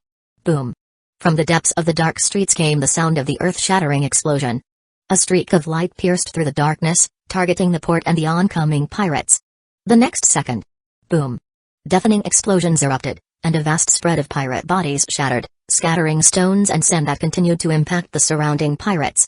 Then, 4 green, cubic vehicles burst through the barricades of barrels and debris. They appeared directly in the line of sight of everyone present. Their cannons pointed toward the port. Dazzling flares streaked across the night sky like meteors, hurtling towards the port and smashing into the ships beyond. Explosions rose and fell in succession. The port instantly plunged into a sea of flames. Flames rose into the sky, illuminating the entire horizon. Ships were blasted to pieces in the cannonade, wreckage flew everywhere with scraps scattering across the sky. Thick smoke billowed, filling the air, the pungent smell of gunpowder suffocating. The pirates fled in panic, screaming. They leapt into the sea to avoid the barrage. Wu Hang led his squad into a building behind them, taking cover beneath the window and watching the unfolding scene with widened eyes. Zai Ligui stared intently at Wu Hang. "You planned this all along and didn't say it earlier." At the rear of the convoy, representatives from the Chamber of Commerce, family elites, Guard Alliance Army. Everyone rushed over and watched the unfolding scene in horror. The dark night sky glowed orange red. The port, filled with dense pirate ships, was continuously bombarded by explosions. A pirate ship would be destroyed and start sinking approximately every 5 seconds. The once impressively sailing pirate ships had lost their grandeur in an instant. They were either fleeing or being devoured by the flames as they turned to run. In the crowd, believers knelt down towards the port. They began to mutter prayers. The envoys of trade groups gathered together. They began discussing in low voices. "Is this a magic weapon? When did the association develop such a thing?" "It's not the association's. I heard from Shayna that it belongs to the association's vice executive. So terrifying. Anyway, we survived, and thanks to this kind of weapon." "That's right." At this moment, Shayna's steward approached briskly. His indifferent gaze swept over those present and he said, "The trade group representatives, withdraw to a safe location. All guards split into 2 squads, block both east and west roads, kill any pirate that passes through." As the order was given, everyone sprang into action. Those who considered themselves non-combatants obediently moved backward. The guards didn't bother to ask for their master's opinions and promptly split into 2 squads according to the orders. They went to the appointed intersections to set up defenses. To kill those pirates who had dodged the cannon fire and were fleeing in panic. To kill those frantic pirates who had made it past. At the island master's manor. The weakened sect guardian Viola, reverting from her mist form to human shape, took 2 steps back, looked at the fire behind her and laughed. Milo, the pirates have landed on the island. You should leave. Come back later to seek your revenge on them. Chapter 456, Killing the Island Master. Milo turned his head and glanced at her, his hand once again unleashing a sword chi. The woman's body once again turned to mist, fleeing into the distance. See you, whether you go or not is up to you. Milo glanced in the direction the woman had fled, but did not continue to chase after her, instead heading straight for the harbor. Association. Andre Willow, Moya, and many other members of the association. Standing at the doorstep, watching the night sky repeatedly lit up by bright flashes. Silently praying in their hearts, hoping that the association would come out victorious in the end. Inside the Black Dragon Pirate Group's cabin. The ceaseless booming and the ship's violent rocking made Philippa go pale. Damn it, they're using that thing again. This kind of frequent, intensive explosion. She had heard it more than once and was sure it was their vice executive's type of weapon. Damn it, if they opened fire on this ship, she wouldn't survive either. She listened closely to the outside, noting the chaos among the pirates. Taking a cloak out of her space ring, she draped it over herself and then took out tools to pry open a not-so-rusty iron lock. Philippa covered her hood and quickly walked outside. The ship's intense sway. The pirates, while swaying, retrieved crew members who had fallen overboard, looking ready to turn around. And all around were ships enveloped in large fires, slowly sinking into the sea. Philippa's eyes widened. She hadn't expected it to turn into this. Her gaze quickly swept around, not finding her own pirate ship. Damn. Where's my ship? But right now, she couldn't afford to worry about that. Staying here was certain death either way. Thinking this, she made her way to the edge of the ship. But after only a few steps, she drew the attention of other pirates. Stop right there, take off your hat, a voice came from behind. The surrounding pirates immediately turned their gaze towards her. Quickly surrounding her in the center. Philippa no longer concealed herself and took a submachine gun straight out of her space ring. Following the method taught to her, she aimed at the pirates ahead. I've come to seek revenge on you bastards. Clack clack. She pulled the trigger. But it didn't press down, as if it got stuck right there. Shit. It's broken. The pirates were stunned. Philippa, you wench, are you up to something, thinking of escaping now that we've reached Gold and Silver Island? The captain has spared you, why not let the brothers here relieve some boredom at sea? Catch her, we've still got to deal first with the situation on Gold and Silver Island. The pirates nodded, charging straight towards her. Seeing the pirates staggeringly approach, Philippa remembered the method to use, and unlocked the safety. Firing at those in front of her. Bang bang bang. Bullets whistled out, and the recoil, along with the rocking ship, almost made her fall. But the pirates charging forward, stopped in their tracks. They looked down at the blood holes appearing on their bodies. Those who were hit in vital areas, their bodies slowly collapsed. Kill her, quick. Someone among the pirates shouted. As for Philippa, the tension on her face gradually turned to delight. Bang bang bang. Bullets poured out non-stop, beginning to mow down the pirates on deck. Then, she went back into the cabin. Screw you all, I'm going to shoot you dead today. Wu Heng, just who the hell are you? How can you just be a vice executive? Seeing Wu Heng blocking the way, Occam's expression turned sour. His tone full of anger and unwillingness. He had planned for so long and invested so much effort. Lured Emilio away, and the majority of the merchants' forces on the island were also taken out to sea and eliminated. So why would someone like this appear on the island? Vice executive. How could a vice executive have such strength? They could still possess such a terrifying weapon. Why have you appeared on the island? Tell me, who sent you, and why are you sabotaging my plans? Occam's eyes widened as he roared his questions. It was just a little bit. Only, that was the only thing missing. Surrender, at least you can keep a whole corpse. Wu Heng said, looking at his opponent. You want to turn me into a necromancer, you vile necromancer, you damn thing. Occam cursed vehemently, releasing the fury in his heart. Being cursed by a pirate like this. Wu Heng also felt insulted. With a slight wave of his hand, fire. Bang bang bang. A row of skeletons fired directly ahead. A barrage of bullets shot towards the front. Clusters of pirates were pierced through and fell to the ground, crying out loudly. Occam produced a round shield in his hand, which blocked the bullets as he ran towards a dark alley to the side. Karam, Tolga, go kill him. Wu Heng commanded again. Two level 17 skeleton attendants charged out, pursuing their target as he fled. Closing the distance. Karam released a fog. And the fleeing Akam, sensing it, lunged forward. Karam's form appeared a step behind and his longsword cut through the air. The skeleton boxer Tolga directly blocked the other's path. Akam tilted his head in advance to avoid the incoming punch and stabbed forward with his longsword. Wu Heng stood behind, somewhat surprised by the opponent's fighting style. Even if his swordsmanship wasn't as good as Karam's and his skills weren't as sharp as Tolga's, he could still barely dodge some deadly attacks in an almost prescient manner. Even if his armor dented and blood trickled from the corner of his mouth, he still managed to keep going. Wu Heng took a rifle from a nearby skeleton, aimed briefly, and immediately pulled the trigger. Bang bang. Akam's body was punctured by 2 holes in an instant. The battle armor concealed the blood but was enough to penetrate his body. Ah! Akam screamed in pain. Tolga quickly advanced, grabbing Akam's arms tightly from behind, while Karam followed closely, driving his longsword through Akam's body, even passing between Tolga's rib gaps. Akam's eyes turned bloody red. Under the heavy injuries, he erupted with unprecedented strength, his arms cracked behind him, and he forcefully slammed the back of his head into the skull of the skeleton behind him. Karam withdrew his sword and stabbed twice more, piercing the shoulders. The arms struggled powerlessly. Akam, in the end, you're the one who lost. Wu Heng approached from behind. Akam's face twisted with ferocity as he roared, you won't have a good end either, your death will be even more tragic than mine. Wu Heng replied, speaking of which, I should thank you for gathering all these pirates here. You really are a fitting pirate king, knowing you'd be lonely on your own way. Akam's eyes bulged, already too weak to retort, filled with hatred, rage, reluctance, and endless resentment. He had received the pirate king's inheritance. Calculated against the major trade companies, held back him below. Why was there someone like him? If not for him, in the struggle between pirates and the association, the victory would definitely have been his own. Kill him.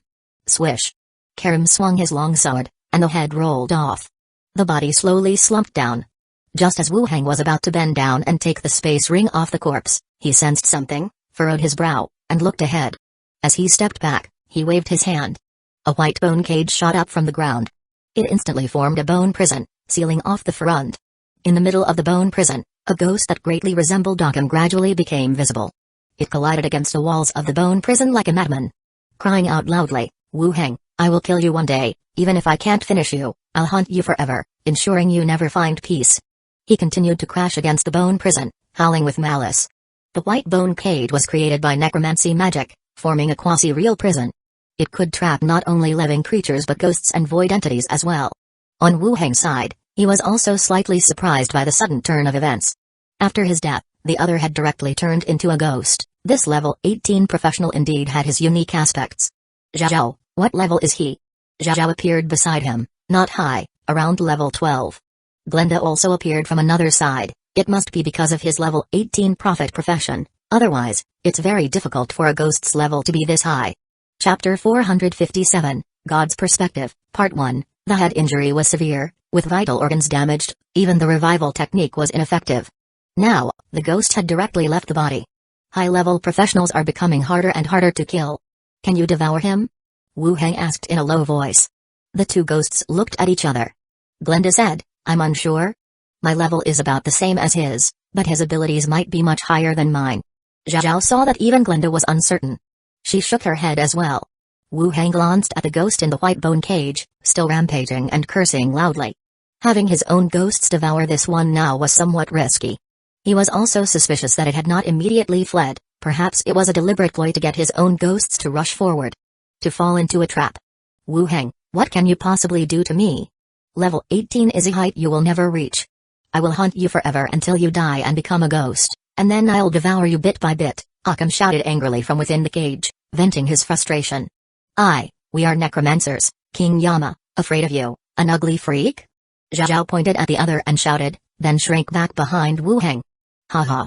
You actually raised such a small ghost as a spirit servant, Wu Heng, we're the same kind of people, unscrupulous, ruthless, you're no better, Akam continued to shout loudly. What do we do? Glenda asked. Don't devour him yet, we'll use him as material for a ceremony later, Wu Heng said directly. Hearing this, the Akam inside the cage suddenly stopped cursing, his eyes looking this way with some unease. Wu Heng rummaged through his space ring. An earthenware jug-like artifact was taken out. Demon Soul Pot, description, A container for storing and imprisoning souls. This item had been obtained from killing that necromancer in London City. It seemed it could be of use now. Under Occam's astonished gaze, Wu Heng approached the bone prison. The bony bars automatically widened their gaps, allowing Wu Heng to place the artifact inside the prison. Then, the white bone cage began to compress space towards the demon soul pot, forcing Occam closer to it. Wu Heng, we can talk this out, he said. Between us, it's merely a conflict of power, there's no deep vendetta or hatred, he added. Give me a chance, I'll help you become a steward. Occam's voice grew louder, more frantic. Wu Heng, let's talk, your spy is dead, I can help you earn merits. No, you can't do this, Wu Heng, you can't be so ruthless, Occam cried out tragically, his body getting stretched and sucked into the demon soul jar. The bone prison vanished, and Wu Heng corked the demon soul pot. Wow! King with the golden horns magic cord, Zhao Zhao exclaimed. Wu Heng was just about to tease Zhao Zhao when he suddenly felt the sensation of being watched from behind. He turned around abruptly, only to see Occam's decapitated head. A pair of eyes was curiously watching him. Damn it! Wu Heng's heart tensed. He stepped back, raised his gun, and aimed forward. Skeletons instantly shielded Wu Heng. Occam really is useless, even failing at this, the corpse spoke weakly. Not coming out in person, to meet face to face? Wu Heng addressed the head. He could distinctly feel that some kind of magic was establishing a connection with the head before him. It definitely wasn't Occam, but someone else. This method was even more sinister than the abilities of a necromancer like himself. The head kept his gaze on him. The association actually nurtured someone like you, it's really somewhat surprising, interesting. Wu Heng said, do you have something to say? The head smirked eerily, just here to see, who exactly killed Occam. To avenge him. Dead is dead, the head stated. Wu Heng said, name yourself, you can't be afraid to even give your name, right? Hey, remembering you is enough for me, the head said. After speaking, his tongue extended, attempting to bite down. Wu Heng was prepared, he squeezed the trigger.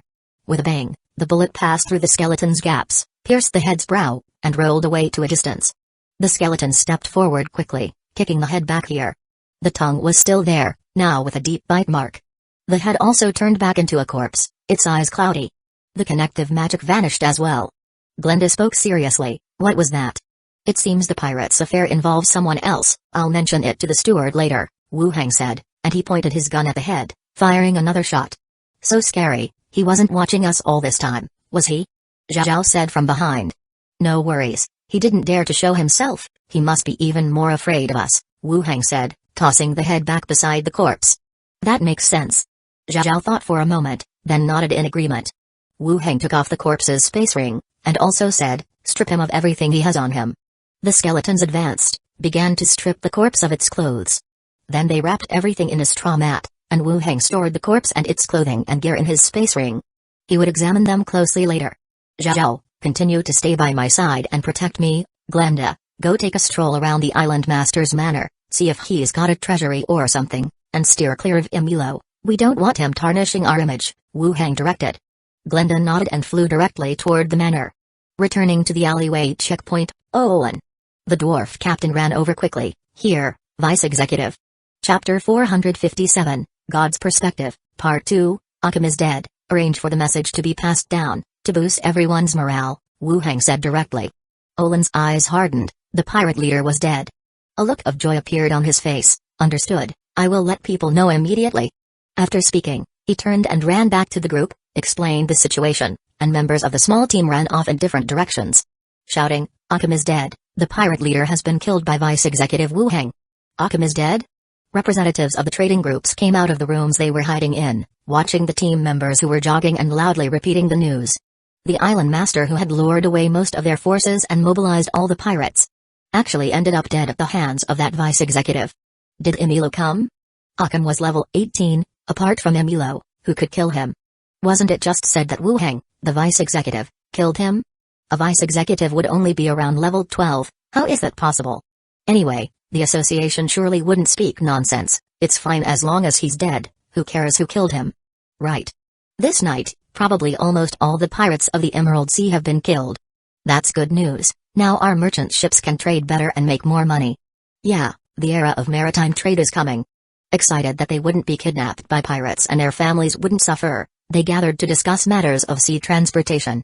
This battle had killed at least 80% of the pirates in the Emerald Sea. It was as if in one breath, the entire sea area had been swept clean. Direction of the armored vehicles. The gunfire had ceased, and the air was filled with pungent gunpowder smoke. Shayna stood to one side, the breeze blowing her hair as she watched the association members running by, a smile on her lips. At the same time, her heart also eased slightly. I knew you wouldn't lose. Occam's death also signified the end of the pirate era. And Gold and Silver Island was about to welcome a new era. More trading groups, a larger market, and a more prosperous island. Gold and Silver Island was going to become a hub of wealth, just like its name implied. Next, was the selection of the new island master. Representatives of various trading groups had participated in the fight, having a certain say in this matter. They had also witnessed the power of these machines and the skeleton army. With enough military force, and being their lifesaver, can he win them over? And besides, it wouldn't look good for him to personally intervene. Let me handle it. Shayna glanced behind her, murmuring quietly. The female housekeeper by her side just looked at her words, still standing by. The gunfire had ceased. Hordes of skeletons stood along the coast, firing bullets at the pirates scrambling in the water after falling overboard. The machine cannons were powerful with fast-firing rates, exerting a frightening lethality against the vessels of this world. Yet the issue of ammunition had still not been resolved. The military warehouse occupied by Anhui City couldn't be used entirely here. Wu Hang walked to the port. After the bombardment, the sight was horrifying. The ground was pocked with craters, covered in large and small shell holes, with pieces of broken wood and swathes of corpses floating on the sea, half-sunken ships billowing black smoke. In the distance, there were still many pirates clinging to planks in the ocean, swimming away, while some quick boats were trying to leave the area. Wu Hang glanced around and took out the spine staff and released, battleground of remains. On the shore, on the sea, one skeleton after another appeared, with blue flames flickering in their eye sockets. Wu Hang pointed towards the sea, sink all the ships, kill all the pirates. Whoosh! The skeletons on the shore leapt into the sea. The surface of the water boiled with teeming skeletons, swimming toward the distance, attacking the remaining pirates. On a gradually sinking ship, a few pirates, leaning behind the wheelhouse, shouted, "Philippa, are you crazy? The ship is sinking, what are you doing lingering here with us? When we fall into the water, those skeletons will kill us." Opposite them, Philippa, with a rifle in her hand, hiding behind the mast, spat out a wad of saliva, and cursed, "Whose fault is it that you bullied me before? Nobody dares to treat me like that.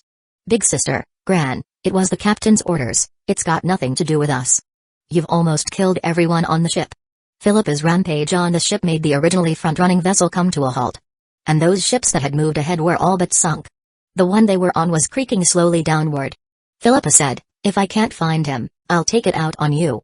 We were wrong, okay, let's just run for our lives. You're so spineless, how did you become pirates?" The pirates exchanged glances and then stopped talking. Suddenly, the ship became unsteady. Everyone shook violently. The pirates quickly split into two groups and surrounded Philippa from both sides. Philippa heard footsteps, raised her gun, and fired. The bullets immediately hit several people on one side, who fell to the ground, howling in pain. The pirates on the other side rushed up close. Philippa slung the rifle on her back and pulled out dual blades. In a blink, her figure divided into four, charging toward the pirates. The pirates hesitated at her approach, attacking the illusions. The illusions shattered one after another. All fakes. Looking up again, Philippa had gained distance, her gun barrel raised slightly. Bang bang bang.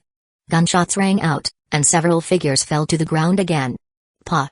With this little skill, you still want to fight me?" Philippa cursed again. Then, she continued to look out at the sea, somewhat troubled. Chapter 457, God's Perspective, Part 3, My own ship is missing. And the vessel under my feet had sunk to just the deck area. Do these skeletons recognize me? Ah, they can't just kill me along with the rest. Philippa muttered. Huh. A whooshing sound arose, and Philippa suddenly turned around, only to see a woman with two white feathers on her back falling from the sky. She carefully discerned the other's appearance. Xiligui? Philippa and the other pirates had surrounded Xiligui, the blonde vice-executive of the association, and her image was deeply ingrained in their memory. Xiligui was attracted by the gunfire. After all, the only people who could have such weapons were on Wu Hang's side alone. Looking at the other's gun, she asked, "What's your name?"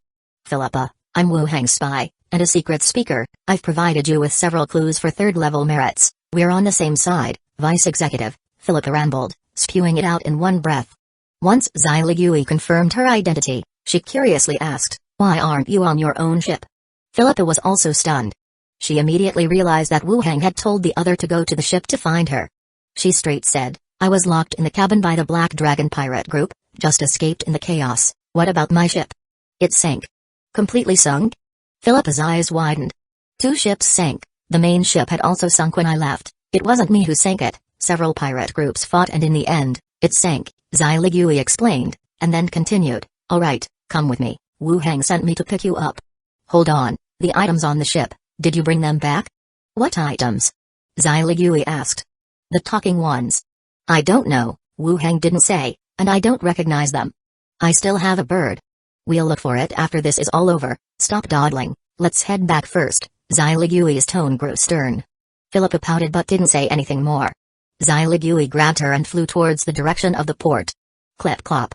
The sound of horse hooves arose. Emilo, riding on a swift horse, also arrived at the location of the port, followed by Moya, Andre Willow, and a part of the association members. Glancing ahead at the scene, a hint of shock appeared in their eyes. Walking over with the skeletons, Wu Hang said, Steward, the island master is dead, and the rest of the pirate reinforcements will find it very difficult to pose any further threat to the island. The situation lay plain before Emilo's eyes. The entire sea area was littered with fragments of ships and skeletons chasing after the pirates. It definitely appeared difficult for them to pose any threat to the island now. You've done well, Emilo praised. He waited to arrange for the military forces from various places. Emilo then asked, Where's Xyligui? Xyligui has gone out to sea to rescue someone, replied Wu Hang. Emilo nodded. Wu Hang and Xyligui, stay behind to guard the port. Association squad members, each squad lead the Association Guard and the Trade Alliance Army to patrol, and directly kill any pirates or those who take advantage of the chaos upon discovery, and swiftly restore order on the island. Yes. The crowd responded, starting to arrange their teams for patrolling. Emilo went back to take charge at the association. Wu Hang headed to ship management, the building for ship registration. Woo! A whooshing sound erupted. Xyligui, carrying Philippa, descended from the sky. The wings retracted, and a layer of frost mist covered her body again. After taking a sip of the elixir, she asked, Has the steward arrived? He has finished assigning tasks and went back to take charge of the association. He told you and me to stay behind and guard the port, Wu Hang stated directly. Xyligui glanced over the port and said, You sit here, I'll go check out the docks. If there are high-level professionals, I can deal with them.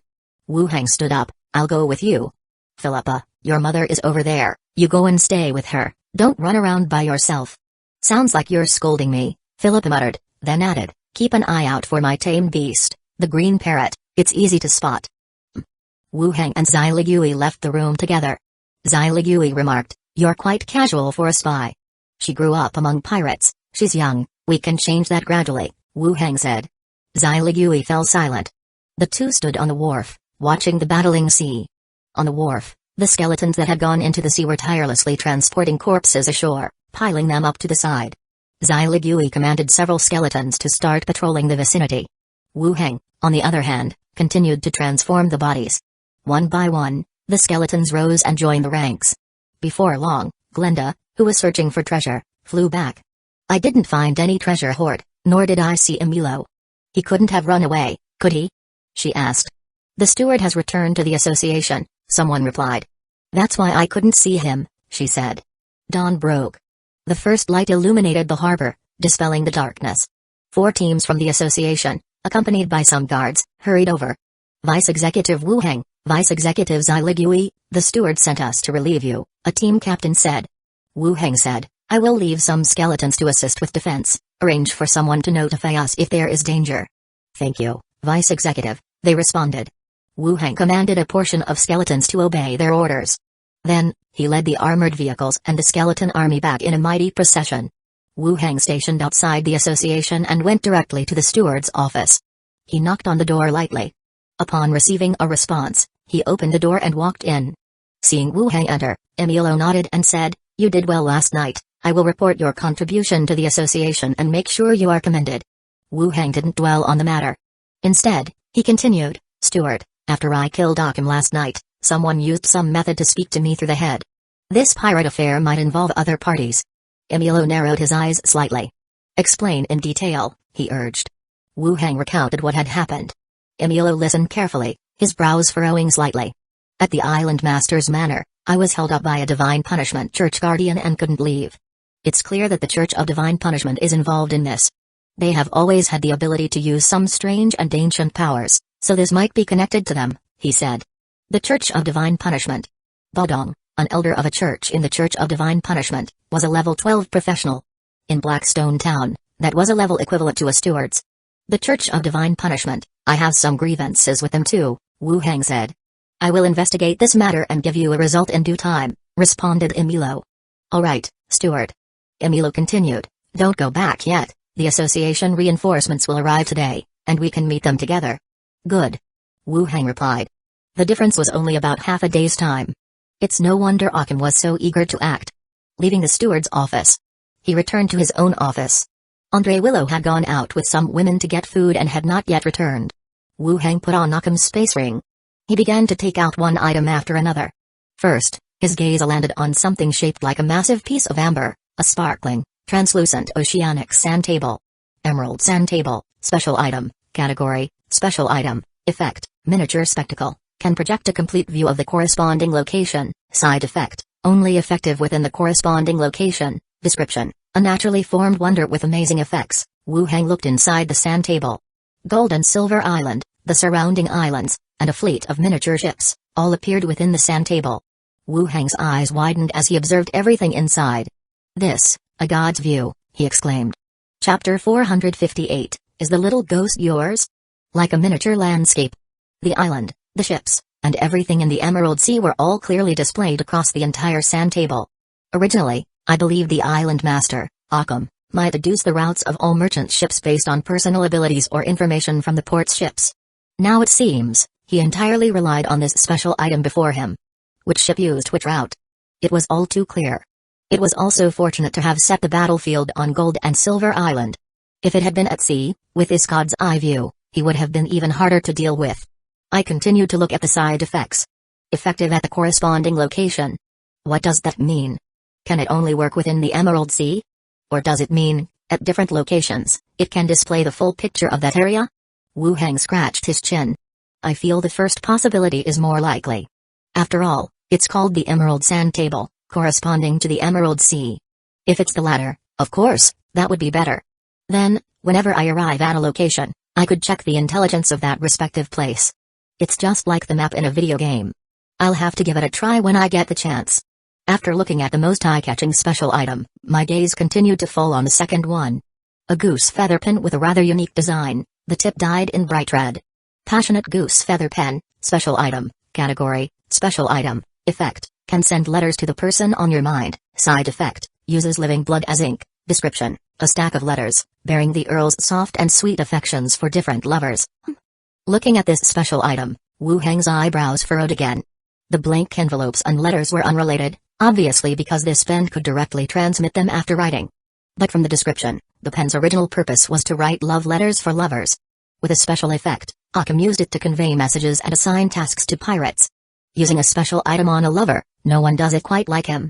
The effect is to deliver it to the person in mind. This point should be inaccurately described. Occam couldn't possibly know every pirate captain, let alone the constant disappearance and establishment of new pirate groups. More likely, he would use the sand table to determine the information of the pirate ships and then send the letters. Or perhaps leveraging the prophet profession to gather some intelligence on pirates. Then send the letters. That should be it. The more I thought about it, the more reasonable it felt. The side effect is using living blood as ink. This point isn't much of an issue, as animals also count as living beings and are easy to obtain. Next to it was a jar of red liquid. Opening it revealed a strong smell of blood, likely used for writing. I must say, both of Occam's special items were highly valuable. Useful effects, small costs, the sand table had no cost at all. If they were sold at a consortium auction, they would surely fetch a higher price than even the most expensive evil sword. Wu Hang looked at the pen and then put it back in its place. All doubts have been cleared. How the other party knew about all the fleet's routes, and how the blank envelopes were sent out. When I saw the two special items, it all made sense. My previous doubts seemed not so special, and I even thought of the prophet profession as too powerful. If any profession had these two kinds of special items, they could gradually mobilize all the pirates. But the Pirate King's request for a prophet to inherit it must have other reasons. I'll see if there's anything special when I turn skeletons later. I hope the association won't take this body away. There are still plenty of other items left. Scepter of the Wise, tied chain shirt, agile longsword, stamina belt. The space ring contained quite a variety of items. Both equipment and everyday items were not few in number. After all, having reached the island master level, he was certainly wealthier. I took them out one after another. I threw the useless ones, personal clothes, and household items to the side. They'd be discarded later. Then there was another space ring. Wu Heng waved his hand casually, and barrels filled with gold and silver coins appeared in the open space in the middle. Brimming and dazzling. Wow, he's so rich. It seems that the bounty on me wasn't even worth mentioning. Is being an island master this lucrative? Or is it the wealth of the Pirate King's treasure or the savings accumulated from being a pirate? Either way, it's all mine now. Indeed, taking from others is the quickest way to wealth. Creak. At that moment, the door opened. Andre, Willow, Minnie, Philippa, and Millicent, the 4 women who had finished their meal, came back. Minnie was even holding breakfast she had bought for me. When they saw the barrels full of gold coins in the room, all 4 of their eyes widened. Philippa was the first to rush over, hugging a barrel filled with gold coins. Wow, is this Occam's money? There's so much of it, we're rich. As she spoke, she grabbed a handful to stash away in her own space ring. Minnie stepped forward, grabbing her. What are you doing? This all belongs to the master, why are you pocketing it? What's it to you if I take some? I nearly died at sea, is my life not worth money? Philippa brushed off the arm that caught her. Minnie insisted, you were also rescued from jail by the master, otherwise, you'd be long dead. I've captured so many pirates for him.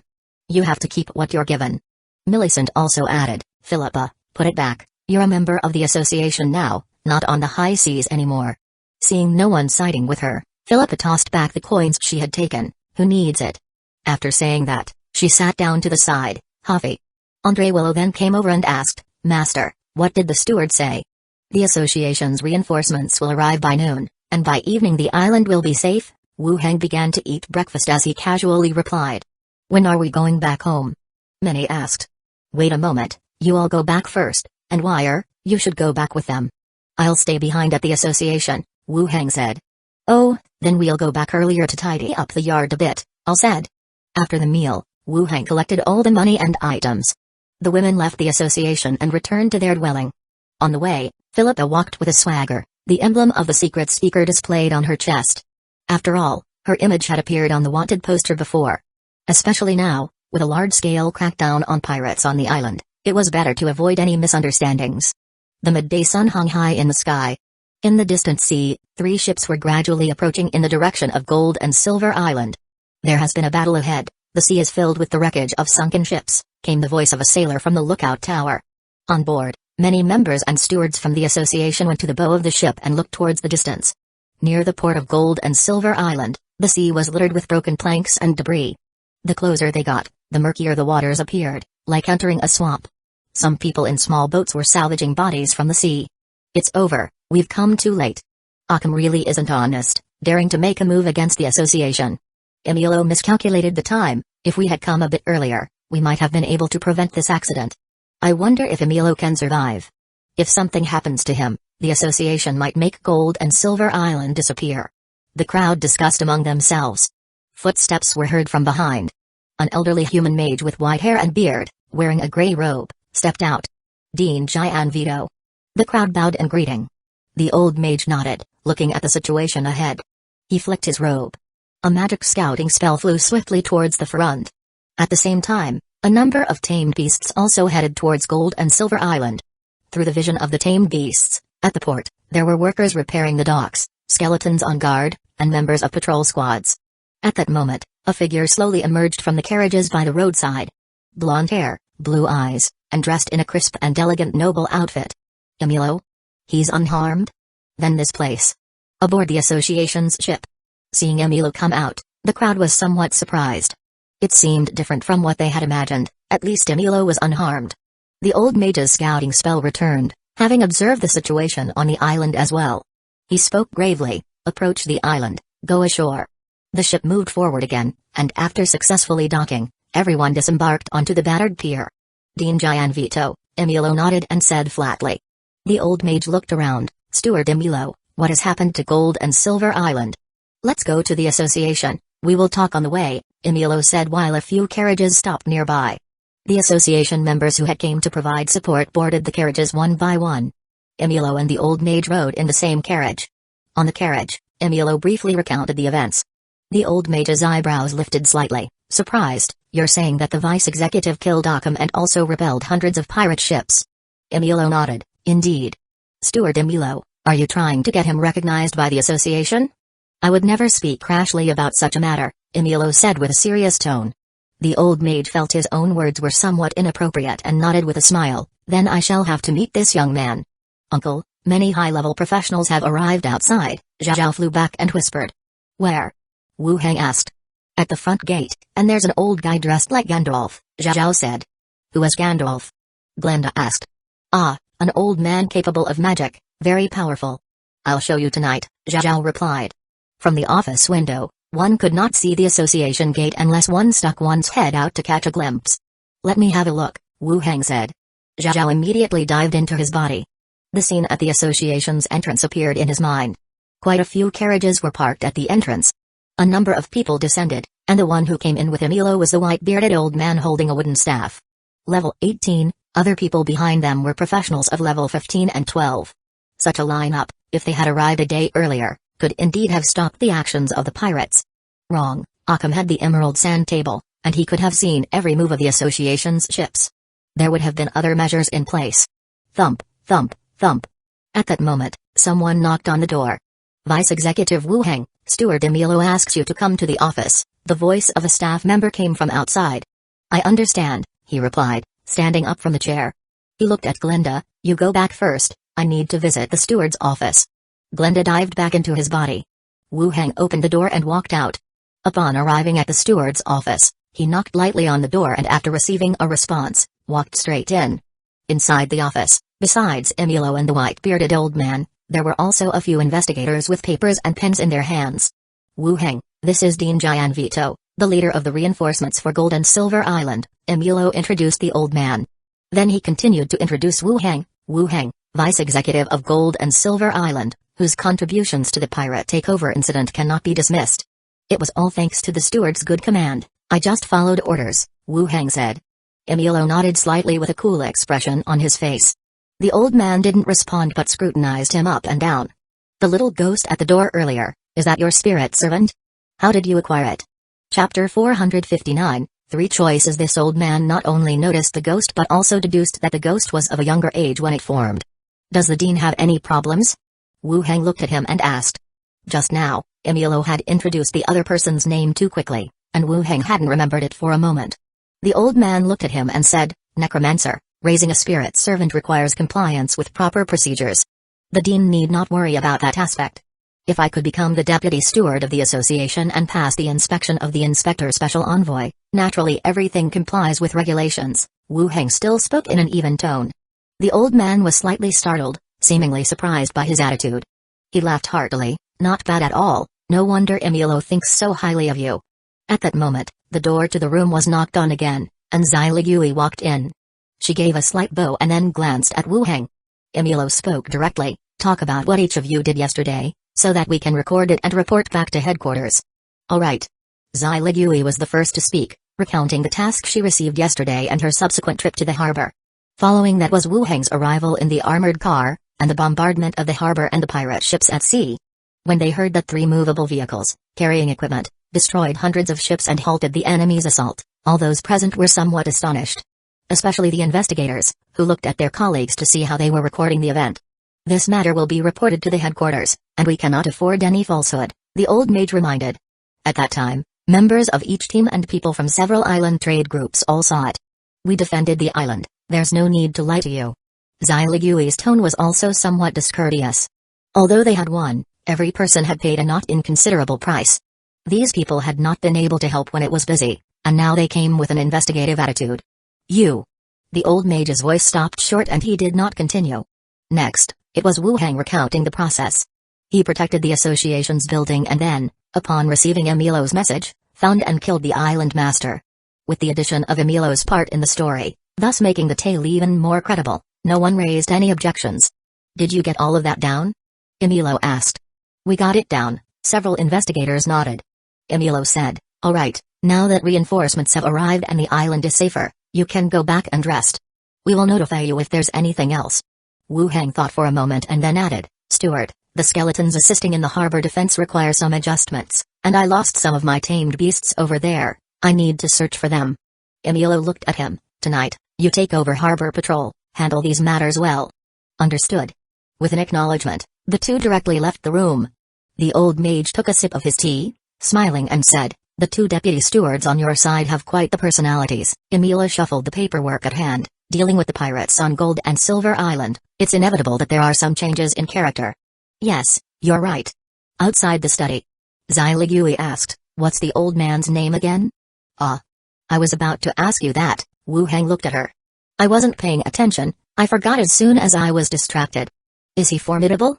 Zai Ligui turned back to look at the direction of the study. Wu Hang lowered his voice, a level 18 professional, called the dean, sounds pretty formidable. Level 18? Huh, he didn't come yesterday and only showed up after everything was over today. Zai Ligui spoke with some dissatisfaction. Wu Hang chuckled, in any case, we ended up victorious in the end. No one was hurt, nothing else matters. Yes, you're right, Zai Ligui agreed, puffing out her chest, I didn't expect you to be so amazing last night. Wu Hang was taken aback and looked around, you're slandering me. Yeah, where did you get those pieces of equipment from?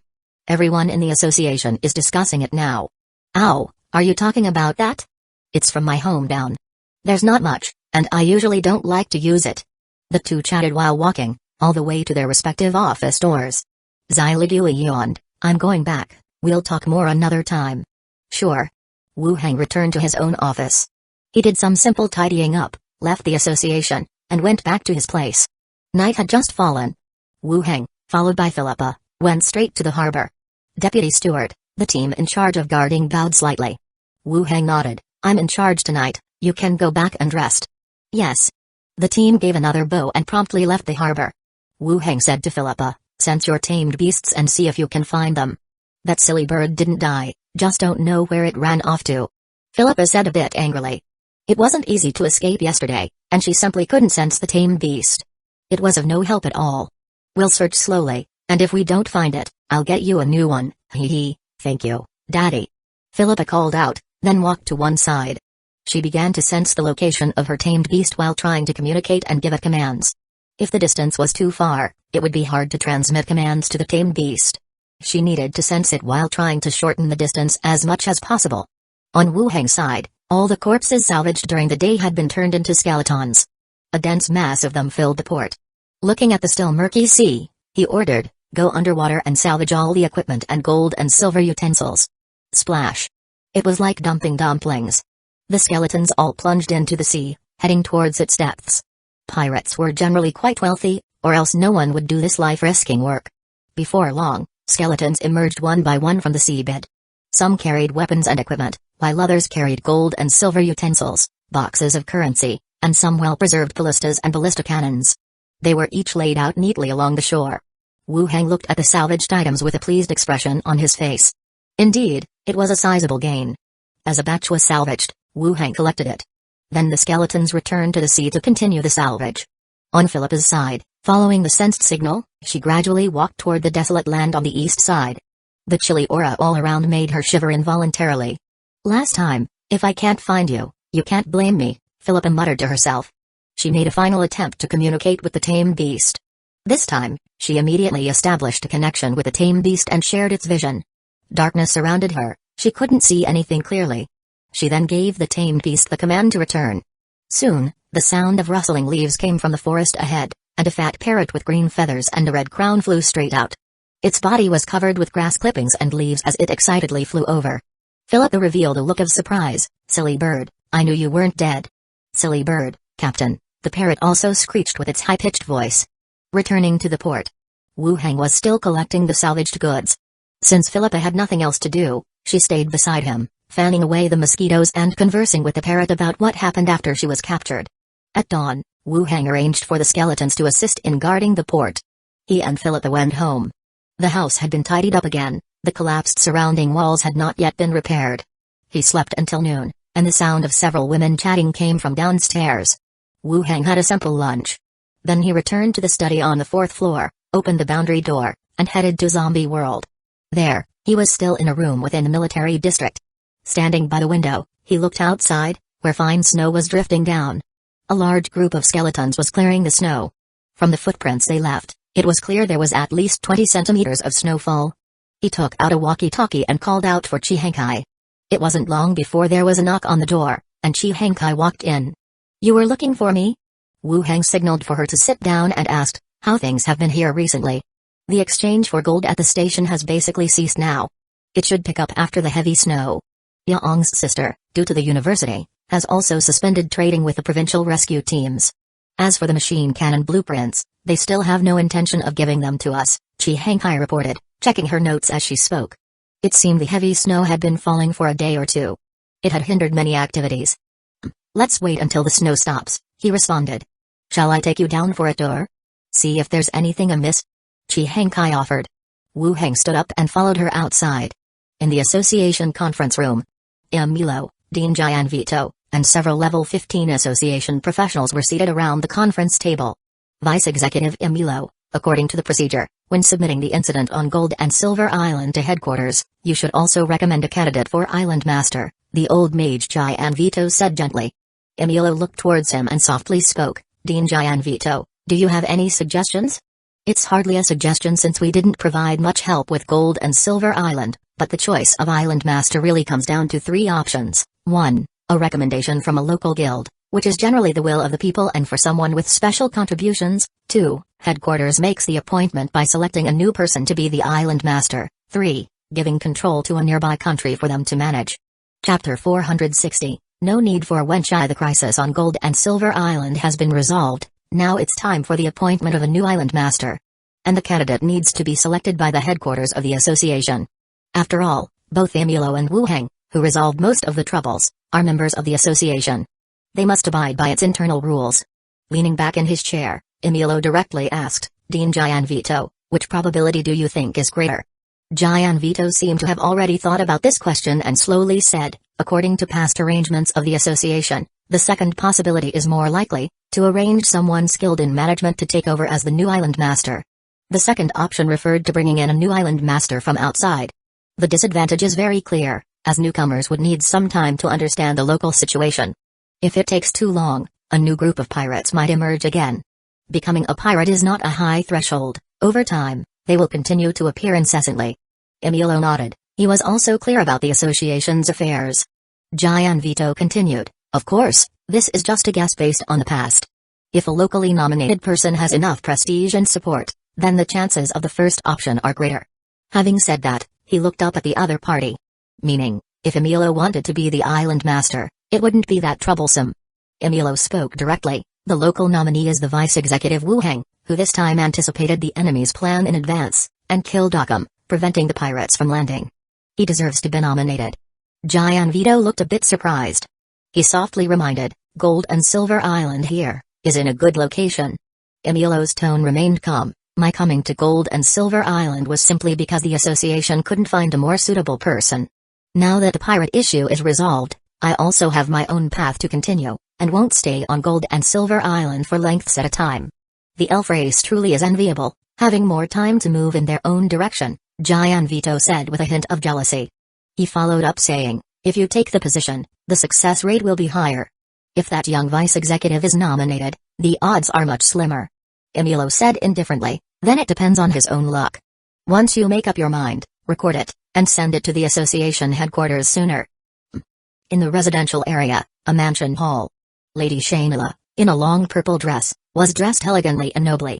Seated on one side of a long table, while representatives of the various merchant groups were seated at both sides of the square table, discussing lowly the events of the past 2 days. With Gold and Silver Island returning to order, they were the happiest. This incident would usher in a new era for Gold and Silver Island. Maritime transport would become the new golden route. "I heard that the association is selecting a new Island Master. Does anyone have any thoughts?" Lady Shainala suddenly spoke up, attracting all eyes. A representative of the merchant groups, twirling a gold ring on his finger, said, "How the association chooses isn't really for us to say. What thoughts could we have? True, any choice is fine as long as it's not a pirate. Given the current situation, anyone as Island Master would be beneficial for us. Maritime trade will only get better." The others spoke one after another, feeling quite optimistic about the current situation. Just as they had said, the association operates with very clear rules and systems. The merchant groups prefer working within regulations. So, no matter who the association appoints as island master, as long as it isn't a pirate, it's fine for them. Lady Shayna set down her teacup and smiled. Actually, I prefer to have Vice Executive Wu Heng become the island master. The merchant group representatives were all stunned. They looked on curiously. Lady Shayna, please speak your mind. We are all here, and it would be good to discuss it, one said. Lady Shayna nodded. You may not be aware, but such appointments by the association are generally divided into 3 types: local nomination, selection from within the association, or handing it over to a nearby country. She paused slightly to let everyone reflect on this. She continued, the latter 2 options are of no help to us. The battle the night before last, we dealt with it to some extent. We can't just let all our efforts be for nothing and end up with no connection to the island whatsoever. The crowd frowned. For a moment, they didn't grasp the underlying meaning. Still, some showed support, saying, I lost quite a few guards. Following Lady Shayna's logic, we indeed exerted some effort. What does this have to do with Vice Executive Wu Heng? Said one after another, the hall becoming somewhat chaotic. Lady Shayna picked up a silver spoon and gently tapped the edge of her teacup, stating, I plan to write a letter of recommendation, on behalf of the Chamber of Commerce, and send it to the association, endorsing Vice Executive Wu Heng to take the role of the new island master. Is there any direct correlation with this? Lady Shayna spoke slowly. 1. Our lives were saved by him. Supporting a lifesaver means the next time there's danger, someone might save us again. Secondly, he's of decent character, having reached the position of vice executive in his 20s, a prodigy indeed, with even greater achievements to come. And thirdly, he has enough strength to hold Gold and Silver Island. Without waiting for a response, she concluded, helping him. Outwardly we haven't forgotten our lifesaver. Helping a prodigy is like an investment, and internally, the stability of Gold and Silver Island benefits our Chamber of Commerce as well. Whoosh! As soon as these words were spoken, the crowd erupted into discussion once again. After being swayed by Lady Shayna, it seemed endorsing this vice executive was in their best interest. Then why not just let Emil directly become the island master? No matter what, that vice executive is a necromancer, and problems are likely to arise, a somewhat chubby middle-aged man raised a doubt. Chapter 460, No need for wenchai. Lady Shayna replied, whether Emilo looks up to Gold and Silver Island or not, even if he wishes to become the island master, after this event passes and Wu Heng gets transferred elsewhere as a steward, the island will lose a strong figure. If Wu Heng becomes the island master, he won't be transferred and Gold and Silver Island will have 2 strong figures in charge. The middle-aged man's tone caught, and he said no more. Everyone contemplated for a moment. Then they began to state their positions one after another. All right, I agree with Lady Shayna's suggestion, count me in for the nomination, one stated. I concur as well, another one followed, but should he truly end up in the position of island master, let's not be forgotten. I also agree with this proposal, chimed another. Most people spoke up, in agreement with Shayna's suggestion. After all, nominating someone does not bring any loss to their side. The other party's argument was indeed quite persuasive. Lady Shayna glanced at the Chamber of Commerce representatives who had not yet taken a stance. She continued, once he really becomes island master, the Chambers of Commerce that signed the nomination letter will be afforded at least 3 years of trade tax exemption, which should be enough for everyone to make a profit. With these words, even more people agreed and signed their names. Lady Shayna checked the nomination letter, confirming there were no issues, and handed it over to the butler standing by. Send this to the association, and say that all Chambers of Commerce nominate Vice Executive Wu Heng to become the island master, she instructed. Yes, madam, the servant replied. At his residence, in the study. After returning from the zombie world, Wu Heng sat in front of the desk and began to rethink the subsequent issues. Following the death of Akam, the island master of Gold and Silver Island, the crisis on the island as well as the blank envelope issue had both been resolved. The only surprise was the person who controlled the talking skull after Akam's death. From the tone of the other party's speech, they had been involved in this event but were not one of the pirates. It depends on what clues Emilo has, he thought. The second point concerned the post-management work of Gold and Silver Island. If Akam's body was needed by the association for a wenchai, it would mean the loss of an 18-level skeleton. However, wenchai has its advantages, as it could reveal if others were involved behind the scenes. Regarding the 2 special items obtained, the association generally does not force members to surrender their spoils of war, but both items have rather unique effects, and it wouldn't be surprising if they were reclaimed. Especially the Emerald Sand Table, which serves as a strategic map within the Emerald Sea. Whoever possesses it has control over the movements of all ships within the sea area. It's virtually a divine artifact. The matter of special items must be kept secret. If it's not mentioned, the likelihood of the association inquiring is low. It would be better to use them after some time has passed. He sat in the study for a while. Knock, knock, knock. The sound of knocking came, followed by Manny's voice. Master, dinner is ready. I'll come down right away, he replied. Wu Heng got up and left the study. As he descended to the first floor, he saw 5 women already seated at the dining table. Apart from his maidservants, there sat Lady Shainera, in full evening dress. She revealed a smile at the sight of him coming down, her tone unfriendly. It seems we have more people here, she noted. Ah. Wu Heng said, Philippa is my informant planted among the pirates. I've caught many based on her intelligence. Many told me, she acknowledged. Wu Heng didn't delve further and called out, sit down and let's eat. The group took their seats around the dining table. Wu Heng and Lady Shainera chatted about various matters concerning the island. Philippa, while stuffing food into her mouth, nudged Minnie and whispered, Our Lady? According to the level stipulated in the contract, Philippa and Minnie were ranked as maidservants, with the female master taking the title of Madam. Lady Shainera is the head of Starflower, and is the master's lover, Minnie explained. Philippa glanced towards the wood elf sitting across, her eyes showing surprise. Having been a pirate, she was naturally aware of Starflower, the largest trading group of the wood elves, which managed the largest export trade of their kind. She had not expected Wu Heng to have such a relationship with her. Really? How did she fall for a vice executive? Philippa muttered. The table went silent in an instant. Lady Shainera looked at Wu Heng, smiling but with an undertone of amusement. Wu Heng then turned towards Philippa, who immediately bowed her head, pretending as if nothing had happened. After dinner, the sky gradually darkened. Wu Heng lay in bed when the door opened, and Shainela entered wrapped in a white towel. Her long hair cascaded over her shoulders, her skin delicate and smooth, her cheeks flushed. The towel across her chest was slightly open, revealing a profound cleavage. Come on.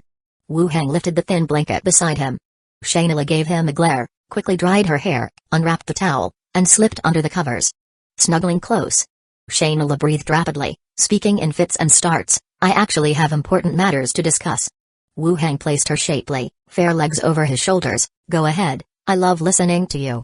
Stop it.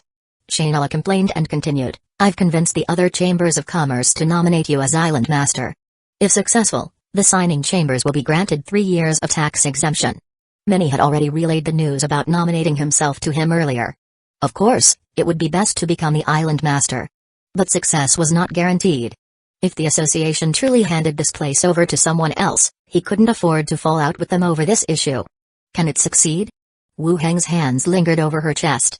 There's a high chance. After all, the chambers wield some influence, and since others have also put in effort in the occupation of Gold and Silver Island, they have a certain say, Shainela explained. Wu Heng nodded. If it succeeds, 3 years of tax exemption is not an issue. That's all I can do. Thank you, darling. So cheesy.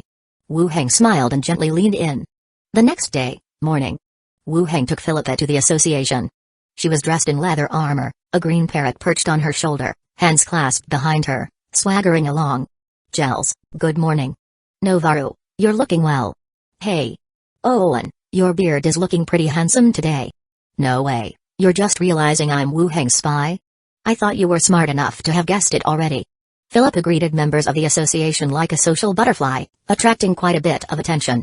Especially from Olin, whom she hugged around the shoulders, complimenting his handsome beard. It irked Olin, but out of respect for Wu Heng, he held back his annoyance. Wu Heng pulled her by the collar of her back shirt and led her back to his office. Andre Willow, who had arrived earlier, curiously watched as Philippa was brought back in. Do you have to greet everyone you meet? Wu Heng asked her. TCH. Silly bird captain, the parrot remarked, settling on a nearby spot. Philippa raised her hand to scare the parrot and explained, isn't it better to get acquainted with everyone to avoid being chased and hunted down later? Then could you be more subtle about it? What was the need to grab Olin and play with his beard? Oh, come on, I'm really good at it. I used to braid my own hair, Philippa said, pointing to her head. Next time, be more subtle when you greet people. Philippa pouted, fine, I got it. After speaking, she sat down on the sofa nearby and started flipping through the comics she had brought. They sat in the office for a while. Knock knock knock. There was a knock at the door. Philippa went to open it. An employee peeked inside and upon seeing Wu Heng, directly said, Vice Executive Wu Heng, The steward would like you to visit the morgue. All right, thank you. The employee left, and Wu Heng also got up and exited the office. Inside the morgue, there was a chilly atmosphere. Emilio stood at the doorway, followed by 2 investigators. In the morgue, bodies were laid out in rows, and 2 coroners were busily working. Wu Heng approached. "Steward, did you call for me?" Emilio, dull and straight, asked, "Have the slain pirates been examined?" "Not yet, they're arranged at the port and several locations, undergoing coordinated defense." "We haven't tallied them up yet," Wu Heng said. "There were quite a number of pirates killed this time. To tally them all would truly require some effort. Tally them up, and it will be easier to calculate merits later," Emilio said. Wu Heng glanced at the corpses. "Steward, some skeletons are unrecognizable now." "Then collect the pirate flags and tally according to the leader of the flags," he said. "Sure." Emilio nodded and continued, "Bring out Occam's body for a Winchai session to find out if there are any other plans." "Steward, I have a method that can get us the answers without having to resort to Winchai," Wu Heng said. Chapter 461, Hero Shaping Tavern. Wu Heng frowned and thought for a moment. "Is there no need for the Winchai on the island now?" Emilio looked at him somewhat puzzled. Wu Heng said seriously, "Steward, I need a separate room." "What method, so secretive?" Still, Emilio said something, and the 2 of them, along with the investigator, headed towards an empty room along the corridor. They selected a vacant room.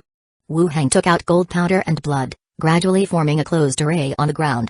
With the last stroke complete, the array emitted a faint necromantic power. Wu Heng took out the demon soul pot and placed it in the middle of the array, opening the stopper. Then, a ghostly blue ghost flew out of the demon soul pot. It gradually took on the rugged appearance of Occam. Occam glanced around and tried to invisibly slip away to one side. However, the array was like a barrier, trapping him in the middle, the pervasive necromantic power constantly eroding his translucent soul. Seeing there was no way to escape, Occam cursed in the direction of the others, "You damn beasts, you will die at sea, red worms will burrow into your bodies, and sea beasts will feast on your flesh." On the other side, Emilio and the 2 investigators all showed signs of surprise. So, the method they spoke of was this. They had actually imprisoned a ghost in the demon soul pot. Necromancers are truly frightening. Wu Heng was the first to explain, "When I killed him, he himself became a ghost. He even tried to attack me and got stuffed into the demon soul pot." Emilio raised an eyebrow. "He didn't choose to flee, but attacked you instead?" Probably thought my level wasn't high and saw a chance to kill me," said Wu Heng. When Occam became a ghost, he was level 12, while the widely known level of Wu Heng on the outside was also level 12. It fits with the logic of a pirate's behavior, taking risks for greater rewards. Wu Heng continued, "Steward, you can start asking questions now, the array's duration is limited." Emilio nodded and turned his gaze back to the irate ghost. "Who else was involved in this attack on Gold and Silver Island?" "Hey, what? You're so capable, Emilio, go investigate yourself," Occam said with disdain. Wu Heng stood to one side, infusing necromantic power into the array. The once calm array began to stir, solid black whips lashing at the ghost's form. "Ah! Damn it, what is this?" The lashing made no sound. But with each hit, Occam cried out with heart-wrenching howls. Bang! The next second, Occam's ghost form suddenly shattered, scattering in all directions. After stopping the whipping, it slowly reformed into what looked like a weakened soul. Seeing him not truly whipped to death, Wu Heng also breathed a sigh of relief. This array was something Wu Heng had found in a mage's manuscript, capable of controlling and attacking ghosts. Otherwise, it's very difficult to control an uncooperative ghost in most cases. Once Occam's soul reconstituted, it appeared weak and fearful, tremblingly saying, let's talk nicely, you can't do this, the association, it will impact your image." Emilio asked again, "Who else was involved?" "The Church of Divine Punishment, you know that." "I had people from the church block you," Occam said. "Anything else?" "Nothing else. In the plan, after blocking you, the pirates landing on the island would be enough to kill everyone," Occam stated, glancing fiercely at Wu Heng. "If it wasn't for him, he wouldn't have gone through such trouble, nor would he have ended in failure. There's one more person, after your death, who could control your head to speak, saying you were in cooperation," Emilio pressed on. "It was the Bishop of the Church of Divine Punishment," Occam replied. "The Bishop?" Wu Heng glanced at Emilio. According to previous statements, Emilio went to the island master's manor only to be detained by the sect guardian of the church. That also meant the sect guardian possessed strength not inferior to Emilio's. The bishop sounded higher in rank than the sect guardian and consequently even more dangerous. Emilio allowed time for the investigators to record the information before resuming. "How did you collaborate with them, and what did they stand to gain from helping you?" After sighing, Akam said, I promised them. Once Gold and Silver Island freed itself from the association, they were allowed to establish a church on the island. Emilio continued to look at him, seeing no more detailed explanation. He looked towards Wu Heng. Proceed. Akam, in his ghost form, showed panic and hastily said, Don't. There's also hero shaping. They have a certain base of followers, which could help me become a hero. That's how we negotiated, serving each other's needs. But they only had one person nearby, used to detain Emilio. It seemed the array's attack really was torture for the ghost. Merely mentioning another attack. Akam blurted out a whole lot of things in one breath. Meanwhile, Wu Heng, who was listening silently on the side, furrowed his brow. It seemed he had come across another piece of knowledge he was unfamiliar with, hero shaping. One reaches a hero at level 20. But it appeared to be more complicated than simply increasing experience points, as it required hero shaping at level 18. This was something he had never heard anyone mention before. What else is there? Just say it. That's it, we are just a bunch of pirates, and we need to avoid investigations by your association, so we don't have that many secrets. If it weren't for this kid, my plan wouldn't have failed, Akam said angrily. Emilio looked at the investigator. Did you get all that down? Everything has been noted. Put him back. Upon hearing this, Akam immediately shouted, Emilio, I am willing to work for the association. A ghost of my strength can be of great help. Wu Heng manipulated the necromantic power, and a suction force began to pull back the hovering Akam. Give me a chance, Emilio, Wu Heng, let's discuss this properly. Akam's soul was stretched and pulled back into the demon soul pot. Wu Heng secured the lid and put away the space ring. Ghosts were still quite useful to a necromancer, but whether a ghost was worth nurturing depended on whether its personality and way of handling things were aligned. Zhao and Glinda had different personalities, but neither of them could be considered bad people.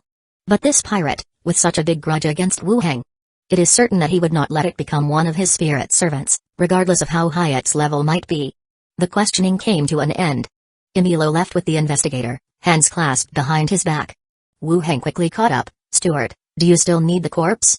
Since we have a ghost to ask questions, you can handle the body yourself. Preserve his soul first, and if there are no problems later on, you can dispose of it as you wish, Emilio said flatly. All right. Wu Heng nodded. Emilio departed with the investigator. Wu Heng then went straight to the coroner's location. Deputy Steward, do you have any instructions? The coroner approached and asked. Wu Heng took out Akam's body and said, take out the eyes and organs, they have to be preserved intact. The coroner glanced at the body and recognized it as the former island master. He cautiously asked, Deputy Steward, there won't be any problems removing them, but where should they be placed in this weather? Wait a moment, I'll have someone send over an organ jar. Just put them in there when it arrives. Wu Heng spoke and then handed over a few silver coins, for tea. You're too kind, Deputy Steward, this is something we should do. Take it. With the recent increase in pirate corpses, you have all been working hard. The two accepted the coins. Thank you, Deputy Steward. Wu Heng nodded and left the basement. He emerged from the basement. Wu Heng went back to his own study first, sending Andre Willow to the prop store to buy an organ jar. The organ jar was a magical prop for necromancers, but its use was quite widespread in the market. Whether it was alchemy materials or ritual materials, some animal, magical beast organs, or blood were needed. That's why the prop shops would sell them. However, their price was somewhat higher. Andre Willow nodded and headed out with Philippa to make the purchase. It seemed that he did not feel comfortable leaving this wild young girl alone in the association, lest she cause any trouble. They left. Wu Heng went out again and made his way to the steward's office. After knocking lightly on the door, he entered. Emilio saw him come in again. Is there something else? Wu Heng asked directly. Steward, I've just heard Akam mention hero shaping for the first time, and I want to understand it better. Emilio put the documents he was holding aside and said, that's something you won't come into contact with until level 18. You're a bit early to be learning about it now. I'm just curious, if it's convenient, could you explain it to me briefly? Apart from Shanela, everyone else based their guesses about his level on his age and the time he had joined the association. But he was also close to level 18 now, and so he was even more curious about this hero shaping. Does level 18 already start linking with being a hero? Emilio looked at him and gestured to sit down. I can briefly explain it to you. Thank you. Emilio organized his thoughts and began speaking slowly. Once you reach level 18, you become a 5th-tier professional, and another title you obtain is a prospective hero, indicating that you have touched the threshold of becoming a hero. To continue advancing, it's not just about improving your skills, but also about the spread of your reputation, what we call hero shaping. You can also understand it as becoming a hero only after your reputation or influence reaches a certain requirement. Chapter 462, Can it be interchanged? Wu Hang frowned, understanding the meaning behind the words. In other words, after reaching level 18, to become a hero, one doesn't only have to meet the experience requirements but also needs to fulfill the criterion of hero shaping. One's own prestige and influence. Only by satisfying this, can one become a hero. Any type of influence is okay? But Akam is originally a pirate, he shouldn't have much influence outside, right? Wu Hang felt he hadn't fully grasped the concept. Prestige generally refers to positive recognition and respect. A pirate leader, even if he has reached level 18, what kind of prestige would he have? He could never become a hero in his lifetime. Yet his subsequent plans seem to be aimed towards becoming a hero, indicating that there is hope for him to achieve it. This differs slightly from what Emilo said. Emilo continued to explain, everyone chooses their own path. Akam chose the path of pirate prestige and influence. If this operation at Gold and Silver Island succeeds, having killed the Chamber of Commerce members there, and holding the representatives of all large trading companies in the Emerald Sea hostage, do you think his prestige as the Pirate King will be low? Moreover, he is collaborating with the Church of Divine Punishment because he values their followers. Wu Hang's eyes narrowed slightly, a new perception dawning on him. This so-called prestige and influence seems somewhat akin to faith in religion. Emilo carried on, you must have read through the heroic tales of the association's outstanding members in the books that are distributed across various places. The association spends a lot of money to distribute these books, not just to propagate its philosophy but also to acquaint people everywhere with the achievements of the heroes in the stories. The association's books, along with tales of adventure, spread far and wide. The stories of professionals from various places have always been motivational, inspiring tales for the youth. Now it seems that these are also a means of the association's propaganda. Does the content of these stories also contribute to hero shaping? Of course, it's definitely not as effective as actually leaving behind deeds, but it still plays a role. With the association's presence everywhere, small contributions add up, Emilo said with a gentle smile. It's too early for you to understand all this. Once you reach level 18, you will gradually come to know. Yeah, that's true, Wu Hang said. Emilo then said, with your abilities and talent, reaching level 18 will not be difficult. The human lifespan is limited, you need to seize the time. From an elf's perspective, human lifespans are terrifyingly short. Elves come of age at 100 years old, by which time humans are usually long dead. Therefore, for humans with talent, it's imperative to use time wisely to improve themselves. Thank you, Steward. I will work hard, Wu Hang said. Emilo nodded and then added, several chambers of commerce on the island have jointly nominated you to be the new island master. Are you aware of this? Yesterday, I met Lady Shainera, and she mentioned this matter to me. She said if it succeeds, they would grant a 3-year tax relief to all the chambers of commerce, Wu Hang said. Merchants pursue profit. Those who nominate you naturally expect some benefits, but whether or not the headquarters ultimately chooses you will depend on their decision. Wu Hang looked at him quizzically, Steward, aren't you going to be the island master? I feel like you'd be more suited for the position. Emilo laughed and shook his head, that's not the direction I wish to take. Wu Hang was taken aback, suddenly feeling that his own pursuits were somewhat vulgar. I haven't reached the level of steward yet. Emilo sipped his tea, is there anything else? That's all. In the next few days, you and Xiligui will take turns leading patrols to ensure the island's safety. Understood. Having left the steward's office, Wu Hang headed towards his own study. He entered the room. Andre Willow was sitting at the desk, while Philippa stood beside her, babbling about her experiences as a pirate. Seeing Wu Hang come in, Andre Willow smiled and said, Master, the prop store only has 3 organ jars left, they said more will come only when the sea routes are open. As she spoke, 3 organ jars were brought out. That's enough, we won't even need so many, Wu Hang said as he put the items away. Philippa leaned in, what do you need these for? Don't ask, you won't be able to sleep at night, Wu Hang pushed her away. What kind of response is that? I've seen it all when I was a captain. Akam has had organs removed, they need to be preserved in a sealed environment. Philippa frowned, you like collecting these? Necromancers are so frightening. These are materials for rituals, you uncultured pirate. After saying that, Wu Hang walked out of his study and headed towards the morgue. Philippa followed behind him, complaining that staying in the room was boring. Arriving at the morgue, he properly preserved the removed organs and collected the body again. Then, taking Philippa with him, he went to the port. At that moment, the port was bustling with activity. Many residents maneuvered small boats with long poles and nets, cleaning garbage from the water. In the beginning, it was mostly the association's people involved in the cleaning, but as one valuable item after another was salvaged, more and more people joined the effort. Even though Wu Heng had already arranged for skeletons to salvage ones, most of the valuable items had already been taken away. Still, there were plenty of good things to be found, such as gold coins nailed to broken planks, distorted devices, and severed fingers wearing gold rings. With so many pirates dying here, the treasures they left behind were definitely not few. Vice Executive, came the brisk approach of the captain of Squad 7. Wu Heng nodded and said directly, "Have someone salvage the pirate flags." The steward said to tally our merits based on the pirate flags.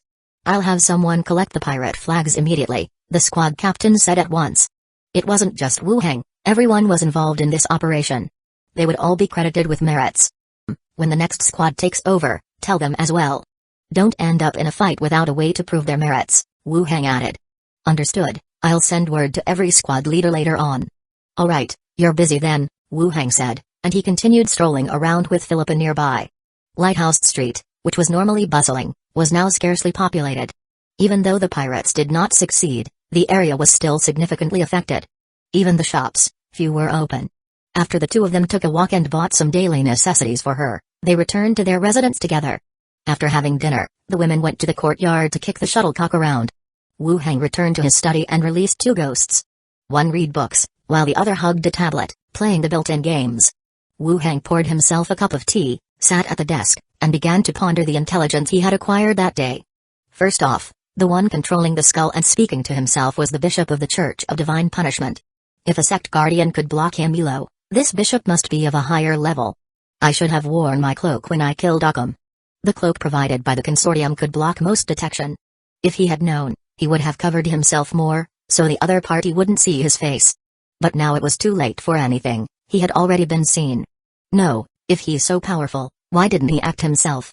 If this bishop had come personally, his side wouldn't have been able to stop him. There must be some issue that prevented him from acting, or he couldn't act overtly. I will have to be careful of the Church of Divine Punishment in the future. The second point concerned the news about hero shaping. To Wu Heng's understanding, hero shaping was similar to the collection of faith. If people recognized your actions and deeds, you could increase your hero shaping. If experience points can be used across two worlds, then can hero shaping also be collected in the modern world? If it really works, then becoming a hero shouldn't be difficult for me. As his strength increased, zombie world was no longer as dangerous to him as it was at the beginning. Even though large areas were still under zombie control, the number of survivors was certainly not small. With safe havens providing food and supplies, getting some prestige from them for himself shouldn't be too much to ask, right? Even without needing the association, I could become a hero. Tap tap tap. The sound of footsteps grew louder. Wu Heng stepped out of the study as Lady Shainera, dressed in a nightgown, descended from the rooftop.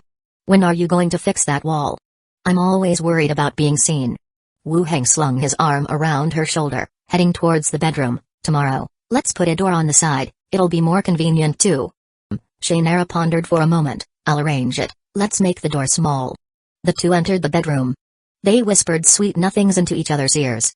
The following day, early in the morning, after having breakfast, Andre Willow headed to the Chamber of Commerce, and Shainera also returned to her own place. Wu Heng yawned, just about to go upstairs to Zombie World. Millicent had finished tidying up the dishes and came over. My lord. What is it? Asked Wu Heng. My lord, I want to take Philippa back to Conk to live, Millicent said with her head lowered. Not comfortable living here?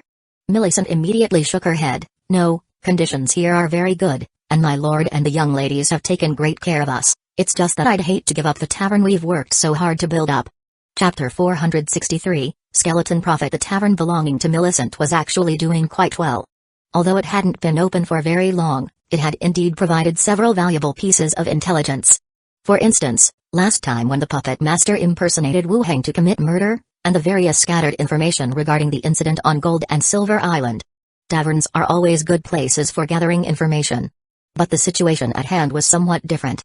There were hardly any pirates left on the island, and both Millicent and Philippa had been living here for some time.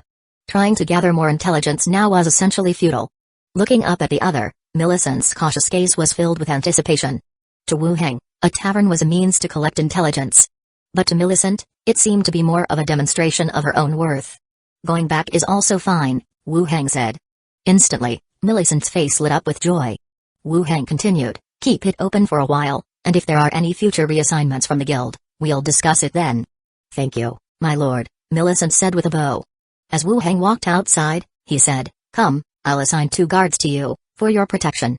Following behind, Millicent said, the island is so safe already, is that necessary? It's always good to be cautious. Thank you, my lord. Together, they walked to the courtyard. Wu Heng selected 2 skeletons, a level 15 warrior and a level 12 swordsman. They were more than capable of ensuring their safety on the island. Even in the face of danger exceeding their level, the skeletons could delay the threat long enough for them to escape. After sorting everything out, Millicent and Philippa came downstairs with their luggage. Millicent is not used to living here, we will be going back first.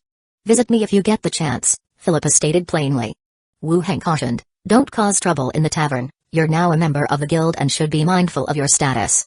Don't worry, I'm a captain after all. How could I seriously quarrel with these landlubbers on the island? Philippa said, arms crossed. During the conversation, a carriage slowly stopped in front of the door. Both mother and daughter boarded, ready to leave.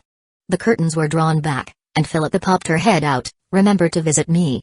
It's not that far away, come back if you're bored, Wu Heng said. Philippa nodded in agreement, waved goodbye, and the carriage slowly departed. After seeing off the 2, Wu Heng returned home with Minnie. He went upstairs to the study, opened the boundary door, and headed to Zombie World. On the other side of the boundary door, it was still the room he'd previously visited. Wu Heng looked out the window and saw that the snow had stopped, but the road and rooftops were still mounted with thick layers of snow. For the survivors in this world right now, this kind of weather only made the struggle to live on harder. He picked up a down jacket and put it on before walking straight out of the room. Downstairs, standing in a lobby, he could see skeletons and survivors outside shoveling snow. It seemed they were planning to clear a path. On seeing Wu Heng emerge, Chi Hengkai wearing a black down jacket, promptly approached him. It's hard to say whether it will snow again. If it stops, there's a snowplow in the garage, looking much like a bulldozer, which can clear the roads, Chi Hengkai said. The current location was near a military warehouse. Various specialized vehicles were readily available. Yes, first, connect the roads to the train station, Wu Heng instructed. Understood, Chi Hengkai replied, and then added, recently, many people from other areas squeezed into our channel on the radio, wanting to barter with us for food. Other areas? How did they know about us? Someone must have mentioned our gold for food exchange. Some northern cities have expressed hopes that we establish trading points in their cities and have voluntarily offered to lower their prices, Chi Hengkai explained. A radio can access other regions' channels by simply changing frequencies. Spreading the word wasn't surprising. Moreover, for Wu Heng, this development wasn't necessarily bad news. The issue with food could be easily resolved once the Gold and Silver Island shipping route was restored. However, establishing trading points in various cities required preparation. Especially in heavy snow, travel would be difficult. It won't be easy to get there, Wu Heng said. Chi Hengkai nodded, if you consider doing that, I can have people prepare in advance, gather some intelligence from various places, and once the weather improves, we can establish trading points along the railway in the next city. Setting up trading points along the city's en route was a definite plan to implement. Gold remained crucial. Good, start preparing in advance, Wu Heng concurred. Will do. After pondering for a moment, Wu Heng added, you and Liang can recruit some reliable bases to join us, increase the population. Those people may be useful when setting up trading points. Chi Hengkai frowned in thought, we have high prestige in our hometown, and it will be easier to recruit there. Then let Liang recruit more people there. Understood. The two stood at the doorway and chatted for a while. Chi Hengkai headed to the radio to contact Liang while Wu Heng walked towards the backyard. He found a secluded spot and took out the body of the level 18 former island master. The corpse was somewhat pitiful. The head and body were sewn together, and the eyes and organs had also been removed. It still looked a bit terrifying. Wu Heng had confirmed with Emilio that the association didn't want this corpse, so he could continue the investigation by interrogating the ghosts if necessary.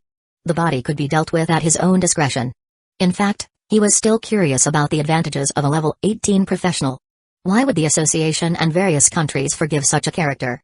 Directing his attention to the corpse, he released the bone manipulation skill.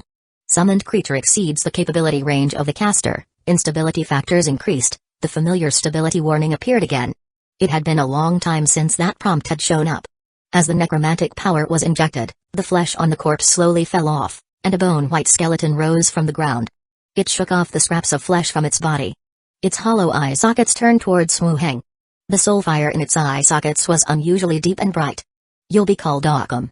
Gather up all this stuff on the ground and throw it outside," Wu Heng said as he named it and gave the order. The skeleton wrapped up the straw mat with the rotting flesh and headed outside. Wu Heng began to check the skeleton's attributes.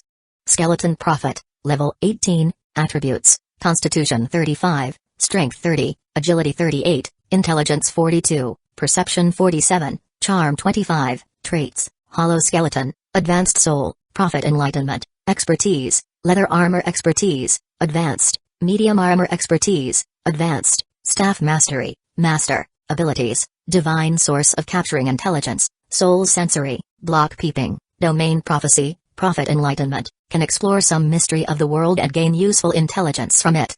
Divine Source of Capturing Intelligence, concentrate to request arcane knowledge from the source of one's divine power, collecting necessary secrets from scattered information, requires related items for connection. Soul Sensory, you have a connection to this realm and can vaguely sense things that are invisible to the common person. Block Peeping, can block most forms of spying, divinations, and deductions below the level of heroes. Domain Prophecy, your secret knowledge has reached a sublime level, you will form a personal domain around yourself that can predict imminent dangers. Looking at the attributes, Wu Heng slightly furrowed his brows. Perception reached as high as 47 points, which was quite exaggerated among the professions. But for the prophet profession, which could investigate various intelligence, it was understandable to have high perception. The second highest was intelligence, at 42 points, which wasn't low either. It seemed that after level 18, there was indeed a significant increase in attributes. Otherwise, following the normal level increase, it would not have reached such high values. In terms of abilities, 4 had been retained. Divine Source of Capturing Intelligence, was a distinctly prophetic ability to investigate some hidden matters. Soul Sensory, allowed for the vague perception of unseen things, which probably meant ghosts or void creatures. After all, with a perception of 47 points, it would be hard to justify not being able to detect something. Block Peeping, could prevent certain forms of spying and divination. Quite good, but it was unclear whether this ability's effect was to block spying on the skeleton itself or on him, the caster. The last one, Domain Prophecy. It would create a personal domain around him that could predict imminent dangers. This ability left a deep impression on Wu Heng during combat. The skeleton prophets and Occam were fighting, and he always seemed to be able to take a proactive step to evade. This action was not due to quick reflexes or movements. Rather, it was like a form of precognition, beginning to dodge before the attack was even made. Now it seemed that this was indeed an ability. Clatter, clatter, clatter. Skeleton Occam had thrown out the things and walked back. Wu Heng found a set of clothes for it to wear and then they both headed back to the room together. Opening the boundary door, he returned to Gold and Silver Island. In the bathroom, Wu Heng lay in the bathtub, enjoying the services of 2 little maids. After soaking for a while and getting clean, Wu Heng got up and stepped out of the tub. He picked up the little fox by his side and lightly patted her hips. "Cling to my waist." Andre Willow's cheeks turned slightly red, and with a light hum, she clung to his body. Minnie chuckled mischievously on the side. "Let's go, it's time to go back to the room and punish the little fox," Wu Heng said, pulling Minnie along. "Yay, I get to bully Sister Wire again," Minnie cheered. Leaving the bathroom. With one hand pulling Minnie and the other carrying Andre Willow in his arms, he headed upstairs. With every step, the little fox let out a coquettish hum. Snake Badge Consortium, the coastal town. Sect Guardian Viola of the Church of Divine Punishment wearing a long cloak and mask, entered the private room. After presenting the consortium's promissory notes, the staff brought over a wooden brocade box. Viola removed her hood, revealing her mature yet slightly pale face, and took a deep breath. The brocade box opened and she took out a withered head. The moment it was taken from the box, the eyes of the head snapped open. "Bishop," Viola greeted with respect.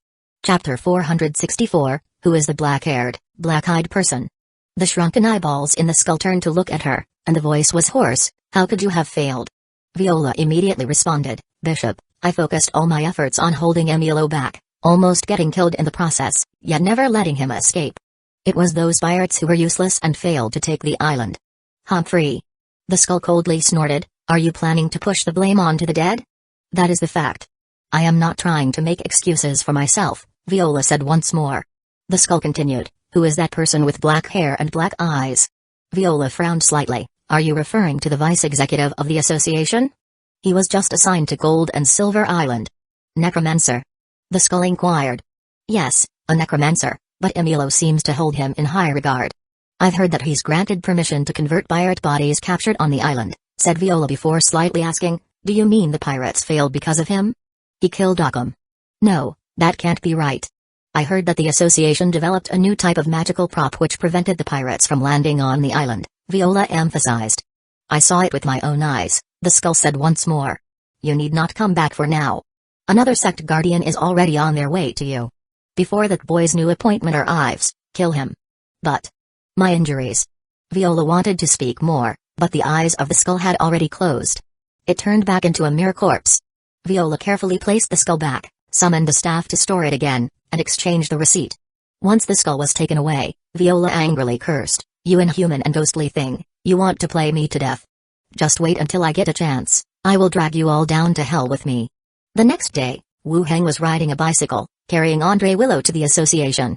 They had just arrived at the entrance when they faced the old mage who resembled Gandalf, also returning from outside. According to Emilo, these members assisting Gold and Silver Island would stay for a while, ensuring there were no dangers before leaving the place by boat one by one. How long they stayed was of no concern to Wu Heng. The association provided lodging, and he seldom encountered them anyway. Vice Executive Wu Heng, the old mage greeted with a smile. Headmaster, Wu Heng also smiled. What the other's name was, Wu Heng did not truly remember. When he asked Zai Ligui, she didn't remember either, so he simply referred to the person as headmaster, which was also a respectful title. Following the old mage was an attendant, and Wu Heng was accompanied by a skeleton attendant and Andre Willow. Together, they walked inside.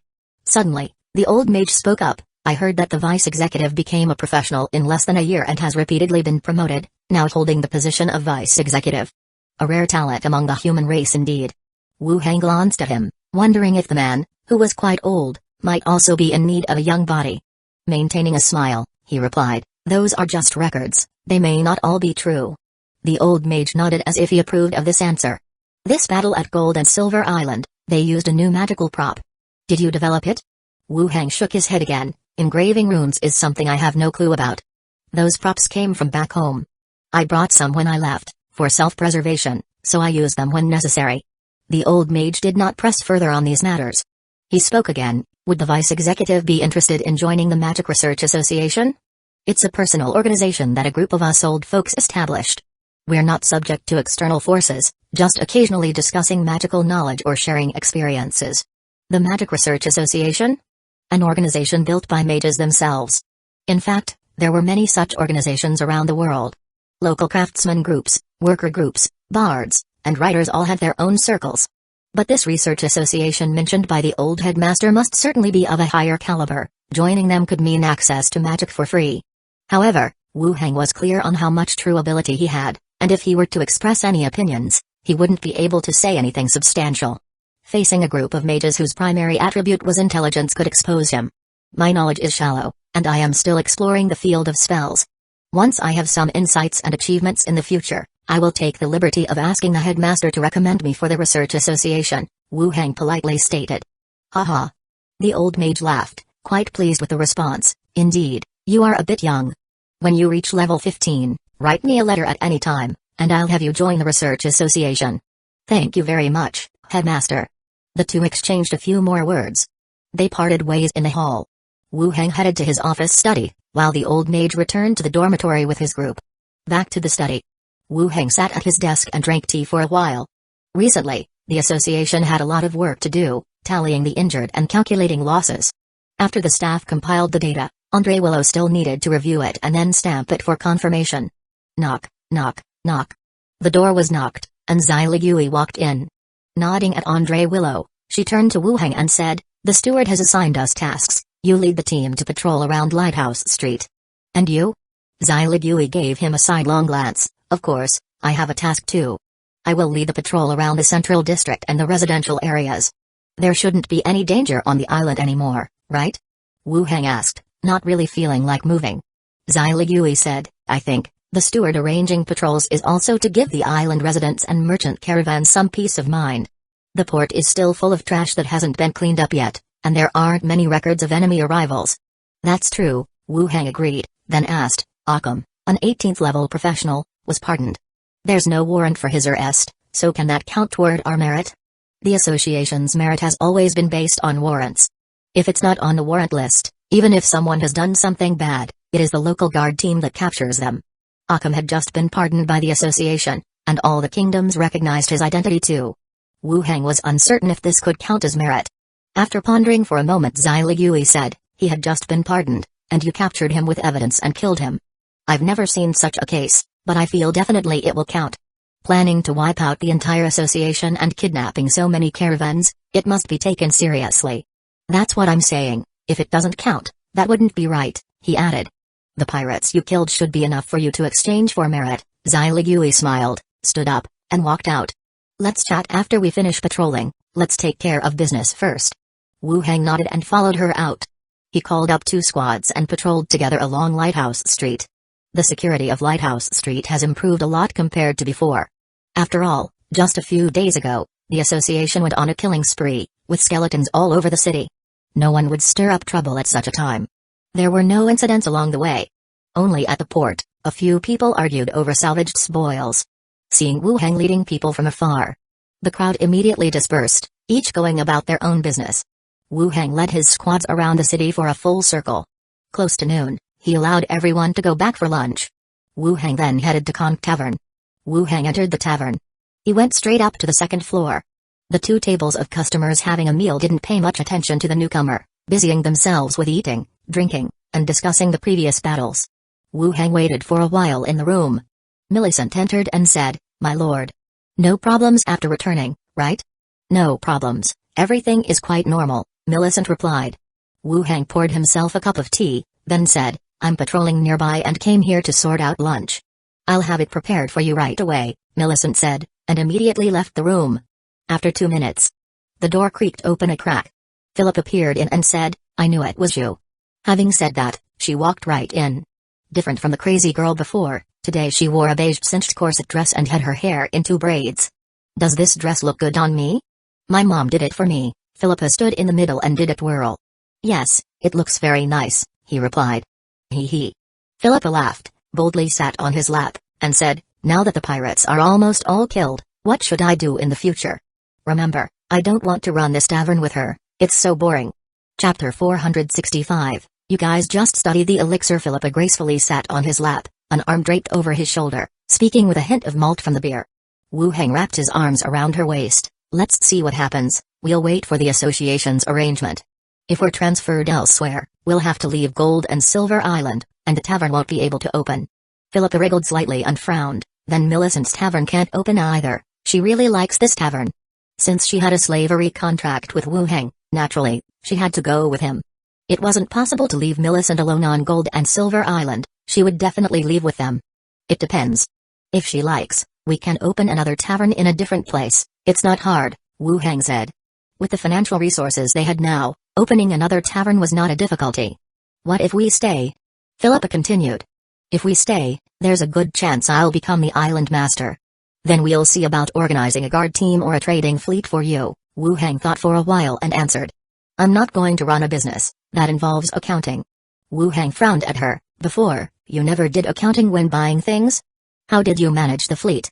"I'm a captain, what accounting did I do?" Feeling her own argument was weak, Philippa waved her hand. "Anyway, let's not talk about the past, what's the point of bringing it up?"